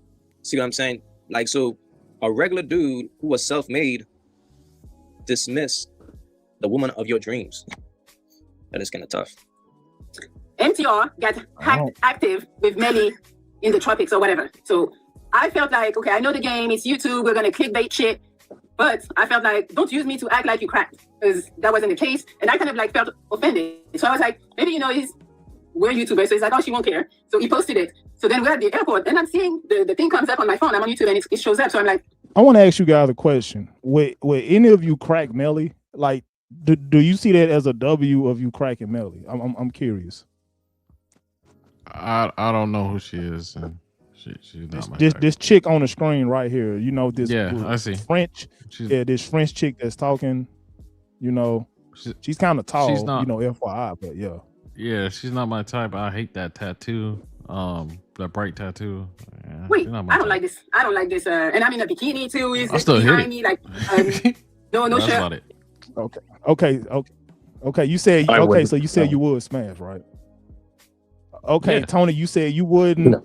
No. POV said he would. I don't know. Jay would. I don't know about him. Black Cleaner. I don't know about you. Like I don't know. Me personally, I would. I would. I don't know about. I would. Yeah. I wouldn't like. I don't have no problem with it. I don't even know who she is, but yeah, I hit it. But I'm not. I wouldn't wife her. Yeah, like I wouldn't take it as a win. I mean, I know she got like a little, you know, she in her YouTube space doing her business for a channel. But like if I saw her, I mean, she's not like butt ugly. Just depends on how the conversation was going. But yeah, I mean, it's possible. I wouldn't say hell no. But like old boy said, I don't really like certain tattoos, but her face isn't like horrible. So if a conversation is cool, you know, maybe we can work something out.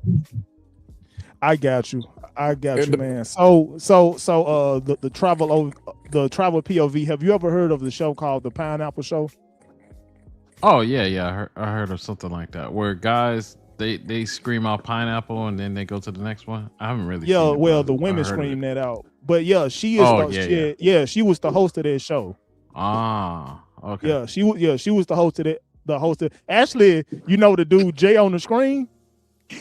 Yeah. The guy with the green logo, he was on that show. He actually was on that show. Oh, okay. How'd it go? Yeah, just I went on there to joke around.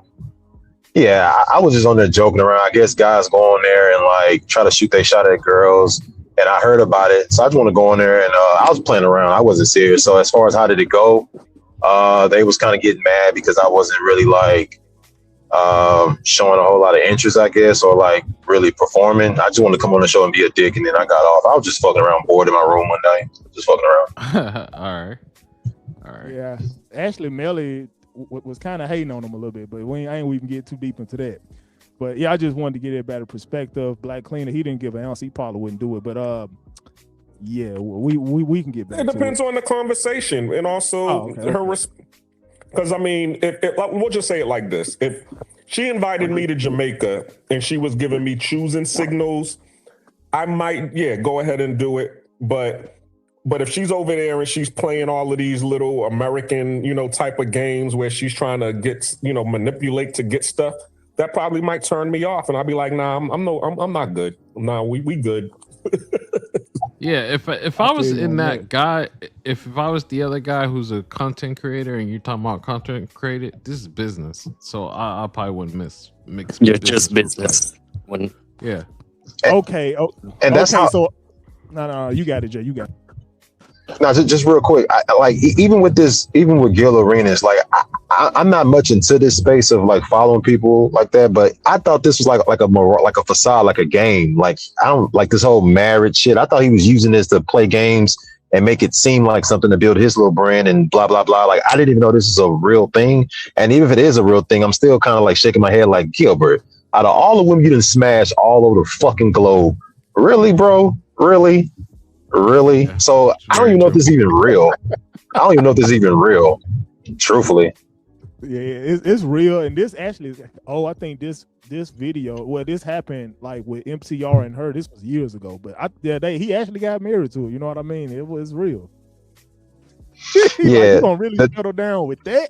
It's funny. Nah. The thing I have learned from Gil Arenas is he likes to troll. He likes to get the masses stirred up.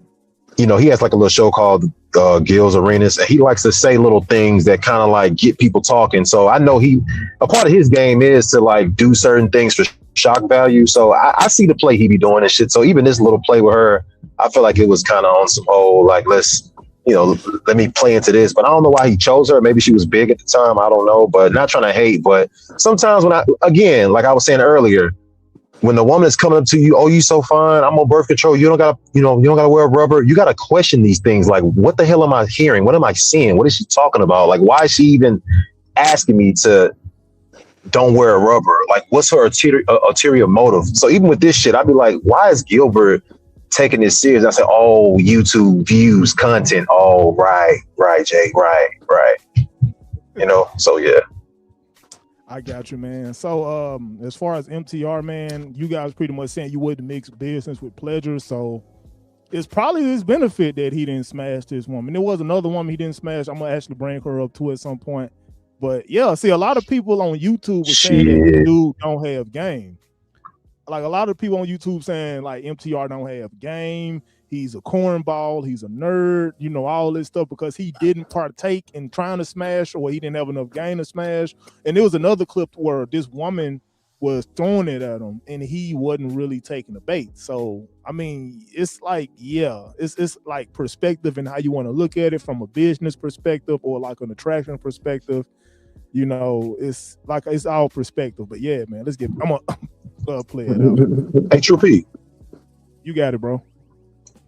Yo, True, is it ever in any space on the planet, is it ever okay to mix business with pleasure? I mean, y'all do y'all business, but she really like you. And she just want, you know, she want a little fun with you. You know, y'all drinking whiskey, doing business. Everything is cool. She a great customer, great client. Everything is cool. You know, everything is great. It's just one of them nights, y'all sipping whiskey, sipping an old fashioned.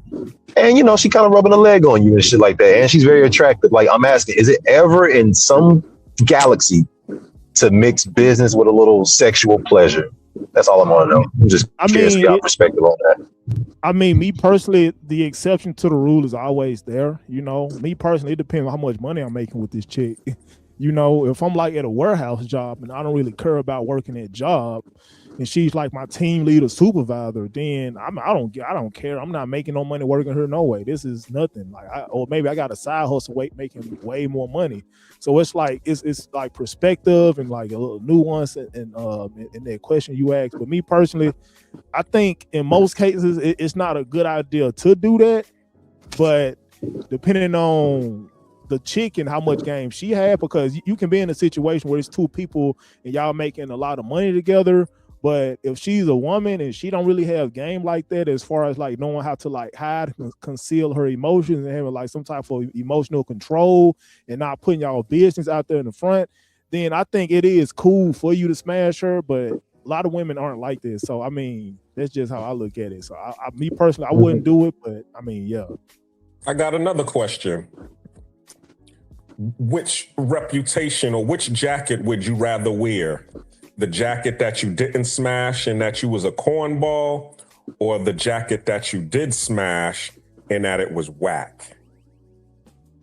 Because that's what a person like a Melli could do, even if it was good, you know what I'm saying? But because you and that person might have a falling out, and because she does have an audience, now she can say, yeah, he smashed and it was whack. She can say even worse things. Oh, you saying that? Hold up. So basically, I thought you were going to say like you smashed, and you know you pretty much lost a significant amount of money as a result of you mixing business with pleasure. But I think you're saying that he smashed, but she's saying that the sex was trash or his DICK was small or whatever the case may be, right? Exactly. That's pretty much what you're saying right now. Yeah. Me So personally,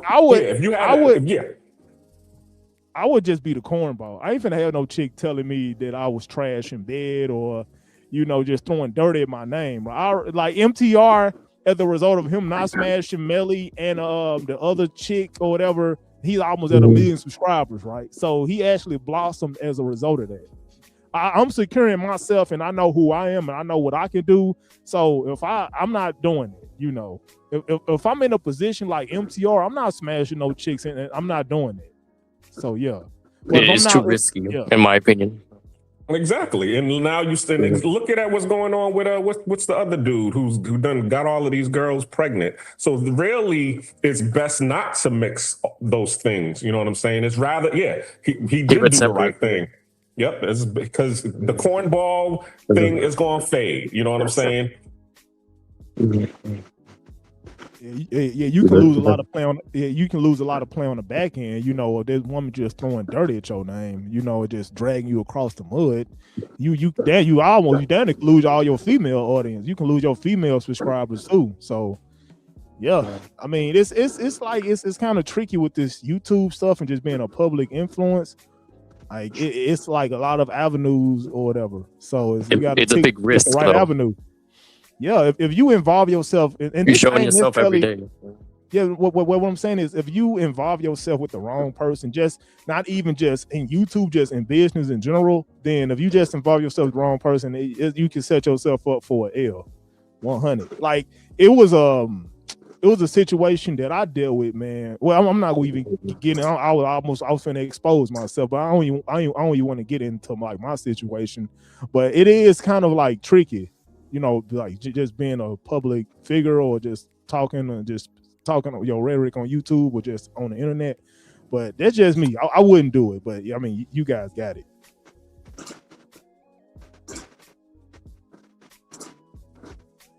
In the pool, so it's fine. But he said MTR got active. I got active with Melli Monaco. What? So I didn't like it. So I give him the benefit of the doubt. So I go and read the comments, and I'm seeing that he's liking some of the comments. So I'm like, fine, it's your page, you're liking comments. But then I was thinking, maybe you're just seeing if I am okay with it, and if I'm going to say something, and if I don't say something, then you keep it up. But I was like, I told him I don't like it because you're implying something. I invited you on my vacation, and now I kind of like feel used and disrespected. So can you change the thumbnail? You felt used and disrespected. How? And you want the man to change? What? So, well, this is crazy. The audacity. So she's trying to tell this man what? Okay. You can imagine, right now, like she's upset over her thumbnail. Can you imagine if you slept with her? So yeah, I can understand that. Yeah. So nah. What to do? She knows he's a content creator. He didn't say anything wrong. He said Melli and MTR got active or whatever the case may be. You all was in a pool. You was dressed how you were dressed. But because he said MTR and Melli got active, you got mad and you wanted him to change it. So you want to boss this man around. So you want to tell this man what to do. Who do you think you are? The nerve. This is crazy. And then he said, oh, I didn't even see the thumbnail. I'm like, what? You saw the thumbnail because you're in the comments liking shit. So I know you saw it. So I told him, you know, you're implying shit. I don't think that's respectful to me. Can you take it down? He refused to take it down. And then, you know, it was like kind of like because we're seeing that in Jamaica's airport. So now we still have to travel together. And it's like, I'm kind of like livid. I'm like, this motherfucker really won't take something down when I'm kind of like thinking I'm his friend. And you won't take something that I feel you live it like, yo, who this chick thinks she is though? This is crazy, bro. Offended by. Like, you can just change it. You can keep the picture because I get the picture, but change what you wrote because you're implying some shit that didn't happen. Or maybe he cracked and that's why he kept it up. Shut the fuck up. He didn't fucking crack. So then we're on the plane, but we sat in different seats because we didn't book the tickets at the same time and shit. So he's on one side, I'm on another. And then we had a stop. So I think the stop was in Miami. So we had to get our luggage. And then he, I think I couldn't find him for like the longest. And I was like, what the fuck? And then we got on the next plane. Oh, so then he has so we got it. Hey, Travel POV, that comment is old. I just saved it in the chat. But so we got Honorable Adam. Hold up, okay. Honorable Adam, man, I appreciate you for stopping through 100%. Hold up, you said I'm on Melli's side. He should have hit. He wasted her time. This man Adam ain't turning down no pussy. He ain't turning down no box, bro. He no, bro. It's like it's Melli, bro. It's a wrap. And by the way, the dude in the chat, Honorable Adam, the moderator, he was also on the Pineapple Show too. Travel POV. But okay, all right, yeah. So I mean, me personally, What's bro. good, Adam? Yeah. And Adam, hold on. Let me drop the link again of Adam.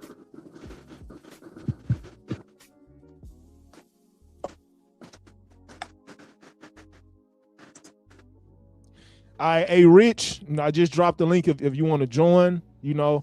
But he pretty much said, I'm on Melli's side. He should have hit. He wasted that time. And I think the black dude that's reacting to this video, he actually said that Melli invited him to Jamaica. Like, he invited him. Who the hell? Bro, what's that name you got? It's Greg some shit? Greg what? Let me, can you hear me? Yeah, I hear you, but it's a name in the background. What the hell? Yeah, I had got into it with that dude Greg on one of his panels, and he be changing the names. Oh yeah, don't even change your name. Don't even mention that dude on her. Hell no, bro. Yeah. Yeah, I got you, man. So, Adams, you know, since you a new guy on the panel, bro, it's a question I want to ask you, G. Okay. I got you. So, and let me take down this comment right quick so we can see everybody on the panel. I don't know where Jay went; he disappeared. But so now, and this is a 2-part question. So the first question is, what are the pros and cons of dating or just, you know, living? Well, I don't think you ever lived overseas. But like, what are the pros and cons of like doing passport bro shit? That's traveling, I should say. But yeah, the pros and cons to being a passport bro. Yeah, or just traveling in general, because you might not label yourself as a passport bro. But yeah, I guess the con would be the money. Like, it costs a lot. That would be the biggest con. But as far as pros, I mean, but that's probably the only con. That's it. And maybe just danger. You know what I'm saying? You're going somewhere dangerous, you know, putting yourself at risk. In terms of getting, you know, stolen from, or, you know, they drugging you and stuff like that. But them the cons. The pros, you know, you're gonna get to smash some beautiful females. You're gonna get to try some new food. Generally, the food gonna be fire. You're gonna get to see a new perspective, a new lifestyle. Like, see how, like,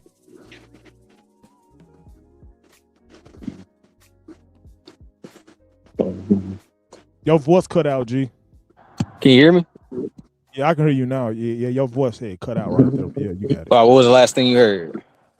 Yeah, I think you said you was gonna experience like new women and a new culture or whatever. I think that was the last thing I heard you say. Oh yeah. I say the pros is you get to smash some like beautiful chicks, experience a new culture and some better food and some cool, like some different food, and a lot of times the food be good. Them the pros. I got you, man. So this is the next part. So like what are the pros and cons of like hiring a dating coach, or like a man investing in a dating coach? Like what are the good and the bad of it? So yeah, I say the pros are they basically giving you the experience, you know, given that they are legit, they giving you the experience so you can you know, bypass a lot of the BS. You know, that's the main thing is like they help you. I would say they help you avoid getting BS, really. I say the cons is the money, and then It could be a fraud. Yeah, I'd say the money, and then a lot of them got them weird egos where they, I don't know, I guess since they're a dating coach, they just better than you, so they kind of talk down to you and shit like that. I think it's just for business. That's in my opinion. You said what? I think it's just for business. That's what it is. It's just to like maintain like their YouTube channel, so they keep the What you cash mean, low. like- So that's what I think. I don't know what you're talking about. I mean, I don't know what you mean. Like, what are you referring to? You talking about referring to that like they might talk down to you? Yeah, or like just to keep the cash flow or the stream of income. Keep But that flexing would, in. to me, that would stop the cash flow. Like, cause they might offend somebody, and then they're like, "Oh, well, fuck them." You know what I mean? Yeah. So I don't understand why they do that, but you know, that's what they do. I guess it's a matter of perspective. But yeah, man, that's I hear you. Like I never really thought about that as a con, but I do understand it. It is a con. You know, dating coach, you know, very egotistical, think they're above you or whatever. You know, like you trying to, you know, give me your opinion about what you think about your life or like your experience talking about dating when you coming to me for advice. So that means I know more than you or whatever. So you need to bow down and submit and shut the fuck up and listen to what I got to say. So yeah, I can see that. I'm like, I think you were the first person that actually gave a different like view of like a con of being a dating coach aside from the black cleaner. Yeah, he's actually like 99% against dating coaches. Yeah. And I ain't against it, and I ain't against it all the way. I think, yeah, if they know what they talking about, then they then they can teach you some stuff you didn't know, and you might get better results. Yeah, man, for sure. Let me see what Jay. After I speak on this, I'm gonna get back to the video. Let me see. Jay said, "I think they talk down to establish quickly that they're superior, and you're the student. Just game to make the guy fall into their frame and control." Okay, I got you, man. Yeah, I can see that. Yep, 100%. But we gonna get back to it.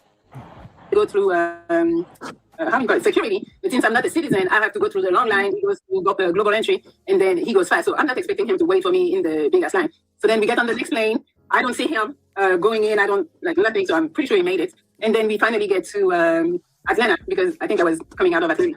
And then he was just like, "Oh, you're here. Never checked on me really." Just I don't know. For somebody you just went on a vacation with, it's really not the behavior that I was expecting. Is he a man? She had expectations from MTR, but you are saying we were just friends. He didn't crack, but you expected him to check up on you and things like that. She felt played. She felt used for whatever reason.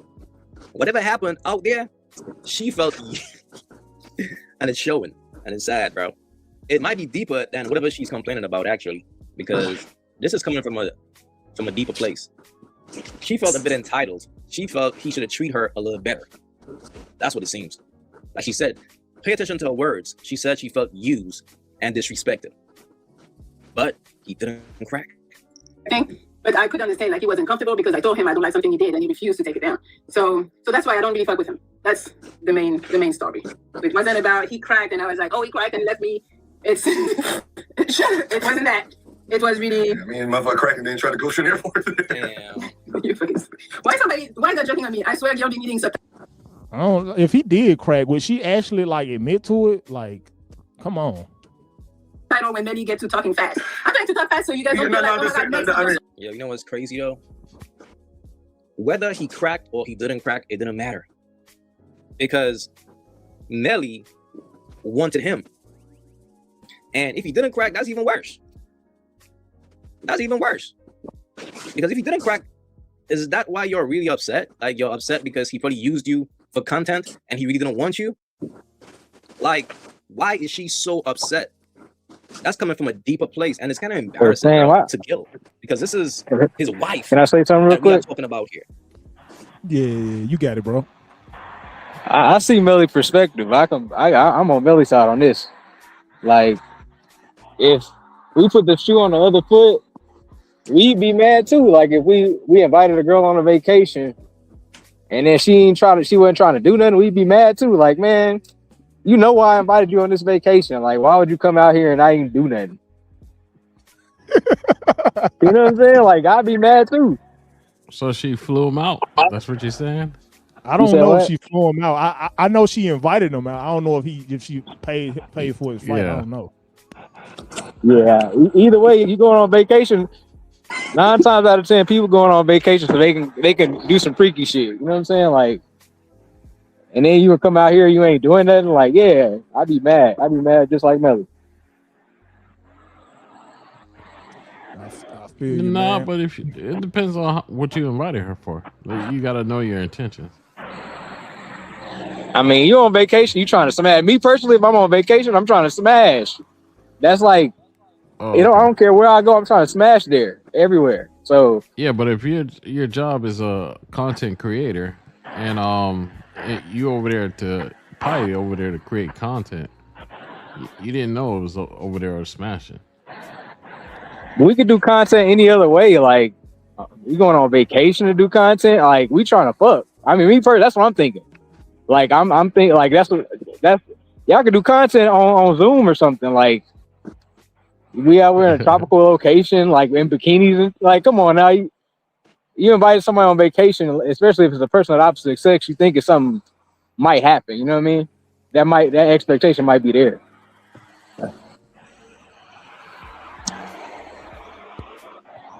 I mean, it's a matter of perspective, you know. So, I mean, MTR, I think he fumbled, but I mean, maybe he was just more so thinking about the future of his channel, and yeah, I don't know.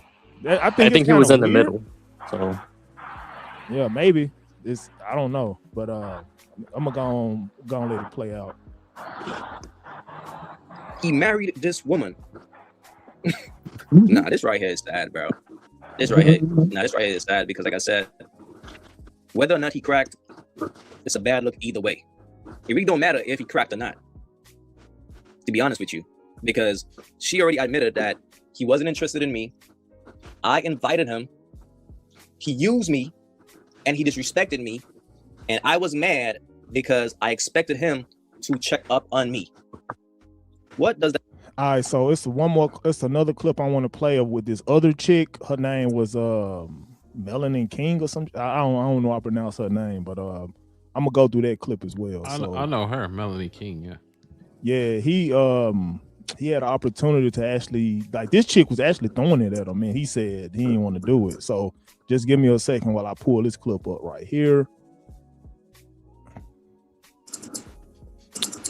Oh, here it is. It's a short video, so. Are you gonna kiss me or no? That's just all we want to know. Is it a no? Is it a no? Is it a no? Like, I don't want the extra. We just want to get straight to the chase. Is it a no? You'd rather drink than kiss me. Is that what you're telling me? You rather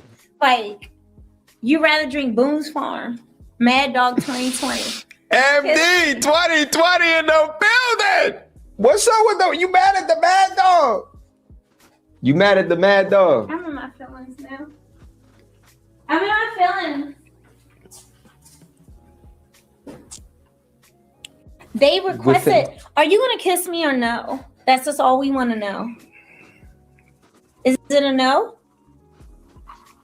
Is it a no? Is it a no? Like, I don't want the extra. We just want to get straight to the chase. Is it a no? Yeah, he did. You'd rather drink than kiss me. Yep, he fumbled it. Is that what you're telling me? You'd rather drink Boone's Farm, Mad Dog 2020. MD 2020 in the building. What's up with the? You mad at the Mad Dog? You mad at the Mad Dog? I'm in my feelings now. MD 2020 in the building. Is that what you're telling me? You'd rather drink Boone's Farm, Mad Dog 2020. MD 2020 in the building. What's up with the? You mad at the Mad Dog? You mad at the Mad Dog? I'm in my feelings now. I'm in my feelings.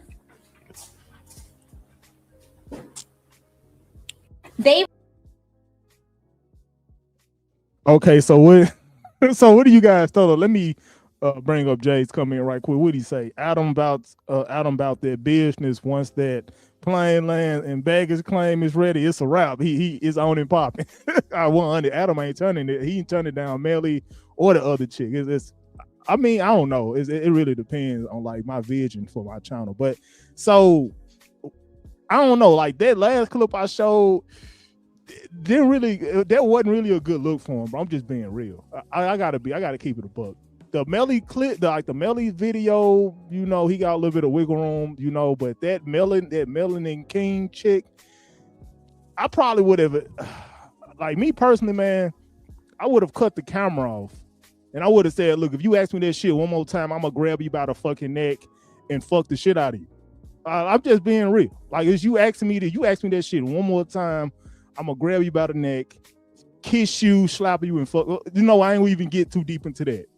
But that's probably what I would have did with that chick right there. If she just throwing it at me like that, I'm just being real. But for him to not, you know, partake in that, I don't know. It's an alley-oop, bro. I don't know.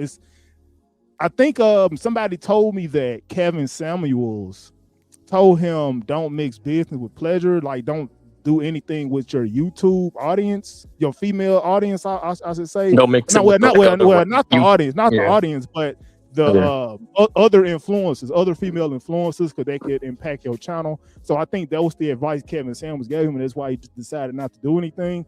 But I think that was kind of a bad look, in my opinion, right? But it's Yeah, 'cause also he another made it component look I want to bad. add. Yeah, but it's another component I want to add to that, right? So I don't think he's not necessarily entitled to do anything, and I'm gonna tell you why, right? See, if it was a dating coach, then they probably would have to do something. They would actually have to perform and make some stuff happen in their situation because it would be good for their brand and it would just be good for them, right? So if they decided not to do anything in that situation, then they would probably lose clientele, they will lose money, they will lose business. But MTR, he don't necessarily have to do anything. He's like a reaction commentator. That's pretty much what he's doing. So it's a good look, but I don't see him like losing anything from it because he's just maybe people might say he's like on the low, on the DL or whatever, you know, or people might say he's a guy with no game, which is what a lot of dating coaches been saying. This dude is whack with no game, but I don't know. Oh, I see another Tony Wing Chun. Tony, is that you, bro? Yeah, I'm back. Okay, let me, take that one down. But let me actually, okay, so let me remove this from the stage. Okay, so what do you guys think about that last clip I just showed you? Do you think he is a guy with no game, or he's like awkward around women, or Adam, I already know what your answer is, bro. Awkward around women, basically. That's what you think? He's like a nerdy dude with no game and just don't know how to talk to women. Yep. What about you, Travel POV? I think he's just doing content creation. So he I would have kissed her so she doesn't feel bad, but I would have kissed her like on the cheek or something. But I got you. I never seen Melanie King act like that, so that's strange to me. I got you, man. So what about you, Jay? If you want to elaborate, Yeah, I was in and off on it. That was my bad. So I was trying to get a gist of what y'all was saying to kind of get in the mix of what was possibly seen, but I kind of missed the whole entirety of it, so I can't really say on this one. I got you, man. I can give you the gist of what happened, but I mean, if you don't want to elaborate, it's all good. But I just say this instead. Cool. It was a woman that was pretty much throwing it at him, and he was dodging it. I just put it like that. He wasn't really trying to do anything. It was it. She was throwing it at him, and he was dodging it. They're just like your girlfriend right now is literally trying to kiss you, and you like, I'm not really feeling it right now, or you pretty much not giving her a direct response of what you want to do.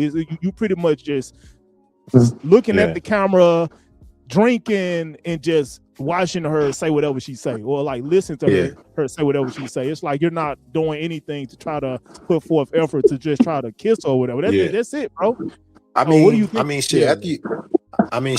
After you hit it so many times, it kind of get like that sometimes, bro. I'm just keeping it up with you. No, but it's the thing though. I compare you and your girl. That was a bad comparison. This was a woman that he's never even dated. Period. He's never did anything with. So that's just like that's just like I don't know. That's just like the Travel POV or Tony Wing Chun Pressure. They're on the panel right now with a girl, and the girl is throwing it at them, and they pretty much dodging her. Like it's the comparison, pretty much. Okay, cool. I'm gonna have to go back and check it out. But I mean, maybe he the type of guy that lives in abundance, where he's not thirsty and he's just very laid back about it. And I get to it. I don't know, but I probably have to check it out again though. But I mean, if someone's throwing it at me that easy or that aggressive, depending on what I've been drinking, how I'm feeling that night, I might be like, damn, like why she so, why she goddamn. I mean, either she really feeling me or what's going on. But I mean, that's where the conversation comes into it, where you can kind of see like, okay, like let me talk to her a little bit. Maybe she just really, really into me, or maybe she got some other damn plans up her sleeve. So, but anyway, I mean, it is what it is.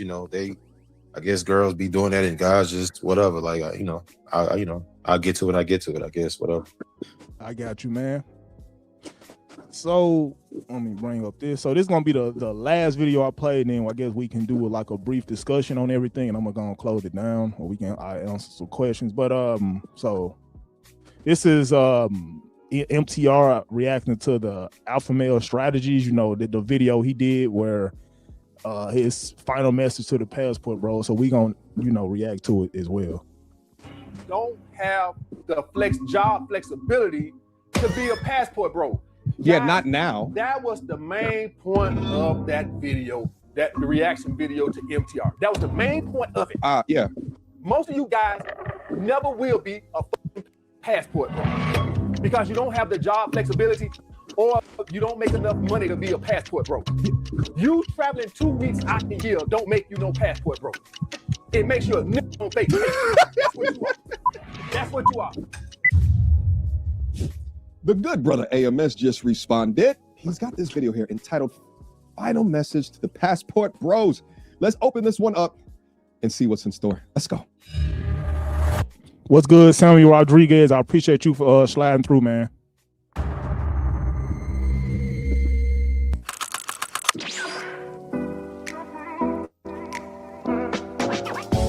Smooth intro. Yeah. Dating book. Okay, maintaining attachment in the social media age. What's up, fellas? And money strategies. Come on, let's get it, AMS. Man, woo, boy, the Passport Bros are looking for me. Oh, the Visa Bros looking? You know what? They gonna have to start classifying the Passport Bros as a terrorist group. Cause man, if you make any video that don't align with their opinion, okay, all hell gonna break loose. Oh man. All right. Woo, boy, I woke up this morning, had a goddamn sign burning in my yard. I said, don't fuck with the Passport Bros, bitch. I mean, the Passport Bros don't play. Yeah. Man, you know, I thought we had some with the semi retention boys. Yeah. Then we You had turn this up. Bitcoin boys. Then we had, who else we had? We had the No Fat boys. It's been a lot of clans on YouTube. Whole lot of clans that you don't play with. But boy, ain't none of them fucking with the Passport Bros. Oh man, you never seen a bunch of emotional men a day in my goddamn life. Damn. But anyway, guys. Okay. MTR, O'Shea both made responses, which caused me to make this response because I obviously didn't make myself clear enough on my video, my reaction video to MTR. So I wanted to clear up some points. All right, guys. All right. So this is my olive branch to the Passport Bros. All right, number one guy got my little talk list. I can't remember all this shit, right? So I watched their videos and I seen some stuff that I must didn't clarify. So I took some notes. All right. Let's do this. Number one talking point, guys. I support the Passport Bros. Okay. Guys, Yeah, I mean, in case y'all forgot, I'm the guy who made the video why I'm against the MGTOW movement. If any of y'all guys remember, that was my first. I was like video 2019. on YouTube. Yeah, that was like And in that 2018. video, I specifically talk about I'm tired of bitching and moaning Yeah. on YouTube. Yeah. Now, I remember that. Before I go any further, I got to make this disclaimer. I start off by saying I support the Passport Bros. So there are a lot of Passport Bros like, yeah. Apologize. You ain't gonna apologize. Hold on. I just want to make this disclaimer. Okay. Start off nice, but at some point in this video, shit might go left. All right? Yo. So when I was young, Hold up. Do we got 2018 AMS back in the building? Hold up. Did this situation bring back 2018, 2019 Sleazeball Gang AMS back in the building, baby? Do we got come on, so AMS, let us know. You heard? I love this version of AMS where he just goes off and just starts riffing. Okay, put the notepad down, my brother. I understand. We getting old, my brother. We need the notepad to remember shit. You understand? My memory not like I used to be, but when this brother starts riffing, hold on. You understand? All right, let's keep going. my uncle, Okay. he used to do like this, right? You get in trouble, right? He come in there, he talked to you for the first 5 minutes, and he nice. Right. Like you do something stupid, he come in there, he just is nice and calm. Yeah. But somewhere along the line, about 5 minutes in, he would stand up and start taking off his belt. Yeah, he started taking off his belt. At first you think like, Right, you good, right? You gonna get off light. Yeah. I'm gonna just sit here and say yes sir, Yeah. You know, like you learning from your mistakes, right? Right. And that's gonna be the end of it. Right. You get to go on by your merry way. Right. All you gotta do is just say yes sir. That's and it. look sincere. Right. Right. Just look sincere and say yes sir. But some point in that he stands up. Right. He starts to take off his belt, and then you start to realize He about to put fire on that he's ass. gonna be able to just get away with yes sir today. Right. That's what's gonna happen on you. Okay, let's go. I'm gonna start off nice. Yeah. But somewhere in this video, I'm gonna stand up. You gonna put belt to ass. I and get I'm it. gonna start pulling off my belt. All right. So All right. before you guys think Okay. that there's some video where the Passport Bros get their ass kicked, let's It's gonna be- stick around. All right. Let's I'm go. gonna start off nice. Yeah. All right. And I'm gonna end up. I don't know where this might go. Okay. All right. Fair enough. But anyway, guys, I want to just say I support the Passport Bros. Okay. Rather than a bitch complaining. You doing something about it. 2017. Okay. With the True Force Loneliness guys and the MGTOW guys, I would rather for men travel than make videos bitch on the internet all goddamn day. For I'd sure. rather for you guys to do that. Here's the thing as well, and I think this got lost a little bit in translation from the people watching. Well, I think a little bit I lost him saying that he supported Passport Bros is not what I originally picked up from his video, but then also AMS does video from a dating coach perspective, okay? When I was talking about my videos, really had nothing to do with women. I talked about that this is about lifestyle, okay? And that's why I talked about this idea of a passport bro, because it seems like the idea of a passport bro has a lot to deal with women. That's why I'm thinking about the term, or whatever the term is going to be, freedom bro, visa bro, to change the direction. It's not about women. It's about life. It's about lifestyle.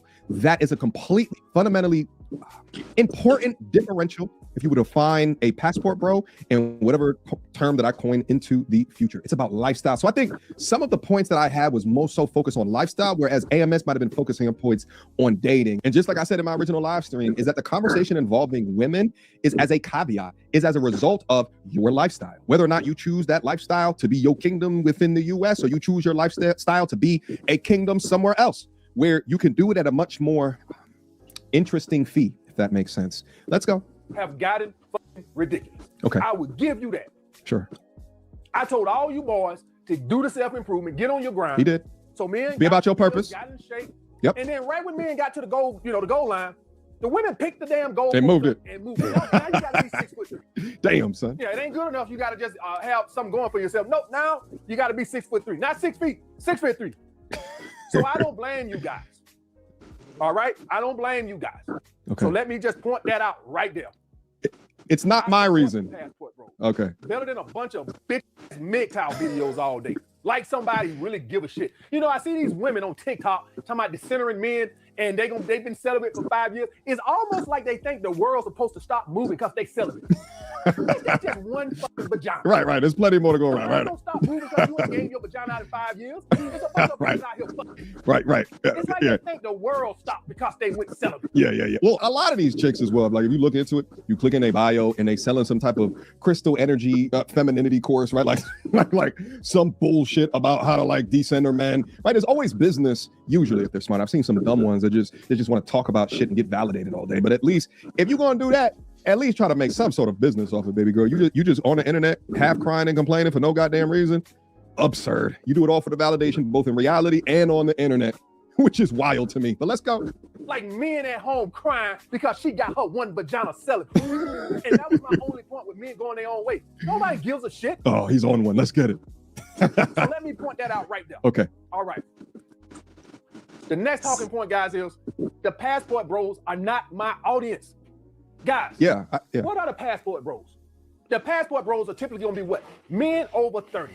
You do have some anomalies in there, right? You do have some. Yeah. But by and large, the passport bros are men who are more seasoned in their career. They've accumulated some form of resources, right? They're further along in their career. They make a little bit more money, right? And so these are the guys. So they have not disposable. my audience. I'm not gonna sit up here and tell you I don't have no 30-year-olds. Hell, I ain't gonna even sit up here and tell you I don't have no 50 and 60-year-olds. But that's not my primary audience, guys. My primary audience is going to be 16 to 24-year-olds. That's the dating market. Oh, really? Not passport bros. So every time somebody gives an opinion about passport bros, y'all go to crying and thinking somebody wants your ass to stay here because you my audience. You are not my goddamn audience. The men who are my audience are young and broke and getting into their career, not your old ass.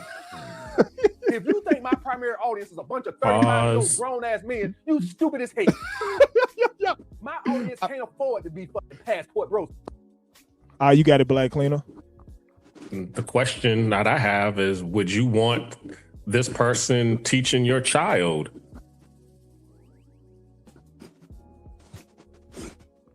Are you talking to us, or is it just a Yeah, like a question? I'm talking to you all, because as he's saying, a person who his audience or his demographic is 16 to 24. Would you want what's it, alpha male strategies to be, talking to your child about game, especially if he hasn't even experienced going overseas? So I mean, he can't even teach you about game everywhere. Well, I give my answer. I wouldn't want if you don't believe in the Most High, I don't want nobody like that near my child. I'm just being real. So that's me. If AMS, if he don't ascribe to if he don't adhere to the Most High, then Hell no. And I think he's a dating coach. So most dating coaches don't believe in God, as far as I know. So yeah, that's a no-go for me. But yeah. There you go. I'm not saying that there is no dating coaches that's competent and capable enough to get your child results, but as far as my kids, hell no. But yeah. I guess we can get back to it. Most of them barely can afford to be goddamn Patreon members. That's crazy. I love seeing AMS like this. I feel like one time in this video, we at least gonna get a kicker out and toss it to the side of the road. I feel like we're gonna get at least one of them, which I think. Yeah, but truth be told, I'm surprised. I'm sure you have way more 35-year-olds that are watching your videos. He has access to his YouTube analytics. I'm a little bit surprised in hearing that. Okay, but I guess I can kind of understand it and see it's a little bit younger. But here's the thing.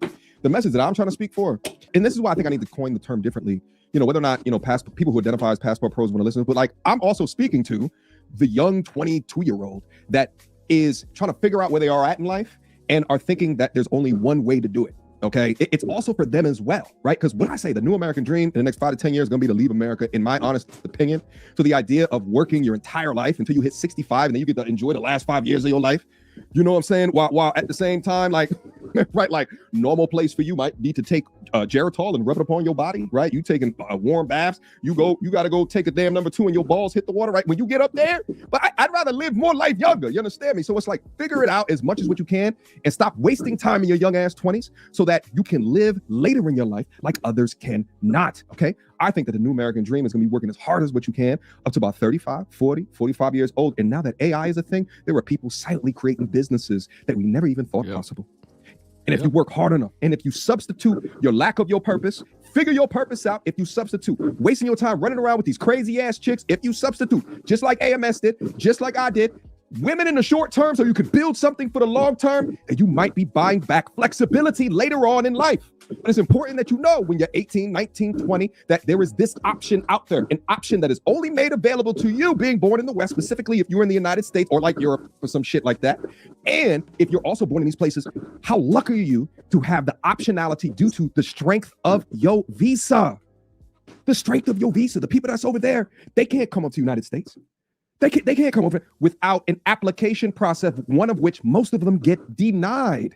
How lucky are you? When other people are complaining about this place, you figure out how to overstep the victimhood mentality and figure out how to lead your life as a man, deciding how you want to live your life. That's my point. So I hear what he's saying. I didn't really understand that his audience was a little bit younger than that. I understand that it's not a passport bro or a traveling audience because it's men trying to figure out how to date here in the West, in the States. But really, my message is for men of all ages, or even older than me. Because I'll tell you guys what, when I was over there as a 40, almost 41-year-old man, I felt like a 25-year-old man. I will say that. I felt young over there. I feel like 43 is like the sweet spot over there. Okay, and maybe it's different for me because maybe, my facial structure, symmetry, all right, gray hair, with my hairline's over right now. Maybe I appear to be younger. Okay, so maybe it's a little bit skewed for me, but regardless, I saw way older dudes over there that looked walking around with a smile like that's up here. You understand me? Anyway, let's get back in there. Now let some goddamn passport bros. So stop all this goddamn bullshit that y'all guys think that every time somebody make a video about some passport bros, they want your ass, they need your money, and he think the dating market is over and we go. Who gives a fuck? Take your ass on, goddamn it. One monkey don't stop no goddamn show. You ain't our audience no goddamn way. Big grown ass walking around here with gray beard. Somebody thinking you somebody dating coach audience. You ain't no goddamn body audience.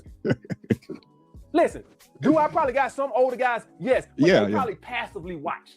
Right, just curious what I'm gonna say. It's not his main. Like I sit around and I watch videos that I don't have no interest in. They're not buying products. Videos just to see what they're gonna say. Yeah. And that don't mean that I'm really like an active listener. I'm just passively watching, just curious to see. I watch a Leo face video sometimes, and I'm just curious what she's saying. I don't give a fuck about it for real.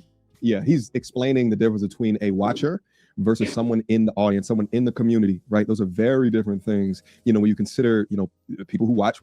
No, that's facts, man. Some people don't necessarily watch to learn nothing. Some people, they watch to pretty much get your perspective and your point of view, and they decide whether they agree with it or not. But they don't necessarily sit down to take notes to see if they want to necessarily learn what you got to say, especially if it's a dude that is married with kids, or if it's a dude that got a rotation of women already, or if it's a dude that actually has game. He just hear the game and he okay. This is, I can hear some of this. I can resonate with that. You know, I hear the game and I vibe with it. So maybe I might actually want to, chime in and give some support. But sometimes you're doing it can make it seem like you don't have no game because you're trying to call into it. You know what? I ain't even go down that rabbit hole. But I do agree with what Alpha Male Strategies is saying, right? A lot of people don't tune into a dating show to try to get game per se. They just curious to hear exactly what your philosophy is on dating, right? That don't necessarily mean these guys don't have game or they're not successful in what they're doing. They just, curious. Maybe he might provide a different perspective. That don't necessarily mean I struggle, but yeah, that's what I got on that. What it is that you do. I mean, him understanding his audience. I mean, I talk about this in Viral Value. All right. Shout out to viralvalue.com. It's my system of how it is that I do this whole content thing. Link to the description box down below. I have an entire section on audience identification and understand the number one thing that you have to understand and who is it that you are talking to. You must always understand that for every piece of content that I appreciate you for joining Travel POV. I appreciate that, man. Salute to you. Yes, sir. What's up, Travel POV? That's what's up. You do. Anyway, let's keep going. I watch old retirement videos. Can you retire 62? Can you retire 72? I'm fucking 46 years old. What the fuck am I watching a video? Can you retire 62? Hell, I don't know. I'm passively watching the motherfucker. I watch those videos too, AMS. I be watching those videos too. So do I got some older guys who probably watch me passively just curious to what I'm gonna say? Yes, but that's not my audience. 90% of my guys are gonna be young guys who can't afford to travel any goddamn way. Okay. So like I said before, take your ass on. You ain't my audience, no way. What you are my competition in the dating market. You do me a benefit by traveling because you allow me to get more compliance, less competition, more compliance. That's the way that works. So I don't know why this thing, like no dating coach can say anything about a passport, bro. Because if you do, he's jealous because he ain't gonna get our money no more. You ain't my money no goddamn way. God damn it. He's got, most guys don't have the job flexibility to be a passport bro. Yeah, not now. That was the main point of that video, the reaction video to MTR. That was the main point of it. Yeah. Most of you guys never will be a fucking passport bro because you don't have the job flexibility or you don't make enough money to be a passport bro. Yeah. You traveling 2 weeks out the year don't make you no passport bro. It makes you a nigga on vacation. That's what you are. That's what you are. Take that goddamn passport bro shirt off and go get you a shirt that say nigga on vacation because that's what you are. Okay.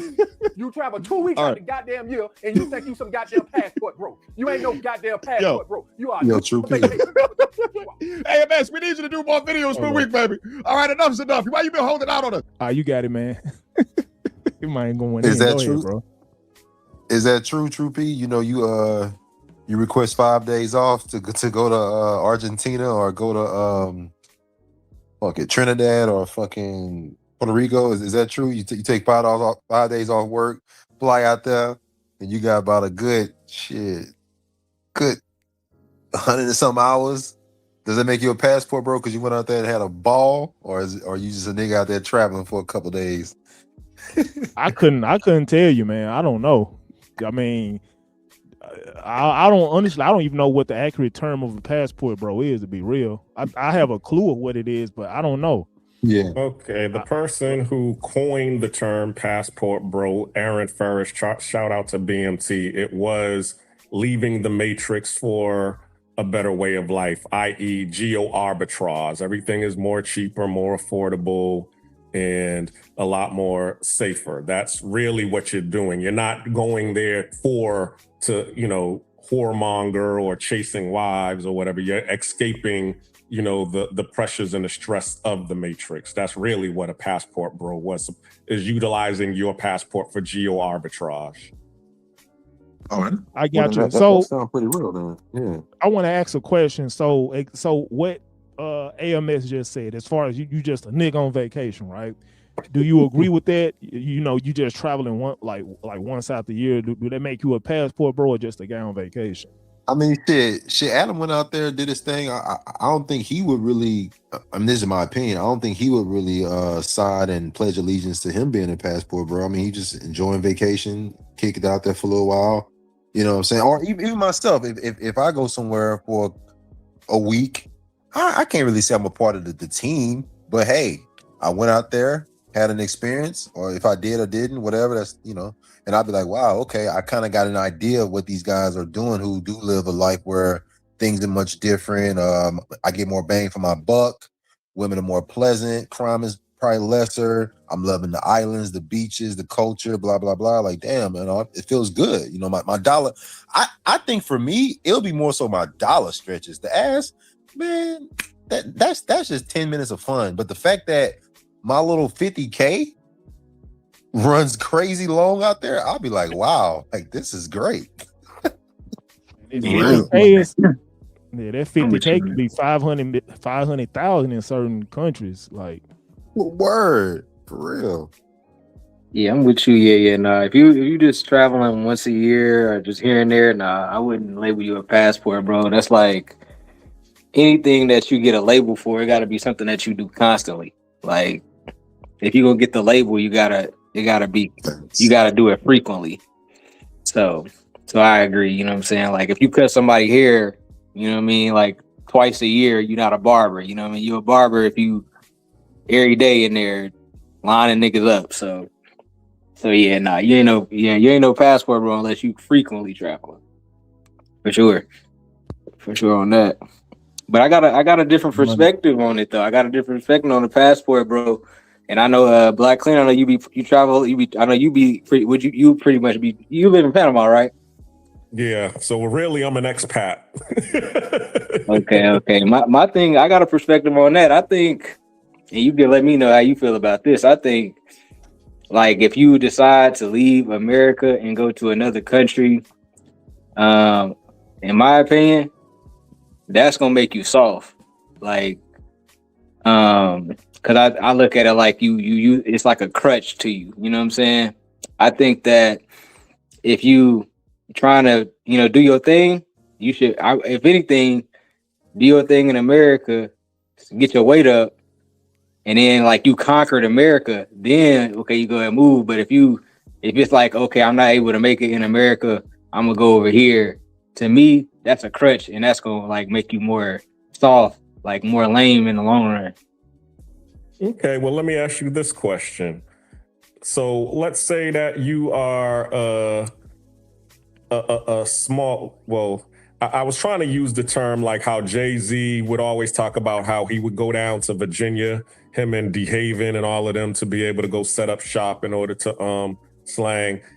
A lot of these guys, they would do that. Why? Because it was slower there and they were able to do business and make more money because they already, because they moved a little bit faster than what goes on in the country areas. So the thing is that when you go overseas, and I said this on somebody else's live, there's opportunities because you all say that we are from a first world country or a country that's developed. But when you go out overseas, this country isn't developed. They don't have an infrastructure. So there's an opportunity for you to be able to shut up shop and get involved in their commerce to be able to help develop their infrastructure so that you can make money and become very and make it there. It's more so about not about what you just said, being soft. It's also that there are opportunities. My family is from the South. They were sharecroppers and farmers. When the industrial age happened, they was looking for people to run, the GM factories and the Ford factories and all of these different factories that they created up north. So what did all of the people from the South do?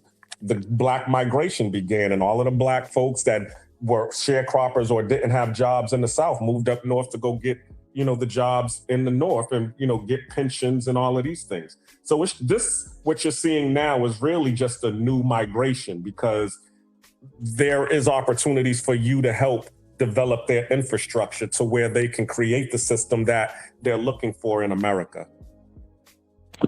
Okay. Okay. I mean, I could see that if that's if that's the case, I could definitely see that. If that's like a person's mindset for why they would go, I could see that. I don't think that that's most guys' mindset that's doing the passport thing. But if that is your mindset, I could see that. I think most play passport bros mindset is, when I go over here, I get better women, and it's cheaper over here. You know what I'm saying? Versus building the infrastructure of that place. So that's generally speaking, that a passport bro mindset.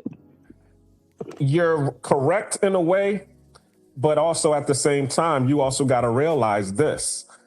It becomes their mindset because, okay, you're going to come, okay, guys is going to, go to Sua or Dominican Republic or Colombia, but so many times before it eventually gets bored. It's the same thing. I mean, you go to the same club week after week after week, you get bored of it. So now you're trying to figure out what you're going to do. Also, too, remember, I mean, it does take, money to be able to, get on these planes and travel because you're not making any money when you land. You spending money. So now if you keep doing that over and over and over, and you're like, okay, man, this thing right here, this habit is draining me. So either I need to, one, stop doing it and focus on, getting to my bag in the United States, or number two, figure out a way to get my bag while I'm over here.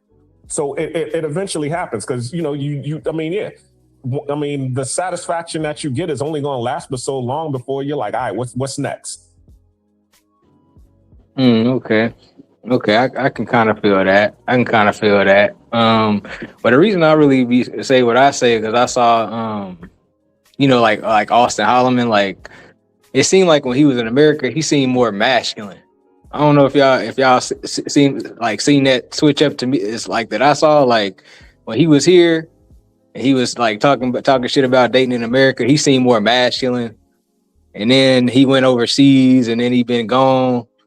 Now all of a sudden he just seems soft as hell. He's a completely different vibe to him. And also I've seen, and check this out, I also seen that with people that go to that move to Asia. I've noticed people that move to Asia, like Japan and stuff like that, they kind of lose that edge to them. You know what I mean? When they kind of like get involved in a more of a softer culture, it starts to rub off on them. Like that's just an observation that I've kind of seen. Like it kind of start acting kind of soft. It's funny that you say that because I was watching Drink Champs, and shout out to Nori because he talked about that, how that actually happened to him when he moved to Miami. He said when he was living in New York, he was always rah and aggressive and, always mean mugging. But now because he lives in Miami, every time you see him, he has a smile on his face. It's because you're not meant to be hard. You're not meant to be stressful all the time. That stuff kills you. You're supposed to be in a relaxed mode and chilling because you're able to get more done when you're in that mode. You know what I'm saying? Yeah, iron sharpens iron, and pressure, what's it called? Makes diamonds, but it also busts pipes. You know what I'm saying? So you need to have that work-life balance, in you. And a lot of us have grown up in these tough situations where we do need a little bit more of a work-life balance that's a little bit more easier. That's the reason that people do go on vacation for 2 weeks, because they've been so stressed for, 10 and a half months out of the year that, those 2 weeks, it helps them. But imagine if you can, do that longer than 2 weeks. The amount of work and amount of resolve that you'll be able to get once you're finished doing it. So you just got to look at it that way. I would rather be a warrior in a garden than, a gardener in a war. That's what they always tell you. Okay, I can feel that. Well, what you think about I'm with you. I feel you on that. I do feel you on that. But at the same time, I feel like, okay, let's just say, for example, I'm really kind of just talking about more like dating more so. let's just say, you know what I'm saying, you go over there or wherever, whatever country it is, and dating is easier for you. You know what I mean? You getting women, they fooling with you, it's working. You know what I'm saying? Versus in America, you wasn't getting nothing. Like, how can you really be over there knowing that in America they wasn't fooling with you? Like, wouldn't you be suspicious? Like, wouldn't you feel like, man, this, I'm not earning this, you know what I'm saying? Like, wouldn't you feel like this not real? You know what I'm saying? Like, a part of you know, like, you not good enough to have this shit?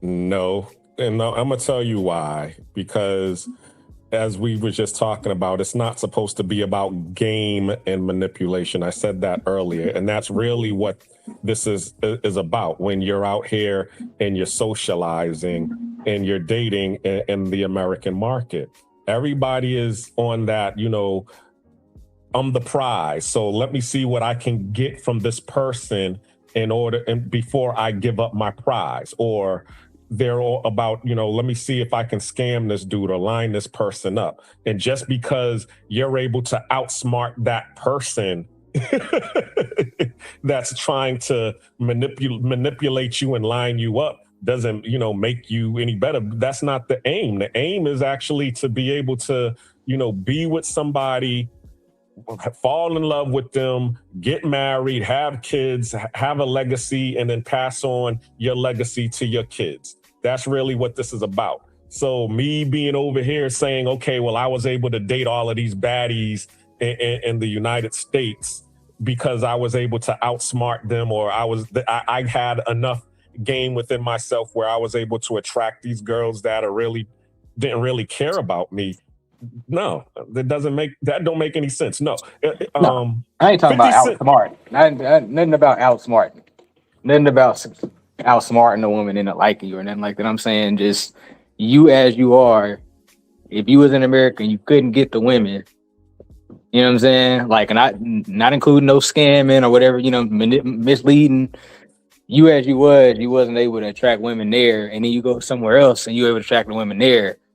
I'm saying that wouldn't be in the back of your head. Like, I wasn't able to, just me as I am, I was not able to get those women. Now I'm over here. These women want to fool with me. There may be something to this, some type of ulterior motive here. No, and I'm gonna tell you why. Okay, because I was that guy. All right. Being in my teenagers or whatever, when I was 17, 18 years old, I hung around all my boys. All my boys were, you know, in the streets, and of course in the bad boys. Me, I was, you know, a little bit on the nerdy side. I went to school. I was in the church. I was in the school choir, the band, and all of that stuff. So when all my boys, they would be over there messing with the girls that lived in the hood, they would be able to bag them. And then as soon as it came my turn, they'd be like, oh, I love you like a friend. I can't do that with you. Yeah. But what I figured out when I left, after the military, and when I went overseas to Japan, the girls that were overseas in Japan liked me for being me. I was able to get girls in the States, but it was the ones who were like me, the bookworms, the nerdy type of girls. You know what I'm saying? The ones that moms kept them in the house, restricted. Like, yeah, don't go out there and talk to the boys. So as long as we were all in the same type of environment, church, band, you know, hitting the books, I was able to bag those chicks, no problem. But the majority of the chicks that I was hanging around with, that were the hot girls, the one, you know, city girls and all of that stuff, no, all my boys was able to get them. But when I went overseas to Japan, most of the girls that was over in Japan were like the bookworms, were like the girls that were in the band, because that's how their family raised them. So they respected me a whole lot more because I was like them. And when they would see the boys who were in the military like me, that were from the streets, who were still trying to rep, you know, GD and Crips and Bloods and all of that, and sitting on the corner drinking 40s, the whole town would cross the street. Because I would be out there chilling with my boys, and we'd be chilling out there drinking the 40s or whatever, and I would just watch. The whole town would come up, to the to the corner where the liquor store is, and they would all cross the street and go and keep going. Nobody would walk past us. So it was really about, you know, when you leave the country, how they were raised. And a lot of us was raised on a street culture, a more aggressive culture. So, I mean, but when you get back here, I kept that. It made me, let me say this. It made me accept who I was. It made me realize it was okay to be who I was. And then when I came back to the United States and I was who I was, the United States was all like, oh, you still a bookworm, huh? You still a nerd, huh? You still, you know, you still this, you still that. So of course, naturally, the people would be away from me, right? But aren't there bookworms in America though?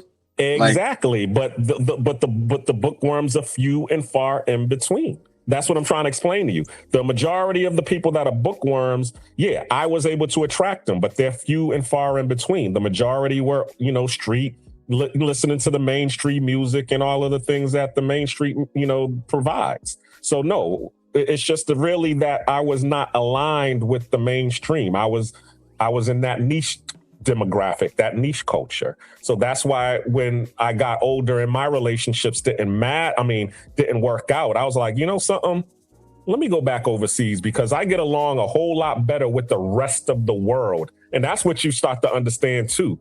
The rest of the world does not operate like America. Once you leave outside America, you will start to see that Europe, Latin America, Asia, you know, Arabia, everybody operates on a different type of mindset than America. America, and a little bit of Europe, operates on that Darwinism, that survival of the fittest. You need to be hard, and if you ain't hard, then you invisible. I feel that. Me personally, I would rather be in a hard place like America and figure it out. And then that way, if I could figure it out here, I could figure it out anywhere. You know what I'm saying? Like, so I wouldn't leave here before I mastered here. You see what I'm saying? Like I would master here, and then I would know wherever I was at, like, okay, I can always go back there if I want. You know what I'm saying? And I would also know, like, oh, okay, well, if they treat me like this over here, well, I mean, I was getting that back home too. So, I mean, it makes sense. You know what I'm saying? But if you wasn't getting it here and then you went there, it's like, you know that in the back of your head, you couldn't get it here. Like, so that's going to be in the back of your head while you're there. That's what I'm thinking. You see what I'm saying? Like, that's always going to be like unfinished business, or you know you can't go back there, or you know you have to be here to get this thing. You know what I'm saying? Or like you have to be in this location to get this thing. You know you can't get it over there. You see what I'm saying? Like I would rather be here, know I can get it here. You know what I'm saying? Well, let me ask you this question. Before I got to the level of development to where I could get it here, go there, and know that other places could be something like a crutch to me. Let me ask you this question, T. What are you looking for, numbers or alignment? Both. Because that's really what it is. It's like 50 Cent said it best. He was able to get his weight up, and then he was able to get the Mike Tyson's mansion in Connecticut. He's like, yo, I had 10 rooms in when I had that Mike Tyson's room, and then what happened was he realized, well, damn, I'm only one person. I can only sleep in one room. So really, it's not about being able to have the big, you know, mansion and be able to say that I was able to reach this, you know, pinnacle. It's really about having that alignment. So it's the same thing with women too. You know what I'm saying? I'm not looking to have numbers, me personally, you know, because I had the numbers. I had the numbers when I was overseas in Japan. I'm getting the numbers here when I'm in Latin America. When I was in America, I wasn't getting the numbers like somebody who actually played the game, like, you know, these dating coaches, you know, claim to be, but I was still getting numbers. But what I realized was I'm not looking for numbers. Like, that whole joke about, about the two cows sitting on the hill and they're saying, let's run down and, F one of these cows. And the father's like, nah, let's walk down and F them all. I'm the guy who's like, well, I don't need to F all the cows. I just want one cow. Let me get me one cow and take them off to the pastures and we go live our happy life together. That's all I'm looking for. I'm just looking for the right cow, not all the cows. And I don't need to be able to say, well, I wasn't able to get the cow in the States. I'm feeling some kind of way about that. No, because maybe that cow that was the right one, it was never in the States. Maybe it was overseas in Japan. Maybe it was in Latin America or Africa or, Saudi Arabia, so, and being able to, travel, I was able to realize that, especially when your agenda is not to have a score that you can compare with everybody else to be like, yo, I banged this one, this one, this one, and this one. No, I want to be able to say, this is my family over here. This is my wife. We've been together for, 50 years. This is our child. We raised him. He has become a doctor or a lawyer, or he has his own business and he has his own children and he's raising them to do the same thing. That's really what the true scorecard is for me. You don't think that would be easier to do in America? You don't think that'd be easier to do in America? To find one person that's like a wife? Like, I think if you want to be with a bunch of chicks, from my experience, if you want just numbers and just like a bunch of chicks, that's what I would go overseas to do that. Like, but if I just want a wife, one person, I think that's very reasonable to get that here. Well, the problem with that is they rely more on the system than they do on you. If you understand what I mean. They're like, I have job security here. What do I need you for? So if you're not, up to par where you can meet or beat the system to be able to provide them what they want, then they don't want to be with you. And also they believe in hypergamy a whole lot more here, in America than they do overseas, meaning, okay, why do I need to be with you and help you build this legacy where I can just find the dude who's already built the legacy and go date him? Because that's what you hear all the time. I'm looking for the high value man. If you're not the high value man, then I'll just wait until the high value man comes my way, and then I'll just date him. No. That's a lot of women don't have that mindset in America. I don't know about you, but a lot of women that I've dated, like, I'm not rich or nothing like that, and they just they just like me for me. No, man. I'm sure there's married. No, I've never been married. How old are you? I'm 36. And how many relationships have you had? Real relationships? Now, how would you label a real relationship? Like, I asked her to be my girl? Yeah, you claimed her to be your girl and you all been kicking it for some time, living together or whatever. I say since I've been an adult, I've had 2 girlfriends. And how long have those 2 relationships lasted? The first one lasted for a year and 10 months. And then the second one was like 2 months.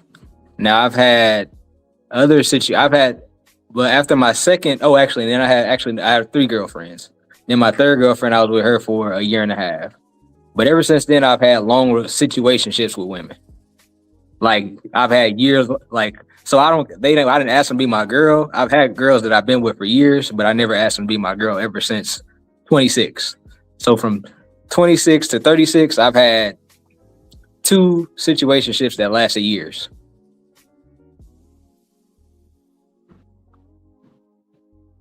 And I don't have money like that. You know what I'm saying? Like, you said what? You got to fly overseas. It's going to last longer over there, man. Nah, man. I get it. Like, that's cool going over there, but I would trust an American woman more than an overseas woman. Okay. Well, let me That's let a you good know point, my though. history. My baby's mother, I was with her ever since she was 19 years old. I was 24 years old when I met her. I just got out of the military and I was home. And me and her were together for 14 years, and then we broke up. And then I ended up dating another. And where was she from? Where was she from? She was from the States. She lived in America. Okay, I got it. Boston, Massachusetts. You know, we did the whole, you know, she ended up getting pregnant. I moved her down south because it was a little bit more affordable down there. Bought a house, had the, you know, the white picket fence, you know, the whole American dream. And we ended up breaking up because she wanted more. And I'm like, all right, well, we can get more. I got us this far. All I need is your help. She listened to the peanut gallery. You don't need to take that from him. You can just go find somebody better. And that's what usually happens that causes guys to break up with their relationship, is the fact that the women will normally listen to their peanut gallery or their job or their pastor. They're going to listen to a third party rather than follow, you know, their man. That's what I noticed here. The system is usually going to take over. My second relationship was 9 years. With that first one, do you feel like that woman liked you for you, or do you think that there was some type of ulterior motive, like that why she ended up getting with you? It's a both and. It's not an either or. It's a both and. I provided stability to the situation. Okay, you know, I also treated her with a whole lot of respect, but at the same time too, I am a Gen Xer and she was a millennial, so her mindset was a little bit more different than mine. So that's where we started to clash, and then she started to listen to her millennial friends, and then so she started listening to her millennial friends a whole lot more than she started to listen to me. And so I would, you know, in the end, I just told her, I'm like, okay, if you want to listen to them and they're all single, you got a nice house, you have, you know, 3 cars outside. It don't sound like she liked you for you. It don't sound like she liked you for you. Like if she liked you for you, she would not listen to her friends. Well, you got to keep in mind too, she wouldn't have had the baby if she didn't like me for me. Also, but that's not true. That's not true. Because I mean, we see a lot of situations where women are having babies with guys that they don't actually like that. I mean, you see that with let's just say like Brittany Renner and that NBA player. Like she set him up, like had the baby. You know what I'm saying? Like just because they have a baby don't mean that they like. How long were they together though? I'm not sure, but I'm just the point is that she didn't like him for him. They weren't together for 14 years. So you gonna sit there and hate a person for 14 years? 14 is a long time though. But that is a long time. You were older with a lot of stability. Were you taking care of her? Was you taking care of her the whole time? Well, in the beginning, yeah. But then when we got to what's it called? When we got to Atlanta and it got a little bit more affordable, we were kind of working together. And then so how long were you taking care of her before she started to like help out? I'd say about after she got out of Job Corps. So we'll say about 2 years into the relationship. Okay, so you took care of her about 2 years. Yeah, and then she ended up getting her own job. And then she started to contribute to the house? Yeah. Okay. So at that point, it was like 50-50? Yeah, exactly. Okay. Adam, you can't defeat the Western minds of these women. You can't defeat it, Adam. Stop it, Adam. They're all crooked. They're all wicked. Just stop it. Stop it. I'm not going to say that. I'm just going to say that the system, you know, the Matrix or the evil empire does have a heavy influence, as they say in the facts. Star Wars. The Force is strong with you. That's what's going on. The dark side is strong with a lot of these women because they've drinking the Kool-Aid. It's like, because think about that. As long as I do not have a man in my home, I get job security, or I get Section 8, or I get, you know, all of these safety nets to be able to sustain me. So I'm stable without the man. So really what it is I just need the man to be able to take me to paradise. That's what I'm looking for. And that's what happens when you're living in America. But that's not just for women. That's just for people who live in America, period. They get stable. And then once they get stable, they start looking for power. They start looking for, money. They start, looking for all of these things in order to do that. Like what you was just talking about. You was talking about, okay, I done made myself into something. So now I want the numbers. You see what I'm saying? But really, when you leave America, they're not operating on that dynamic. Most of them is just looking for freedom. They're looking for love. They're looking for family. They're not looking to be out here, to be saying I'm the man. That's wild. Hey, I do got one quick thing to say, just in y'all conversation. I wonder how the women are overseas with the guy who is with the stability, because maybe over there that's not common. I mean, at least in the States, she didn't see the Benz, she seen the Hummer, Lamborghini, the Ferrari. So she may have like a lower temperament. I mean, of course they always say monkey branch, but it may be a little bit different. Hold on. Go. So I wonder how it is overseas when it's not common that a guy is super wealthy. And so then when there is competition of guys with wealth, I wonder how loyal they are to that, opposed to the women over here. I'm just curious about that little point. And then I'm gonna just be quiet. It also depends on the mindset of the female, because you do have females who they don't care about the person's money. They care about, is this person going to be happy? I'm going to make me happy. I'm dating a girl right now who was with a guy who had money, and he was able to travel back and forth to the States, and they were together for 10 years. And, I asked her, I said, well, if he was so good and had all of this, why did you leave him? Oh, he was too aggressive. You see what I'm saying? So sometimes what happens is they get into those situations and then they start to realize, I'm living with the beast right now. Having all of this is really not worth it. No, I would rather, how they used to say, would you rather cry in a cardboard box or would you rather cry in a Benz? Some of them is like, something, I'd like to cry in this cardboard box because in the Benz I got a black eye.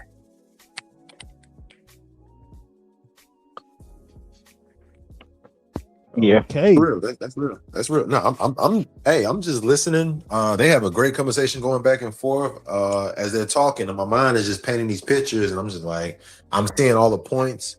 I mean, I know some guys want to, take care of their business out here, and then some guys like, man, hey, if I want to do that, I can do that, but where my vision is a little bit more substantial, a little bit more foundational, as far as just want to get out the game and create my own game where happiness and family and just a better life. I mean, I like these conversations as far as overseas. I don't really go out there as much, but if the women are more pleasant, more respectful, more loving, more trustworthy, really engaged, asking for head is not like a fucking trigonometry problem, then it's like, wow, okay, that sounds great. Well, but my thing is this though. I think that me personally, like, you could find a woman that'll just give you head on command in America. But my thing is this though. I think that if you're looking for a wife, I think America is better for that. If you're looking to just smash a bunch of hoes, overseas is better for that. That's my opinion. And the reason I think that is because, like, in America, I don't know about anybody else, but it seemed like it's easy. Like, if you want to get into a relationship with a woman, like, it's a lot of women looking for relationships in America. Like, I don't think that's the issue. Like, a hard thing to do is to get in a relationship in America. I think it was more like a difficult thing is to be a player, just knocking a bunch of American chicks down. I think that's where the difficulty kind of lies at. But in terms of just finding like a partner, like, I think they looking for that. I don't think that's gonna be tough for you to do in America. You know what I'm saying? But overseas, the thing it's more stuff to worry about. Like, if you want to have a partner, you got to worry about the cultural differences. Y'all are not the same. Like, y'all never gonna be the same. y'all, you gotta always wonder, like, okay, what's her ulterior motive? You know what I'm saying? Is there an ulterior motive? You gotta worry about that. That's facts. That's facts. Yeah, you gotta worry about that shit, man. They got this man, special education Tyrone up here. Yes, Adam and Prodigy. I do want to thank you just to make it clear because I know I've been wage slaving at my job recently, trying to get a promotion and stuff. I want to just to make it clear because my audience already knows this. No, I was going to give Adam and Hold on, wait a both minute, you. hold on. Oh, go Let ahead, me say Prodigy. this My real bad. quick. Let me say this real quick. So My bad. My I'm fault. gonna let you up, Tyrone, but I'm probably not gonna let you up that long. No, it don't got to be that long. Yeah, Because that's cool. honestly, I wanted to let Adam and the other dude keep hashing it out because this is like one of the best conversations I heard on a Passport Bro topic. But go ahead. Yeah, I mean, you can chime in real quick and Oh yeah. they can get back to it. Go ahead. Yeah, I was going to keep it brief. I just wanted to thank Prodigy for letting me on. And my audience already knows this, but I've already given Adam some credit in his recent wins. I've already admitted if Adam seen me in real life, he would beat me up. Like when I'm because again, Adam, just to give you some context. No, just real quick, Prodigy, just to everybody, my audience, your audience, just to give some context. Maybe a week ago, I had a conversation with my manager after I appeared on Kendra G's dating show those couple times. And even my district manager, who is cool with me and is like, yo, Stefan, you're professional, but I think when you get off work, you drink too much and yada, yada. If you want a future in this company, I think you need to reel it in as far as when you get off work, stop drinking so much. Like I've had personal conversations with people at my job. They're willing to give me mental health days and all this stuff. So I just want to say to Adam, all the tough guy stuff aside on my part, you were correct. And a lot of the people in my audience were correct when they said I need to reel it in and act my age and stop drinking so much and be more responsible. I'm literally trying to get into therapy soon. I was even trying to get a second job, but I'm just trying to schedule everything out because because of my hours at the first job. But like I am literally taking a lot of the criticism you guys have given me. Maybe I don't say it online or I don't admit it, but in real life, I actually am taking heed. So if I can just take a moment of honesty, I will admit, Adam, your criticisms were correct. But I mean, and back to your conversation, the one thing I will say, the guy that's because I can't see the names under everybody's profiles. A black cleaner. Yeah. Black cleaner. And I love both sides of the argument. I will say Black cleaner seems like he's approaching the Passport Bro lifestyle with a little more nuance than guys like QB. It seems like at the very least, he's kind of had a level of like self-actualization and he's comfortable with kind of his identity and his phenotype and the women that are into him. So it seems like even in America, maybe he got less of a certain type of chick because I can relate to this as a nerdy dude myself. And people will ask me, oh, Stefan, why do you date only black chicks or so many black chicks? Why don't you give these nerdy white or Asian girls a chance? You're too loyal to these black women who take advantage of you or call you lame and blah, blah, blah. So I relate to a lot of black dudes on all over the spectrum of dating success. But I will say, Adam, the one point I wanted to give Adam credit on that I've tried to drive the point home to Casey Redbeard and QB and all these other like Passport Bros. Adam said he would rather figure it out in the harder environment. So when he moves out of that, he knows whatever happens, he can always go back home because he already beat the video game on the most difficult level. Whereas some other Passport Bros, and I'm not talking about Black Cleaner, I'm talking about Passport Bros like, like Casey Redbeard or like the weirdo dudes that we, I'm not going to name their names, but the the manosphere passport bros. I'm not talking about, Ronin travelers. I'm not talking about normal guys that just travel and they're successful guys. I'm not talking about them.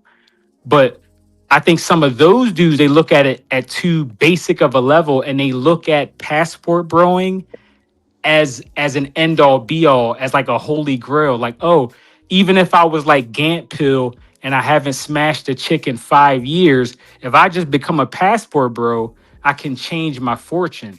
But they're not paying attention to the fact that these women, even if they're not as shallow as American women, their motives and the reason they're attracted to you, or not physically attracted, but the reason they're drawn to you is not really what it would be in just a neutral playing field.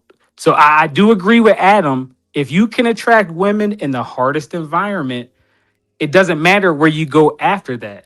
Because if you beat Ninja Gaiden on level 20, which is one of the hardest video games of all time, and then you're forced to play Ninja Gaiden on level 1 or level 2 or 3, you already know you've mastered one of the hardest games of all time on level 20. You beat the game already. So I do agree with Adam, and I think some passport brews overlook that because they want to lump Adam's criticism in with guys like Lucario or just passport bro haters. I think Adam is just looking at it from a neutral perspective, saying, hey, women are women. Yes, the country and the environment and the laws in the society and other women in that country can affect their, can influence how they treat their men. But at the end of the day, women are still women. So certain things are going to still apply. So Adam, I do agree with that, but go ahead. I'm going to mute up for now because I made my point. Go ahead. Yeah, for sure. Right. But yeah, Okay. go ahead. You was gonna say something true? Well, no, I'm gonna go ahead and get back to the video. I'm probably gonna close it down soon. But yeah, that was a good little, exchange of words. Oh yeah, Prod. I'm gonna drop off and just enjoy the rest of the conversation from the chat. By the way. All right, man. Yeah, y'all be. Oh, what's up to Jermaine? By the way, shout out to Jermaine. I didn't Shout throw out. him Yeah. away. Daddy probably moved him on the island. What's going on, man? What's up, man? Long time no hear, man. Yeah, man. I'm just chilling, bro. But like I said, I'm gonna still chop it up in the chat. I'm gonna comment in the chat.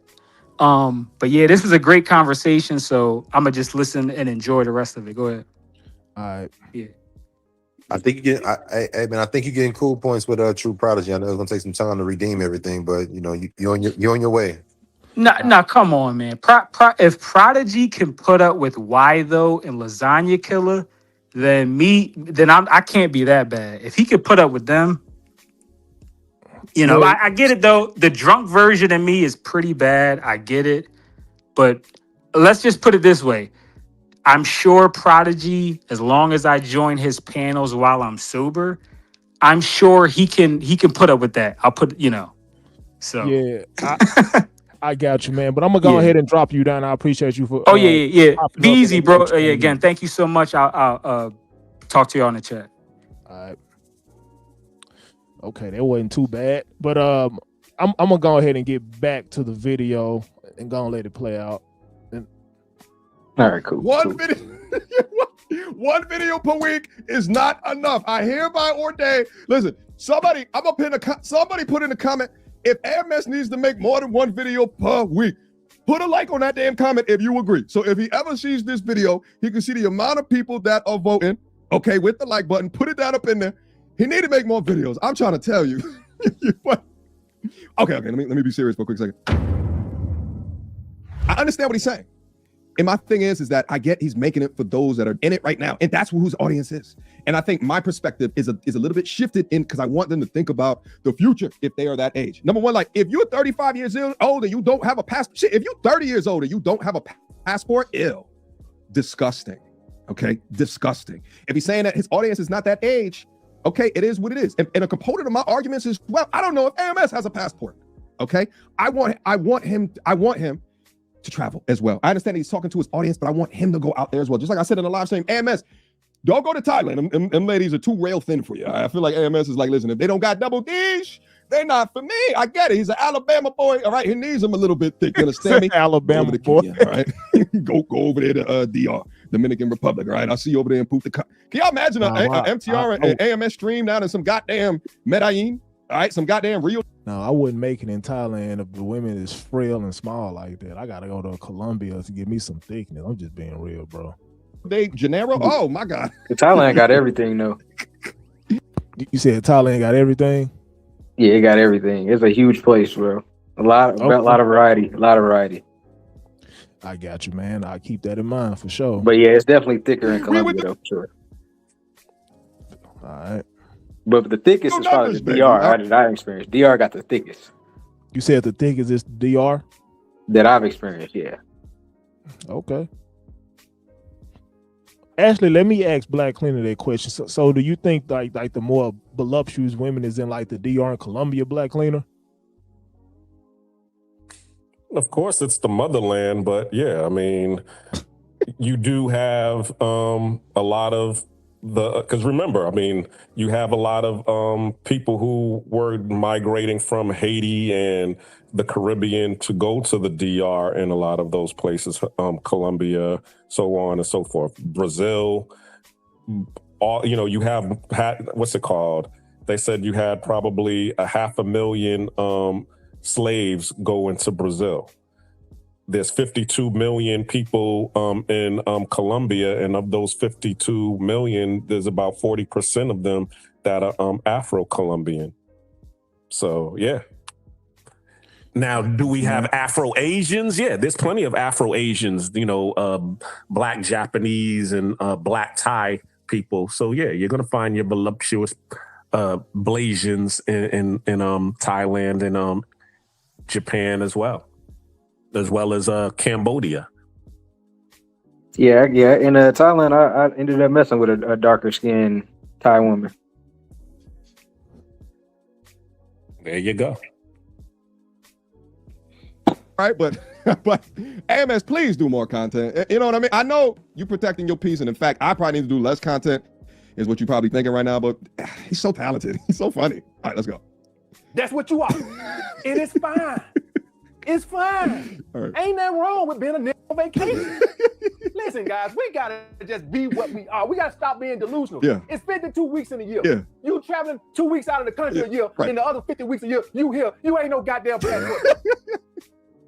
You are a nigga on vacation. That's what you are. Okay. If you ain't traveling at least 6 weeks out of the goddamn year, out of the country, stop calling yourself a goddamn passport, bro. Because you ain't.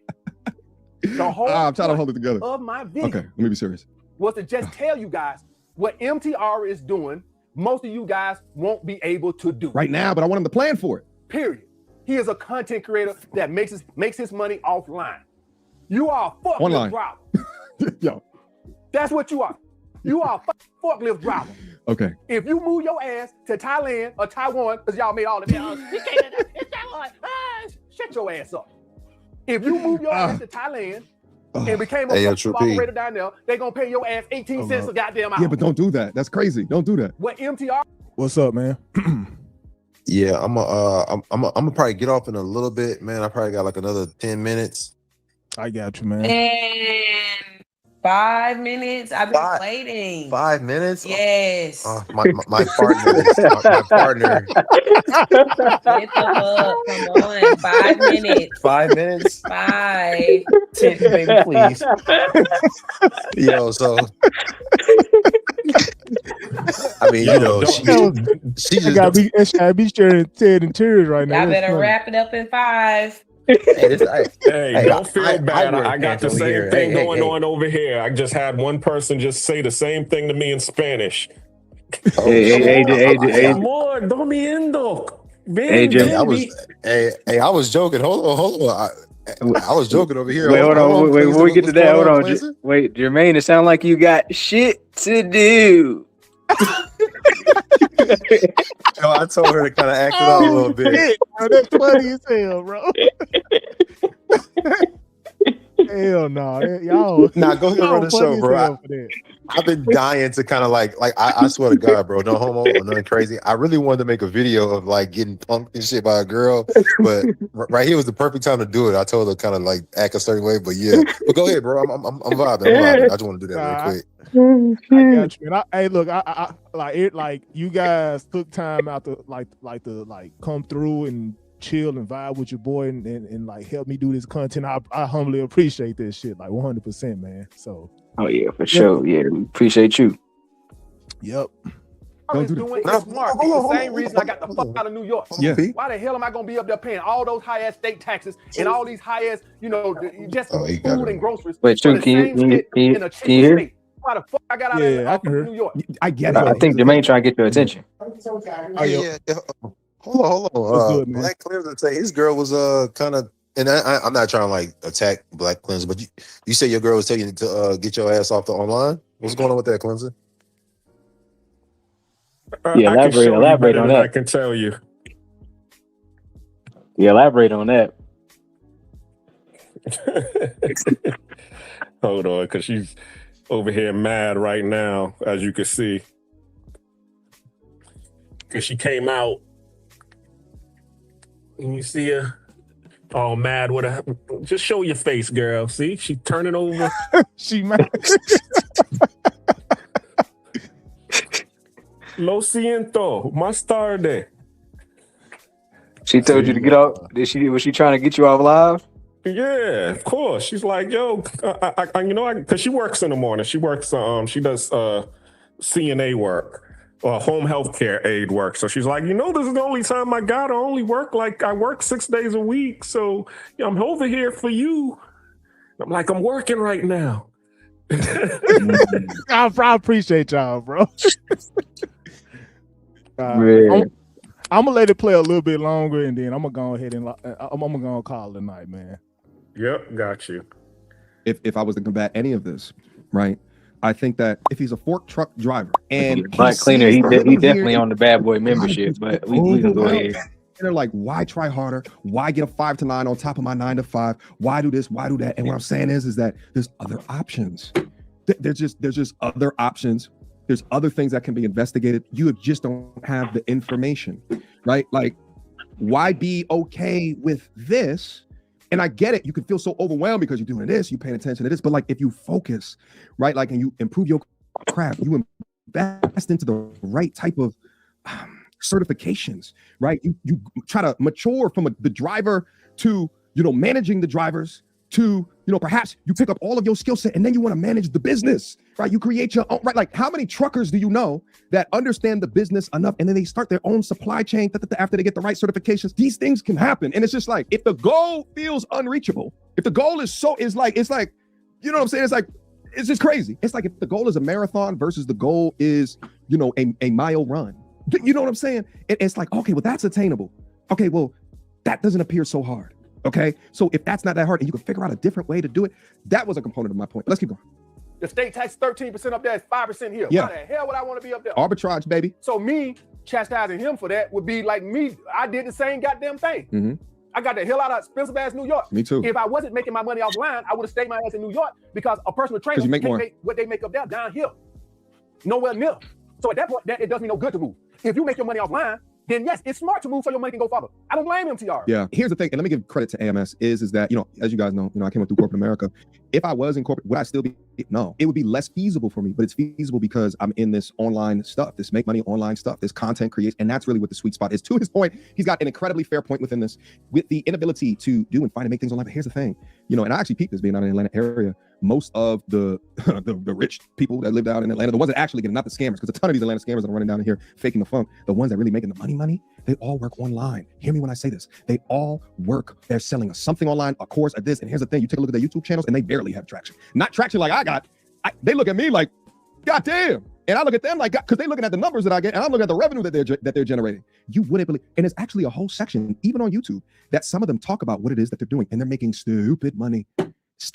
But the ones that do really good at it, they master a skill set. And then they figure it out. But they're not just doing their forklift. Back when they wasn't making money, they're not doing a forklift job and just leaving. They're mastering. They're becoming experts at what it is that they're doing. This content, I am an expert at the content shit through and through. Back when I worked, I was an expert at what it was that I do, and I was getting even better. Okay, what are you focusing on within your purpose to become an expert? All right, let's go. Now, you think you're going to start to become a content creator. but you suck. You ain't MTR. You suck. You've been on YouTube for 8 years and you got 1,200 subscribers. It's over for you. Why would the value, baby? You always have suck and you still suck. Why would the value? You go to Thailand and start making content, you still gonna suck because you suck. Yo, he's popping So off. for all you guys who think you're gonna become these Passport Bro channels, I just want you to know, Okay. if you suck here, you're gonna suck there. True. However, I will say, all right, if you're making, $4,000 a month up on YouTube right now, you can substantiate life over there and live abundantly. Okay. Now over here, you're poor, right? Right. Like you're not doing well over here, but over there, you're making that time of money, right? Like you could substantiate something, but fair point. It's tough to get up on the content. ViralValue.com. Let's go. Because you suck.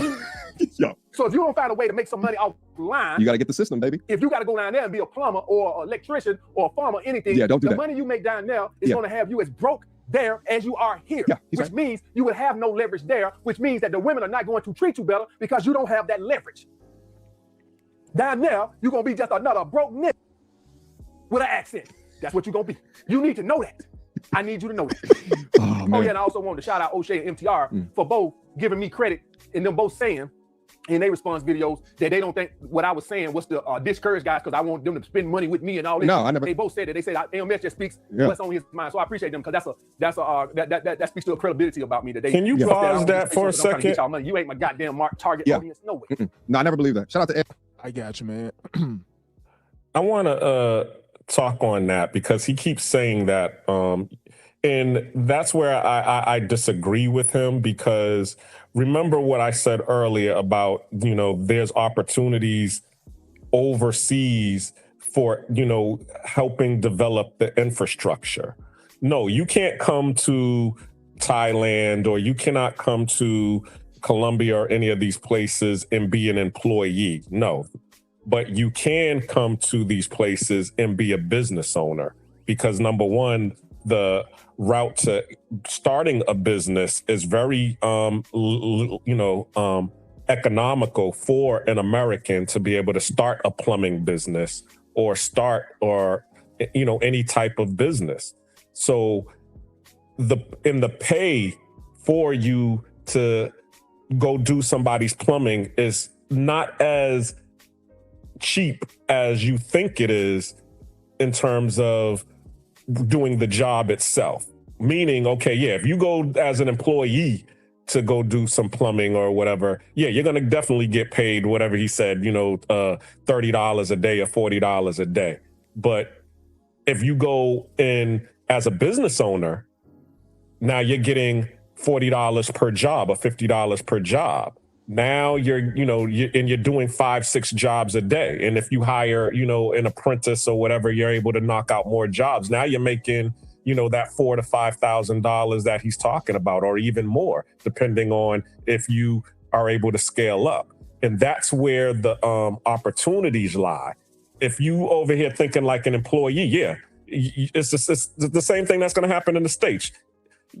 As he just said, you can be up in New York making, hundreds of thousands of dollars as an employee. But as soon as you move down to Miami or Alabama or Mississippi, you're going to be making pennies.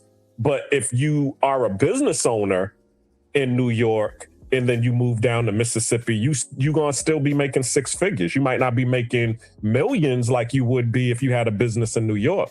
But you could still make 6 figures if you have that business in Mississippi or those other places. So that's where the contrast is at. People shouldn't be thinking about being an employee and moving overseas. They should be thinking about owning a business and moving overseas. And you can do that. I got you, man. I appreciate that. I appreciate that input, 100. I'm gonna probably let it play for maybe 5 more minutes, and I'm gonna close it down. I don't want to hold y'all up. I ain't even got to look at my analytics because I already know as a dating coach, it's always going to be 16 to 24. I don't even got to look at it. Common sense tell you that. 35-year-old man with 3 kids with 2 divorces looking at a goddamn dating coach for, other than just, curious what he going to say. Motherfucker goddamn got more dating experience than me. Shit. Next, guys. Dog, we need at least 3 videos a week, please. Need to, and this goes to my last point, need to stop saying that you're a passport bro. Okay. Too many guys, only a small selection of fewer guys who like make their money offline can even claim to be passport bros. Most guys are just traveling. That does not make you a passport bro. Yeah, but here's the thing. I don't know what makes people a passport bro. I'll be honest. I mean, I've never said that I am a passport bro. Channels will just start popping up out of nowhere and calling me a passport bro. I don't even know what. I even asked on the live stream, is there like a sign up form? Is there like a federation? Is there an application or something like that? Like what makes me? And that's why I think, you know, if I was to do something else, visa bro, freedom bro, refugee, okay, I think I'd have like an application process. Like it'd be like, okay, you were confirmed, you were part of this. I didn't even know what like really makes it. Is it like a length of time? Like I'm not sure is what I'm trying to say. So when I saw all the comments and stuff, and I'm like, there's no way in the hell this many guys can afford to travel and be passport bro. The numbers just don't say that. It's impossible. I know what the medium income in America is. You know, you hear all these guys and they bitch and complain about women want a 100K man, 100K man. It's amazing how guys so come up with all this money to become passport bros. But when women say they want a man make 100K, that's 2% of the man and men under 29. But they sure got a lot of money to travel. Yeah. Here's what to talk through the comment section. I think there's a lot of people that have been abroad and they've seen what it was that I was saying, and they can confirm the lifestyle, the peace, right? Like the ease, right? All of the things that I was trying to, I think that there's a large component of people that have traveled and they can say yes. There's also a large component of those saying, I just got my passport the other day. Shout out to MTR, you know, shout out. Thank you so much for talking about this, because although I don't have a trip planned out right now, I'm gonna put something up on the calendar. I think there's a large percentage of that as well. But like, I'm a little bit confused. Again, like I said before, like passport, like what is the, right? Do you have to be abroad for like 4 weeks throughout the year? Is there a certain time? Is there certain locations? Like, I'm not even sure. So there needs more definition. All right. What I'm trying to say, guys, is only a select few of guys. Guys, I bet probably 1 or 2%. The average job gonna give you 2 weeks off a year, 2 to 4 weeks a year, just depending. I know they got all these mental health days, 9 stuff, because people are just, you know, that's what the world we live in. So I don't know, some of y'all might got 3 months off, right? All these mental health days, all this other shit. But by and large, guys, we gotta be logical. We gotta be logical. Appreciate you for coming through, Black Cleaner. You suck. 100%, man. Peace and blessings to you. That's gonna give you anywhere from 2 weeks to 4 weeks off a year. Even if it's 4 weeks off a year. And I'm talking about, I understand, guys, there's some jobs that have more flexibility than that. I'm talking about the typical job. Y'all know what the hell I'm talking about. No, I get it. Y'all know what I'm talking about. Y'all act like y'all was born up in all these jobs. They got all these vacations and stuff. Guys, I know it's jobs that give you 3 months off a year. I know teachers get the summer off. All this, y'all know the typical job, man. You get 2 vacations a year, 2 weeks off a year. That's the majority of jobs. The majority of them. But you come to YouTube and you think everybody gonna be an influencer or software engineer, be making money offline, and it's just not true. Well, there's also a large component of people that work from home. They work from home and they've had the ability to negotiate where exactly they can be. Or some of these people ain't gonna be the next Austin Holloman. I'm sorry. You're gonna be what you is right now. And lastly, guys, and I gotta point this out. Okay. I gotta point. Okay. Stop asking me to try. Go, MS. Stop asking me to try. No. We're gonna keep asking, brother. Please. No. MS, you gotta try. You never try. MS, you gotta go. Guys. Sorry, MS. We're not dropping this one. No. That's gonna sound arrogant, but I don't give a fuck. I gotta just say it. I feel like I know what he's gonna say. He's gonna be like, life can't get no better than where it's at right now. Let's see if I'm right. All right, let's go. Y'all all say they want the 6'4" millionaire. They want the 6'4" millionaire. He's that. They want the 6'4" millionaire. What the f you think I am? Yeah, I know it. I know it. What the hell you think I am? Yeah, 6'4" multi-millionaire. Okay. Yeah. They just want the tall millionaire. They just want the tall millionaire. What the hell do I look like? Yeah. So, to quote one of my greatest characters, Walter White of Breaking Bad, I am the one who the apex predator. Get him. I don't need to go to fucking Thailand Come on. to get no leverage. I get it right here in America, baby. Okay. I am the one who knocks. Go ahead. Talk to him. Start your shit. I don't gotta go to a fucking third world country Come on. to get no fucking leverage and submission. I get it right here, baby. Thailand is not third world.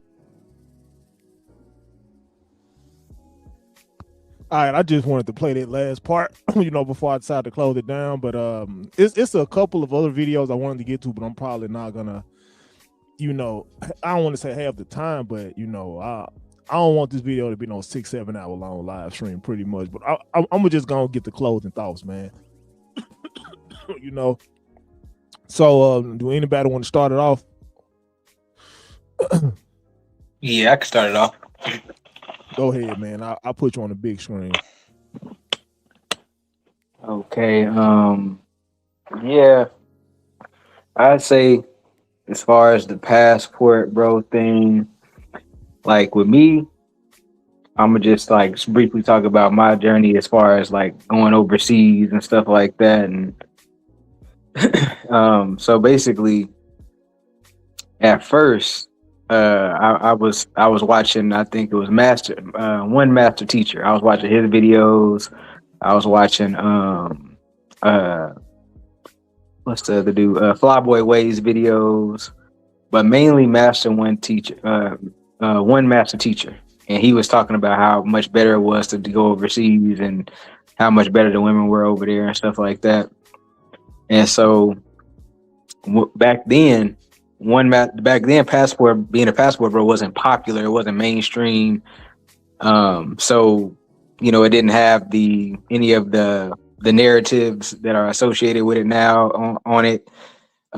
Because one master teacher, he was just basically, his message was, you go over there, they better looking, they more submissive. That's it. That was the narrative at that time. So whenever I first started to travel, that was the impression that I had.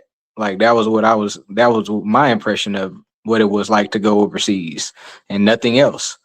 So the first trip I had, I ended up getting with a couple of women in Mexico. It was dope. It was pretty much everything he was saying it was. It wasn't no pay for play, nothing like that. The thing is, but then one master teacher was talking about going to the DR. He was like, man, you got to go to try the DR out. You know what I'm saying? So I went over there, not knowing what to expect. I'm just listening to him. You know what I'm saying? Just say that they submissive and better looking. Okay, I'm gonna go over there. So I went over there, and I'm over there trying to just kick it with the chicks on the regular. But every female I'm talking to has a price attached to her. You know what I'm saying? So I'm like, what is this? Like, what's going on, man? What's going on with this? These chicks asking for money. Like, so then that's when I started to see what was really going on. I'm like, okay. I see what's going on over here. That's expected. You know what I'm saying? It's really not what they were saying. It was more like, they want something, monetary from you to get, you know what I'm saying? They was prostitutes. So, my experience, like going over there, dealing with that, going to Thailand, it's dope. You know what I'm saying? It's dope. Like, and you don't always have to, pay the women and stuff like that. But at the end of the day, it's like you a foreigner over there. You're not like them really. To me, it's just it's like a supplemental thing. Like you go over there to have fun. You go over there to, just kick it for a little bit and then come back. You know what I'm saying? Like that's pretty much what being a passport bro is about. I would think that like traveling and dealing with chicks it's more like, you treat it like Disneyland. You know what I'm saying? Like you go to Disneyland, you just enjoy your time, have fun, and then get back to reality. You know what I'm saying? Come back to America, because if you can get women here in America, it's like you really don't have a super incentive to go over to these other places that like that, unless it's just to kick it for a little bit and then come back. So I would say you more so want to figure out how to get women here. You know what I'm saying? You want to figure out how to get women here. That way you well-rounded. That way you can go anywhere and do your thing. I will say that it is easier to knock them chicks down like in them other countries. And I ain't even just talking about paying. I'm just talking about in general, it was easier. But yeah, you don't want to be dependent on that. You don't want that to be a crutch. You don't want to have to need, like, man, I need to get a female. I got to get a plane ticket to go over here. You don't want to have to do that. You know what I'm saying? So I say, step your game up, figure out you a system, a strategy, a way to get women in America.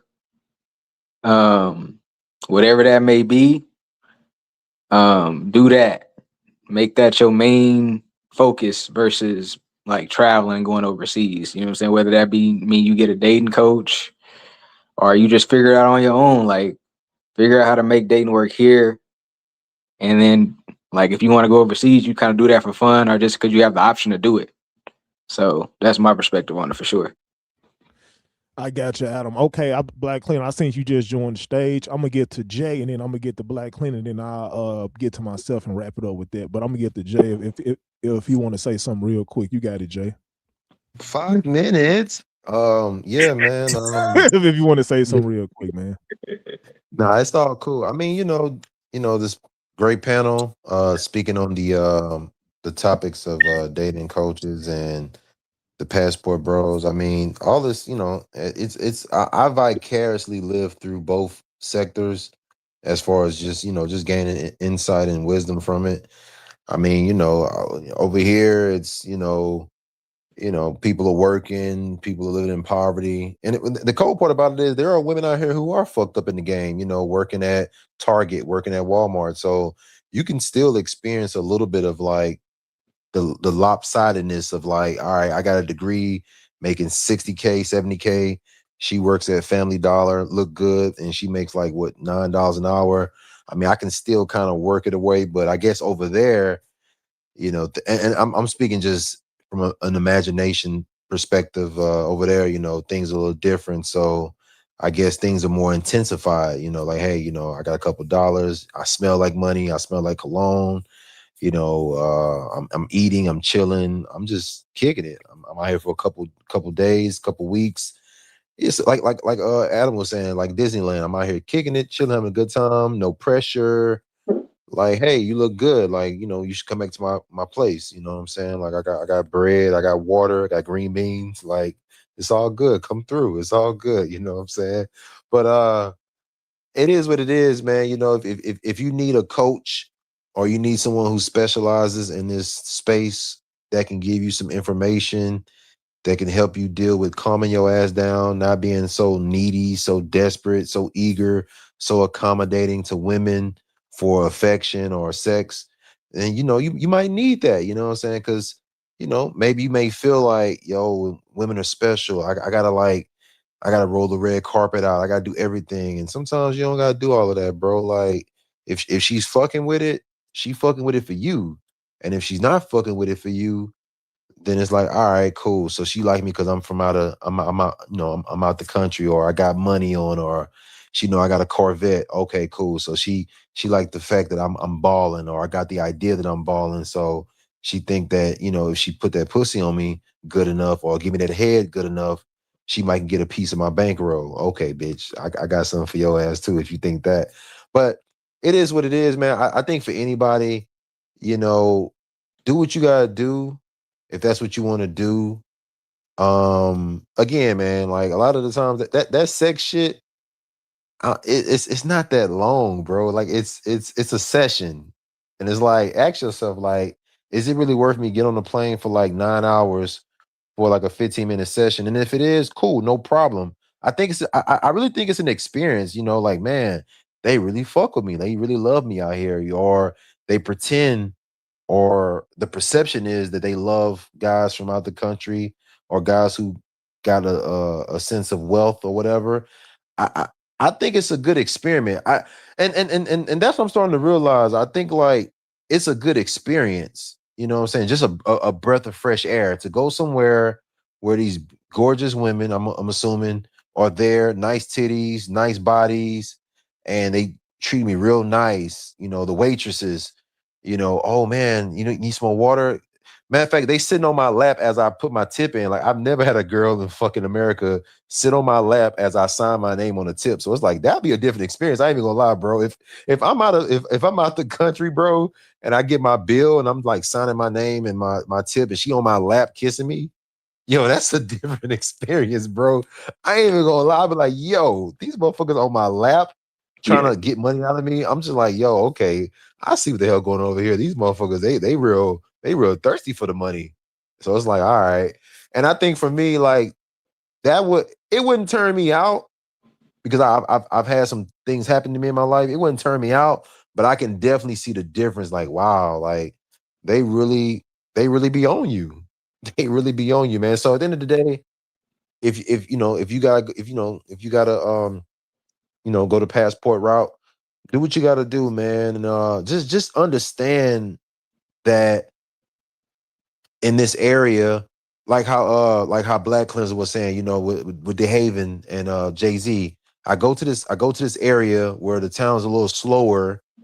I'm talking a certain type of way they never heard. I got this product for them, and they like the price, they like the product, they really biting on it. It's clicking. I'm making a hell of a profit. I think it's the same way with the women. If over there the women are a whole lot more pleasant, and the options are like abnormal, and the respect and the cooperation is like heavy, you know, it is what it is, man. I just think like if you do go over there and it you know, it fucks with your ego where you think you the man, you the shit, I think you got to be able to understand, like, yo, just understand, like, to some degree that, like, all right, they fucking with me, whatever. But you know, maybe if somebody else come through with more money or whatever, then you know it might change. You know what I'm saying? Because you know maybe it's not built on something like pot. And this hypothetically speaking, it's not built on something that's like super real, unless the woman is really fucking with you. You know what I'm saying? Because you know that can be the illusion. I'm over here, you know, I'm wearing Christian Dior. I got a Gucci belt buckle on. I got some Prada shoes on. I got a like nice little chain on, nice little watch. I got abs and shit. The girls is checking me out. Where you from, Poppy? Oh my God, you're so beautiful. Oh my God, who are you? Like, you know, you gotta be ready for that type of shit, man, because it could go to your head, you know. But at the end of the day, as guys, I do think we all deserve like to be treated a certain type of way, man. We work hard for this money, man. We go through shit that women probably don't even fucking understand, that we go through, the sacrifices, the saving the money, like buying houses, buying cars, building your credit. Like we go through a lot of shit, man. And sometimes in the States, man, you know, women feel like, oh, that's regular. Bitch, this is not regular. Like, what the fuck? I went to school for this shit. I got customers and I had to study and shit. Like this ain't really regular, man. And maybe over there they appreciate it more, or they give the illusion that they appreciate it more because they don't know what I've been through. And who knows? But at the end of the day, man, do what you got to do, man. We all got needs and wants, and if the needs and wants are better elsewhere, then if that's what you want to do, that's what you want to do. Go for it, man. You know, getting sex, getting love without a whole lot of like, getting sex and getting love without a whole lot of like headaches, I think that's a good deal. I really think it's a good deal. And that can be in America, that can be overseas, that can be outside this planet. I think it's, you know, at the end of the day, we know I really feel like we deserve it, man. You know, we the guys. We gotta protect, provide, give wisdom, give information. We gotta hear your drama, hear your emotions and shit. We gotta do a lot of different things, man. And at the end of the day, like, you know, I'm asking for a back rub. I'm asking for like some spaghetti. I'm asking for like some head. Like, is that too much to ask for? Like, what's up? So great show. True P came through again. Shout out to Black Cleaner. Shout out to Adam. Shout out to the guys that came through running. Whoever, some other guys, Educated Tyrone, all them people, man. Shout out to everybody, man. Hey, man, if make sure you don't got no felonies. If you don't got no felonies, yo, man, I feel bad for you, bro, man, because you can't travel and shit like that possibly. And you might be missing out on some things, but you know, we all make choices in life that put us in a fucked up situation in this game of life. But if you are able to travel and enjoy your life, man, enjoy yourself. And if you come across some shorties that's feeling you, just think about it, bro. Don't be so quick to just fall for the love and affection, man. You never know what these motherfuckers are after. You know what I'm saying? But if everything is cool, they listening, they're not trying to get you to like stray away from what you want to do, and that's America, not America, then, you know, wear your protection, have a little fun. And another thing, man, I thought about for a second, man, it's like, even when you go over there, it's like, and this may be another con, even when you go over there, it's like, I can't bring you back with me though. Not saying I can't, but it's like, you can't just come back like that because you live here. So it's like, now I gotta like, if I want to bring you back to the States, that's a whole conversation. Like, do you got your, you know, do you got the, I guess, the paperwork to come back? Do you want to leave your family? Do you trust me enough to leave everybody and just be relying on me? Like, it's a lot that go into that. Or fuck it, I'll just move here. You know what I'm saying? Hey, when I move here, are you gonna leave your family for me? I want you to live with me. Fuck your family. Like, I appreciate your family, but like, I want you in my domain. I want you in my shit. You know what I'm saying? So, you know, what's up? Are you willing to, if I come here permanent, are you going to like get your shit and be mine? You know what I'm saying? But good show, good stream. My girl she told me I got 5 minutes, so I gotta get out of here, man. You know what I'm saying? So nah, good show, man. Hey, I want to hear Black Cleaner, man. Hey, I want to hear Black Cleaner, man. You know what I'm saying? I'm good, man. I'm good. All right, Black Cleaner, you up, man. I appreciate that, Jay. 100, bro. Yes, sir. Can you hear me now? Yeah, I heard you, man. Great. All right. Two things. All right. When it comes to traveling, I don't try to make it a woman centric or man, centric type of situation, but I do encourage every Black person to travel because, and we're celebrating Juneteenth right now, which is the freedom of Blacks from slavery. And shout out to Andre and Love Crossing Borders because he said this yesterday. He said the jail cell is open, guys. You all need to exercise your right of freedom by leaving the jail cell. And that's what happens when you actually start to travel and go overseas. You start to actually realize, yo, I am not in America. I am not in this jail cell no more.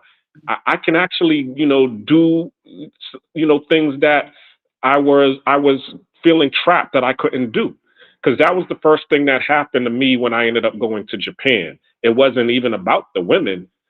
The women might have gotten me there. Well, because actually that's another story. I'll tell that on my live or, next time I'm back on here. And I'm actually going to write a book about it too.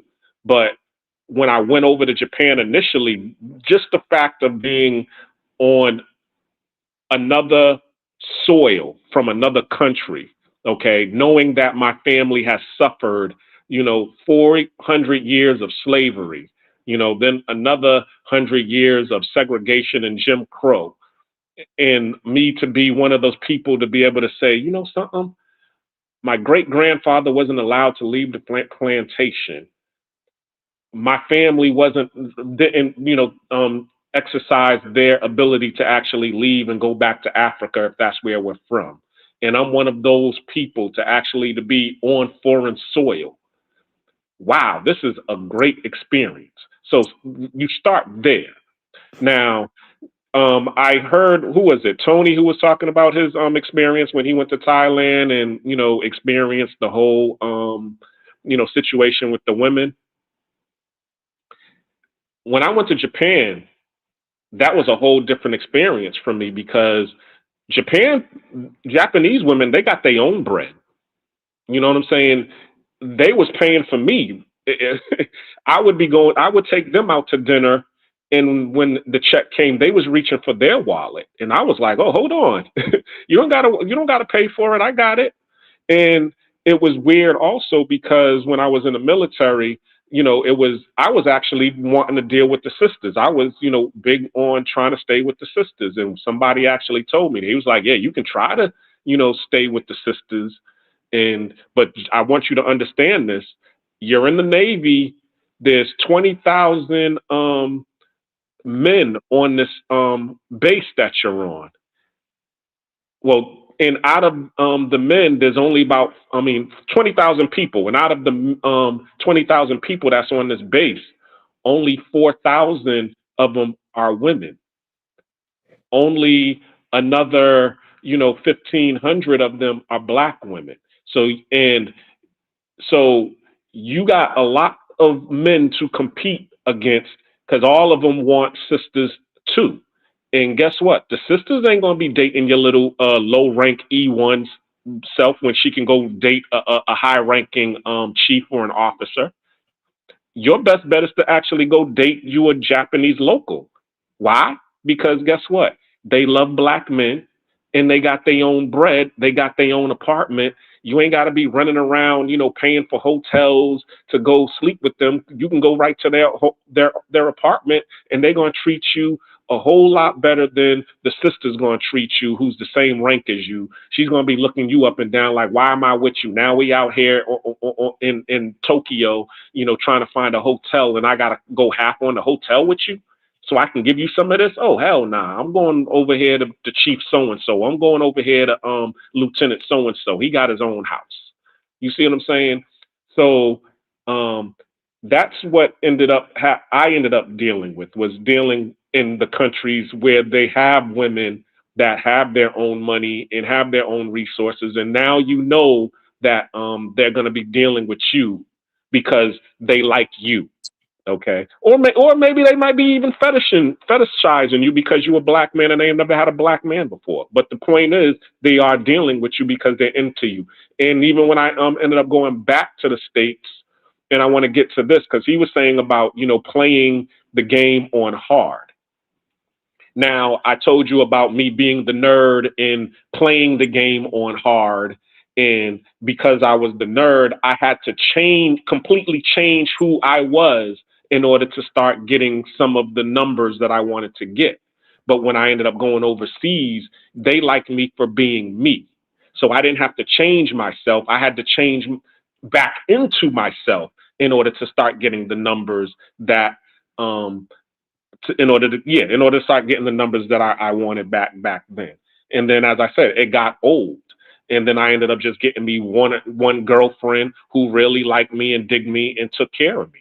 And then, therefore, me and her had a nice 5-year relationship before I ended up going back to the States. She was even coming back and forth. She would come to see me every 6 months and, you know, and would be at my house for a month. I was actually going to marry her, but then I ended up, you know, meeting my baby's mother. That's another story. But the point was, to what he was saying about playing the game on hard. Nobody starts playing the game on level 20. They start playing on level 1, and then once they learn how to play the game and how to make the moves and move correctly, and then they get a confidence, then they start to ease the levels up until they're able to get to level 20. So actually going overseas, okay, you get the mind-freeing experience from, you know, you being especially if you're an FBA, or even if you know you're your family came from slavery, that will trigger your mind to change your whole mindset. And then number 2, you're playing the game on easy to be able to get out of your social awkward shell and to be able to learn how to be yourself. You don't got to change in order to get girls. You just got to be comfortable in your skin and be confident about who you are. And then once you're able to have that confidence, then the people who like you will mess with you.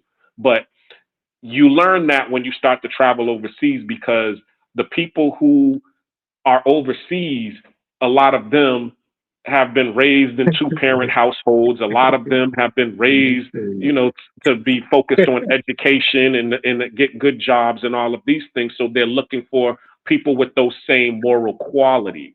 So therefore, you're going to find more of you out there who are going to accept you for you. Now, you can do that, learn, play the game, get out of your social awkwardness.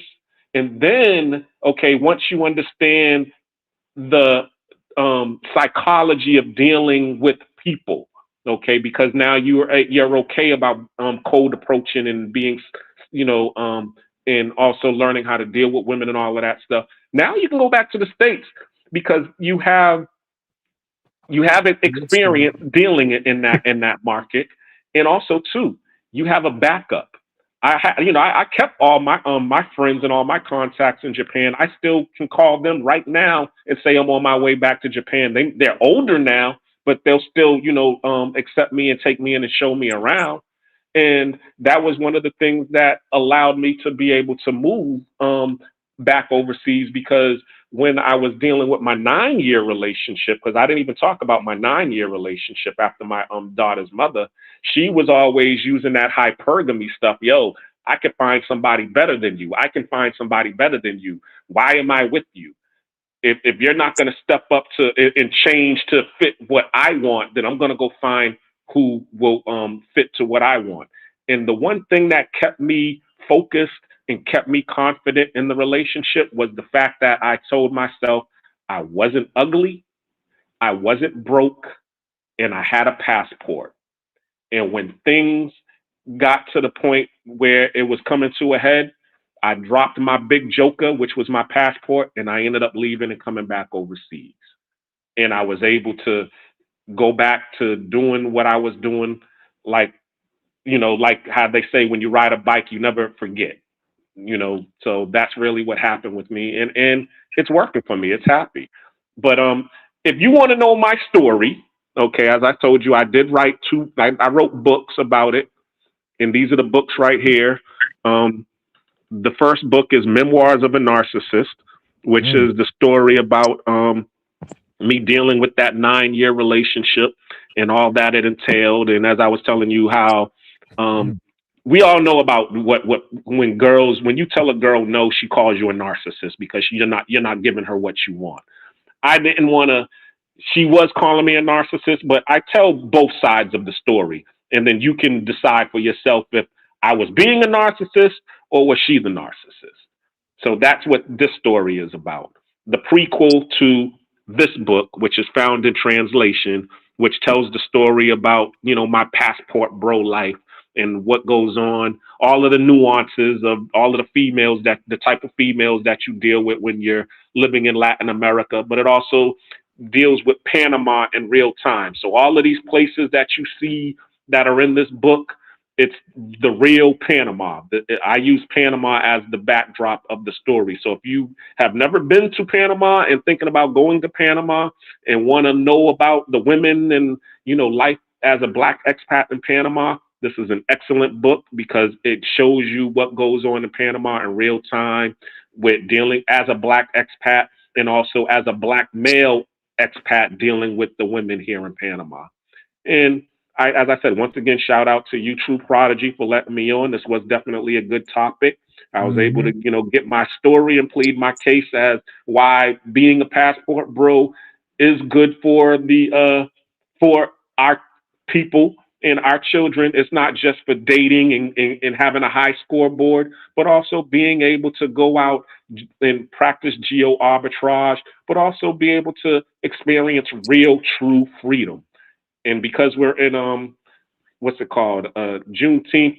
Juneteenth is over now, but it's the whole weekend. I'm celebrating it. And one person said, they said, freedom not practiced is not true freedom. So I encourage everybody, get your passports and practice true freedom. Not just for women. That's just a byproduct. But there's a whole bunch of things that comes with freedom. And I land there. I appreciate you all. I got you, man. And let me give you the Don DeMarco, man. You wrote 2 books. All right, let me put it back on me. All right, and let me give me 1 second, and let me get a hold up. Let me hold up. Fix some stuff around. Okay. I don't think you guys can hear no audio. So yeah, let me give a shout out to Jay right quick. Shout out to Jay for the big $15 super chat. Cheers, guys. 5 minutes. Listen. This man funny as hell, man. Shout out to Jay, bro. Hold on.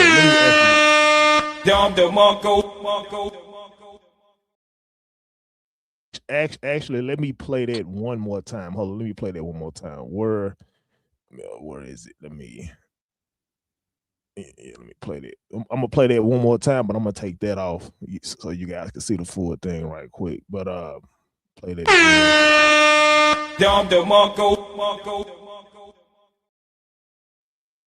I appreciate that, man. But yeah, I actually got 3 more of those. But so that's pretty much it for the show. I'm not finna compete with you niggas. Hell no, it's not happening. As far as trying to go on, I'm not trying to outdo y'all in that. Hell no. I think you went on for 5 minutes, Jay went on for 7, and Black Cleaner went on for 10. I'm not competing with that. But yeah, that's pretty much it for the show. Like I said, this was a great topic to talk about. Haven't streamed in a minute. I might have to start streaming a little bit more so I can get back in the algorithm, like how I used to be. But yeah, that's pretty much all I have. Shout out to Black Cleaner for joining. Shout out to Adam. Shout out to Jay, the regulars, even shout out to Educated Tyrone, shout out to the Travel POV, shout out to Tony Wing, Chon Pressure, shout out to all you guys for sticking with me, even though I don't stream like that. But might have to start streaming a little bit more. But that's really all I have for you guys. Like, comment, subscribe, fuck with your boy. With that being said, peace. I'm out. All I had